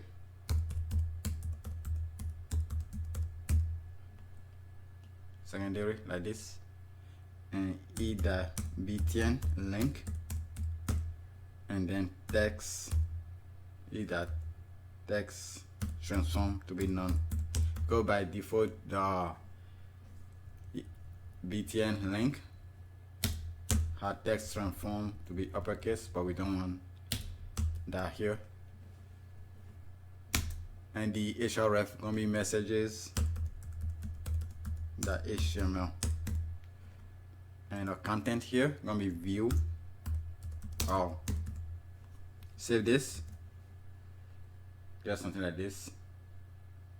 Now right here it should be 20, so you should get something like this. Okay, with this nice background color. So that's the table header. So after this div right here, I'm going to use again the table row class e.tbl_row like this.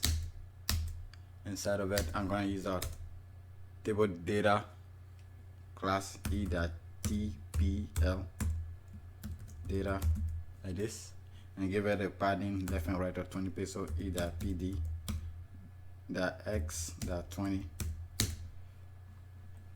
something like this. Inside of it, I'm going to create a div where the class is that communication dash contents like this, and create a flex container, so either the flex like this, and create a div with a class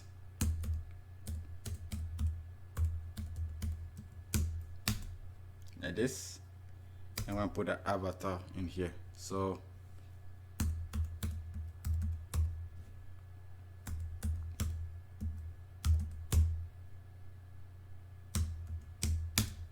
this with images, images / user m1. This, and give it a class.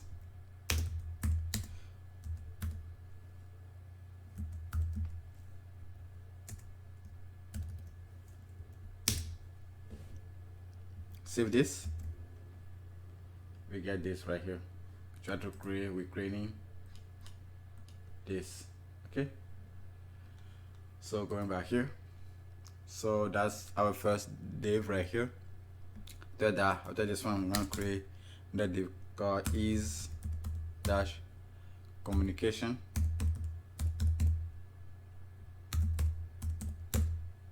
dash details. Okay, create a span elements with the heading 5 class with a display block, and our name gonna be Jonathan.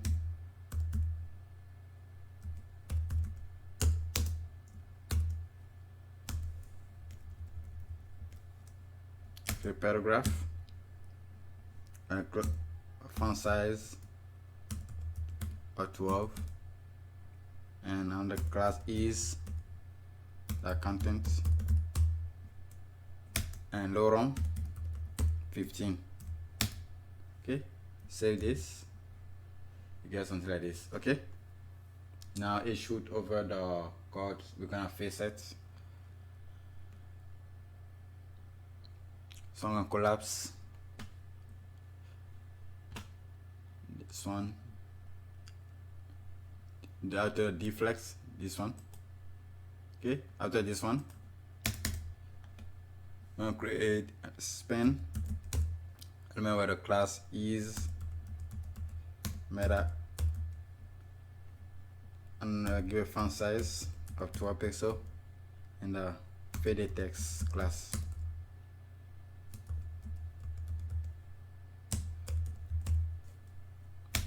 And our content gonna be 02/02/23, 2 pipe sign, and 09:45 AM, like this. Okay, we save this. Get all of this. Okay, so that's the first row for this one. So now collapse this one like this. Copy this one and duplicate it again for a second. And for this one, instead of the user M, it's gonna be F. Okay, 1, and the name gonna Samantha like this, and the dates instead of 2 here coming 1, and the hour 07:25. Like this. Okay, save this. So we get these two. Okay, no F2, but you can leave F1 if you choose to. So F2, like this. So that's the messages. The next one is the inbox. So it's gonna be almost the same as this one. So I'm gonna collapse both of these and collapse the code body and collapse the actual code itself right here. And I'm gonna copy all of this, the code, okay, and come to the second column right here, paste it. Now let's start from the top. This remain the same, and this one set of messages is gonna be updates, no inbox. And from the inbox, this all of this remain the same, and then we come to the right here, the body. Instead of is message, it's gonna be is inbox.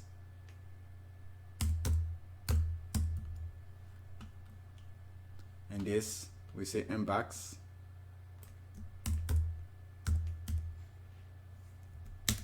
and this go to inbox.html.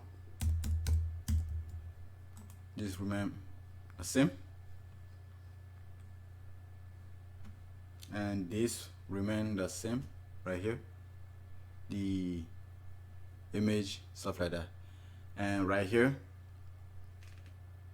before we go after this one, see how we have the dflex right here. We want to change that to dflex.lg and to display flex on lg.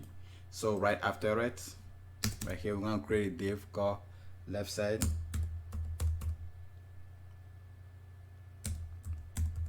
and this also going to be dflex.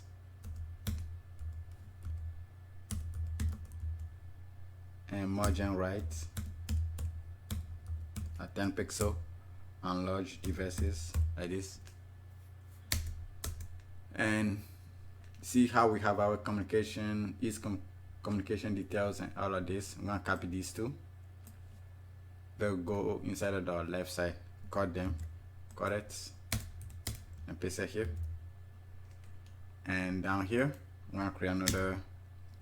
Now before we create anything, I'd like to fix this one a little bit.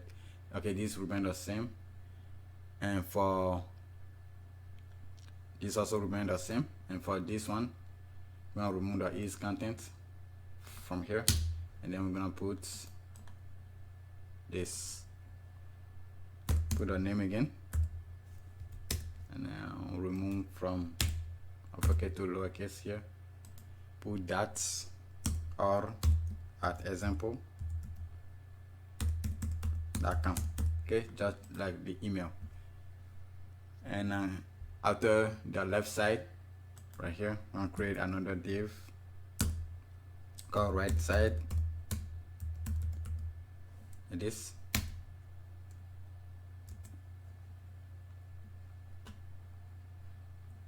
And I'm gonna copy this, like communication details, this one, and inside here, the right side, this is gonna be the reply, be wireframe, say wireframe, something like this. And for this one, it's gonna be lorem put 12. Okay, save this, and I'm gonna remove this one, the span, this one, save this, make this one small. Okay, save this. We have our inbox right here. We got this. Now I'm going to update for this one as well. So we'll collapse this, get the table row, this one, table row,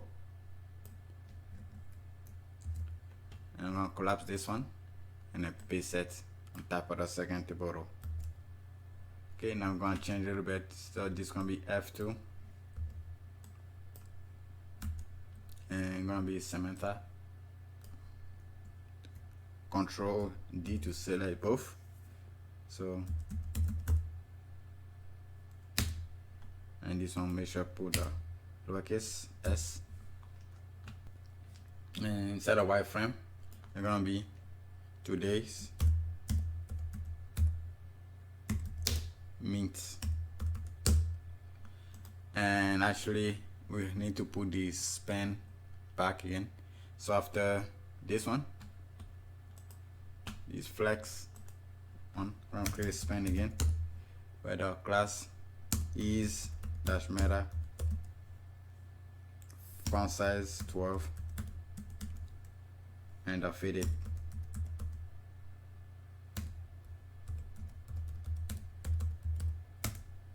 And this is gonna be 02/01/23 and 07:45 AM. Copy this one and go to the first row, and after the flex right here, and this is gonna be 2, it'll be 9.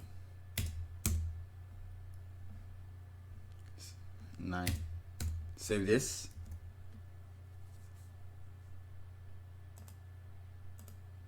Yeah, something like this. Okay, now I'll style it. So we move to the CSS project.scss right here. After the client overview, I'm gonna put set ease dash communication. Okay, the section, and then I'm going to select the table row and the data. The reason why everything is shooting off because we set the white space to be in no wrap and the table data, so we want to set it back to normal. Okay, so I'm going to say the e.tbl row. I'm going to select the table data inside of that row, e.tbl data. I'm going to say the white space to be normal, just like this. Save this. Now you can see. Then I'm going to select the is communication content. We wrap it around this. Okay, all of this contents, select it like this. Okay, as you can see right here, and select this. Okay, this is what we're selecting. And set the position to be relative, and then is meta, all of this, the meta to be absolute. So is meta position absolute, tab is 0, and right to be 0. Save this. So we get something like this. Okay, as you can see right here, right here. Okay, so let me make it bigger. Nice side by side like this, and we get something like this on larger devices.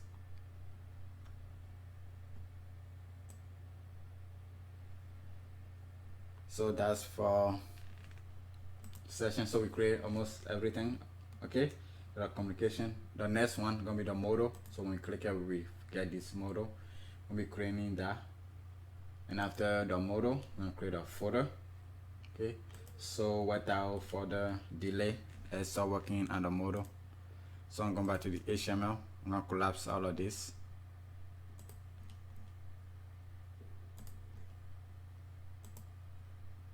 Okay, so we're gonna be outside of everything, so outside of the main. So I'm gonna collapse the main. I'm gonna get started on the modal right here. Okay, I'm gonna create a little comment right here. Say modal, create div where the class is modal, and that class called e.flex. Okay, and set the flex direction to be column and justify to be center.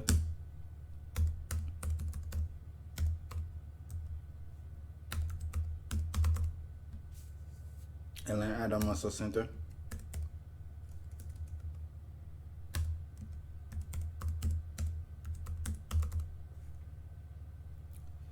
And the padding 20 pixels all around, and margin tab.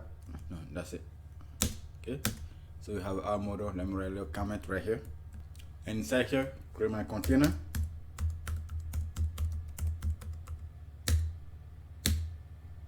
Okay, before we go, I'll give you this an ID, a subscription,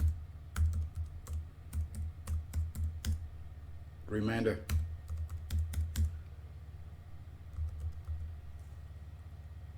Okay,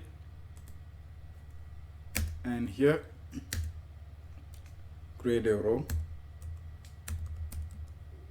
where the justify center and line center.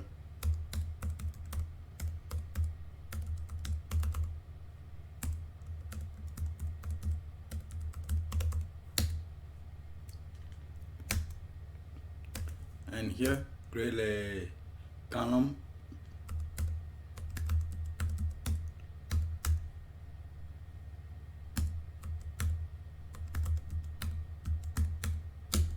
so small devices 3 columns and large devices 2 columns. Okay, Now start creating the actual code right here. So you're gonna have the code class, another class that is the subscription,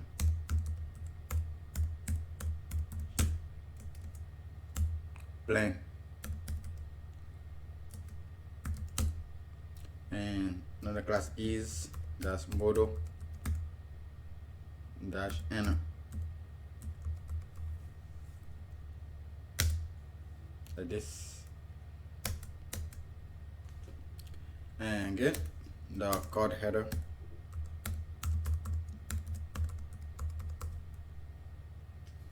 text inline, recenter, justify center, the span element, either code title, and font weight to be bold. As a reminder, subscription.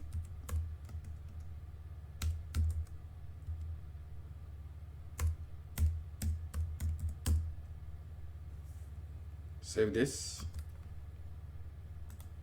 If you take a look on the bottom, we should see something like this. And after the header again, create a body.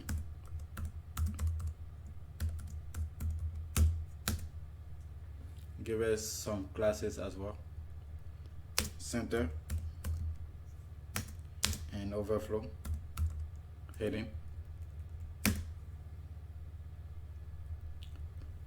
Inside here, create a h2 class. And once a subscription,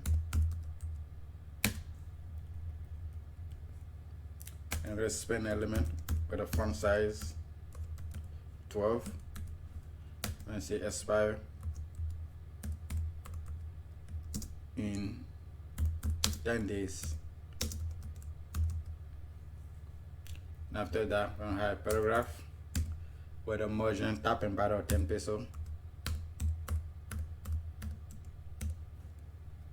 And we're gonna say the test right here.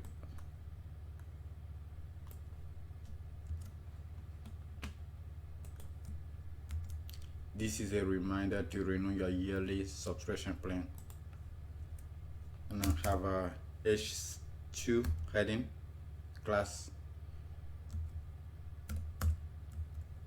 Gonna be $4,623.76. Press span with the class e.d.block and font size of 12 and margin bottom to be 10 pixels.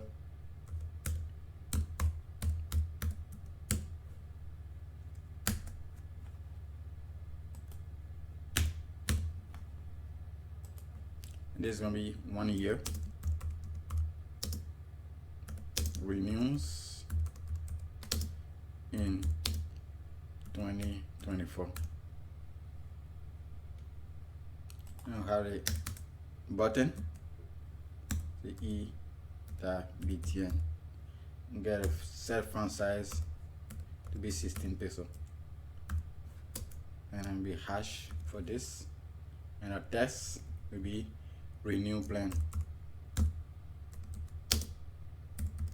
Save this. You get something like this. Okay, so that's the model right here. If you go inside your component folder and create duplicates, you can duplicate any of these right here. I want to duplicate a form. Okay, I say copy, and just copy it and paste it, or you can create an entirely new file, and I'm gonna rename it. Set underscore modal .scss. Okay, so I'm gonna remove all of this. Okay, save this. and go inside my index right here, and I'm gonna a component. I'm gonna forward it. So component dot modal.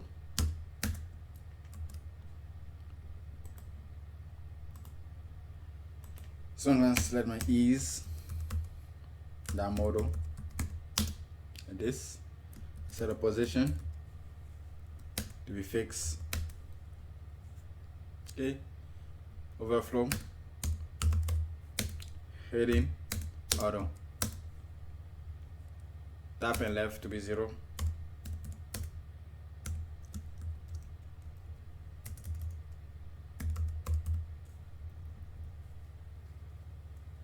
And the width to be 100%, height 100 VH report height,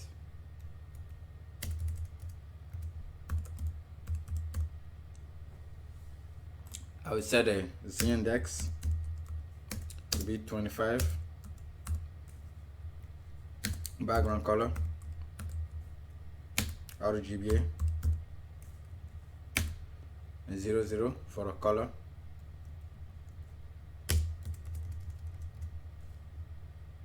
And for the alpha, it's going to be 0.6.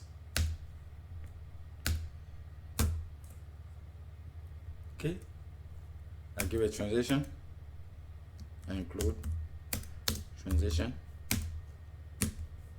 and a custom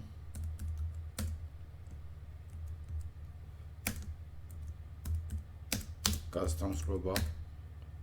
Save this. Get something like this. Now we need to style this one a little bit, as you can see right here. So go to start your project, the SCSS right here, and outside of all of this, so outside of ease dashboard, outside here, give class ease as subscription plain. Like this. Go to background color, out of primary.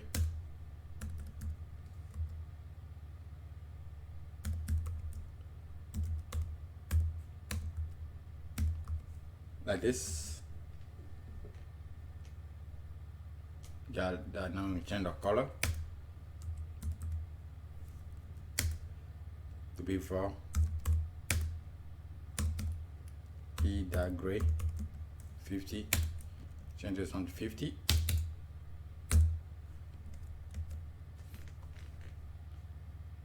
So you get something like this. So this is what you get. Okay, now let's hide it and then show them on the click. So go back to the model again and set the opacity to be 0. Visibility, hidden, and when you had the active class, the active, we just set the opacity to be 1 and the visibility to be visible. This paste this, so 1 and visible here. Just say this, it should disappear. Okay. So if we take a look inside our HTML, scroll all the way to the header right here for our site alert. This one had a class site alerts. Take a look inside of the right. This one left, header left. Let's check for the header right. So we had a right here site alerts. This is our modal button right here. We had this data model target with subscription reminder, which is the same as the ID right here. Okay, so keep that in mind. So now I'm gonna open my JS file, and down here I'm gonna create my modal function.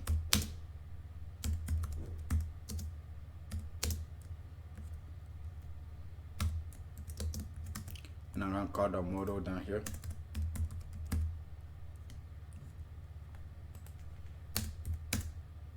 as always, create my variable.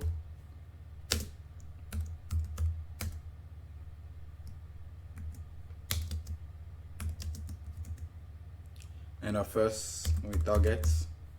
Again, this will represent the data attribute, data model, targets, and the second one, the active.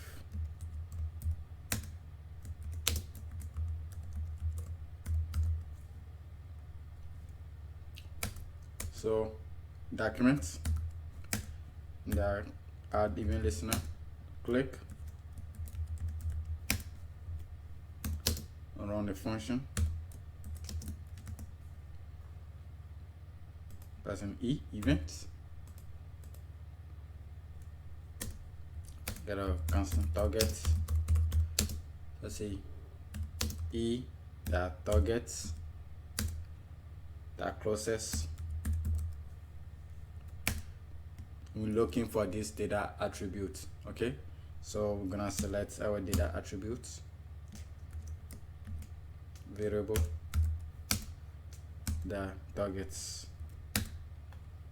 If it's not a target, we're gonna return, and here we're gonna see that prevents default. After this, now get a target ID. These are targets that gets attribute.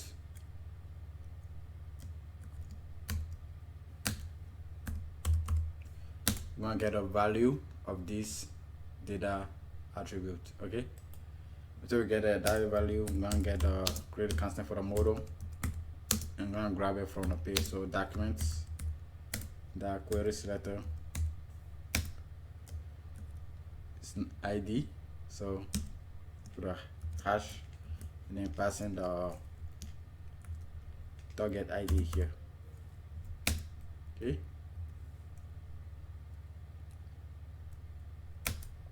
And I will check if there's no model. If you can find this model, when I return, I won't do anything because I want that. If you take a look at the finish, if we click it, the scroll bar hides from the default page. It hides, but when it goes away, it shows up again. So that's what we're gonna do. So I say if there's no model, return. Else, I say model, the class list, the add a variable, the active, and I say the documents, the body, the style, the overflow, we heading. So let's see if it will work. So click it, now it's showing. See, now this one is hitting. Okay, now we need to find a way to close it out. Okay, so after the document, add event listener right here, and put a window. Do the window, add event listener. I'm going to listen to a mouse up.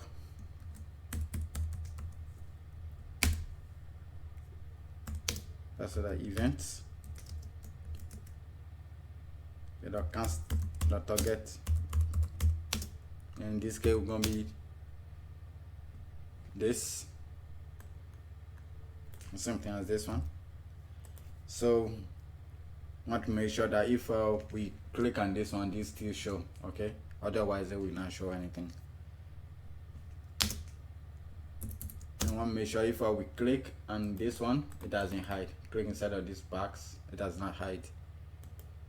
That target, because this one had a class E subscription plan, it doesn't close it. We want that when we click anywhere and we release our mouse, it closes the model. So we want to make sure if we click inside here, it doesn't close it. or if we click inside the actual target right here, it doesn't close it. Okay, so say e paste again, but instead here I'm gonna pass in the class is that subscription plan.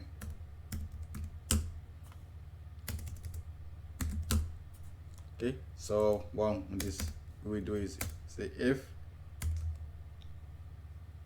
target is what we click on is corresponding to this, any of these, just gonna return.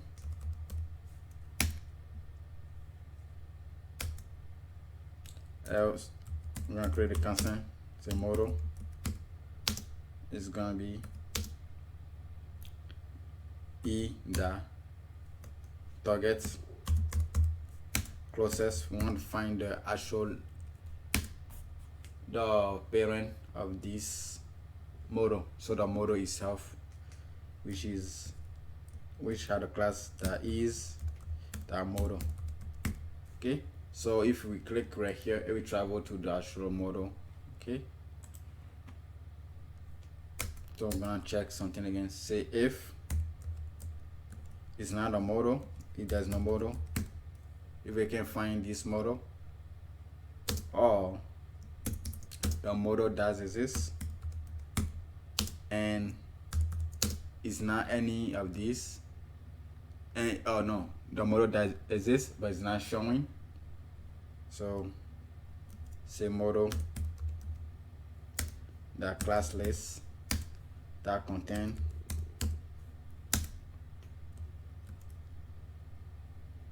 variable active, then return. Okay, and we just want to do the opposite of this one.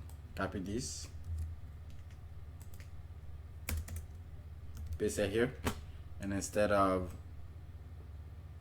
adding, I'm gonna remove, and here instead of style, be remove style attributes. We're looking for the style. Save this and let's check. It show up setting, and this one is showing show up. The scroll bar is hidden. We click here, it will not close, but as soon as we click outside of it, it's closed and the scroll bar get reactivated again. Okay, so that's the modal. I'll close out the modal, and the next one is our folder. If you take a look here, the folder right here. So we go back here, the modal is finished. So let's get started on the folder. Okay, create my folder tag where the class is dash folder with a padding top and bottom of 20 pixels.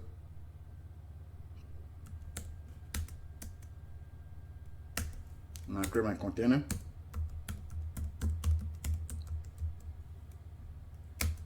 And I'll create my offsets.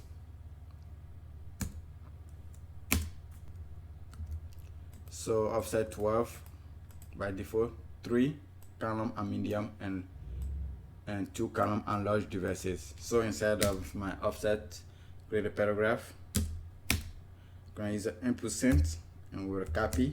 So I'm gonna create a copyright symbol and I'll put 2023 / is / design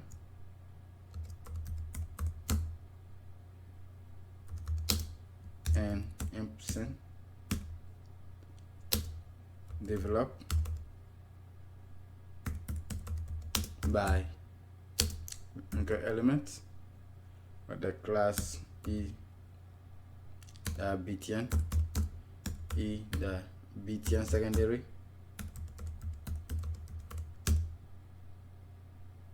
and a button link btn link and text transform to be none. I will leave this one to be hash and our text right here say Marius is coding, my YouTube name, my YouTube channel name. So I'm gonna save this.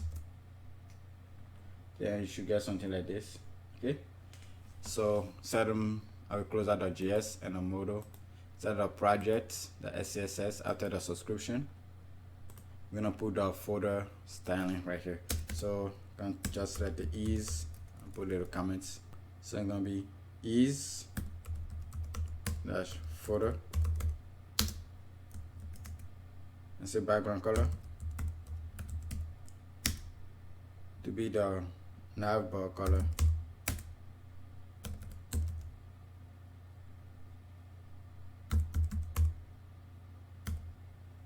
BG that color.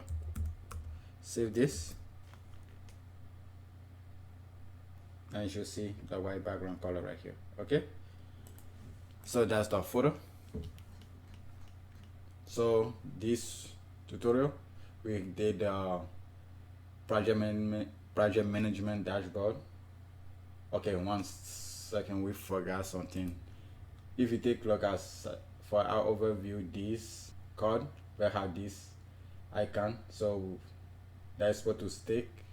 If you take a look here, see how this background is showing but this one not showing here, so we need to fix that one. So open up your button, the SCSS inside of the component, and here where we had this icon we need to add another class to style it. So this I have an additional class called e.btn dash icon dash static, and we just want to set a background color to this background color. Okay, so instead of we can just copy this one like this, save it. Now the color stay. Okay, so we had our overview code right here. We have a project updates right here. Let me make this bigger. So we had the overview right here. We had our project updates, had our project overview and earning where our short.js library implemented, like this letter finish. Okay, and we had our client overview right here, and we had the image search updates, the communication update, and the footer. So that's what we do in this tutorial. And next week tutorial, we're gonna be working on the e-commerce one. This one you can see right here. That's what we're gonna be working on the next week. So if you have not already done so, I will appreciate it if you like, subscribe, and hit the bell notification icon. I want to thank you so much if you stay all the way to the end. Thank you for stopping by. Thank you for watching. I appreciate you very much. So that'll be it for this week tutorial. Next week tutorial, all this code before the next week tutorial, all this code will be available, so you can download it, and so you don't have to start writing everything from scratch. Okay, I want to thank you again. So take care, and until next time, have a great one. Bye.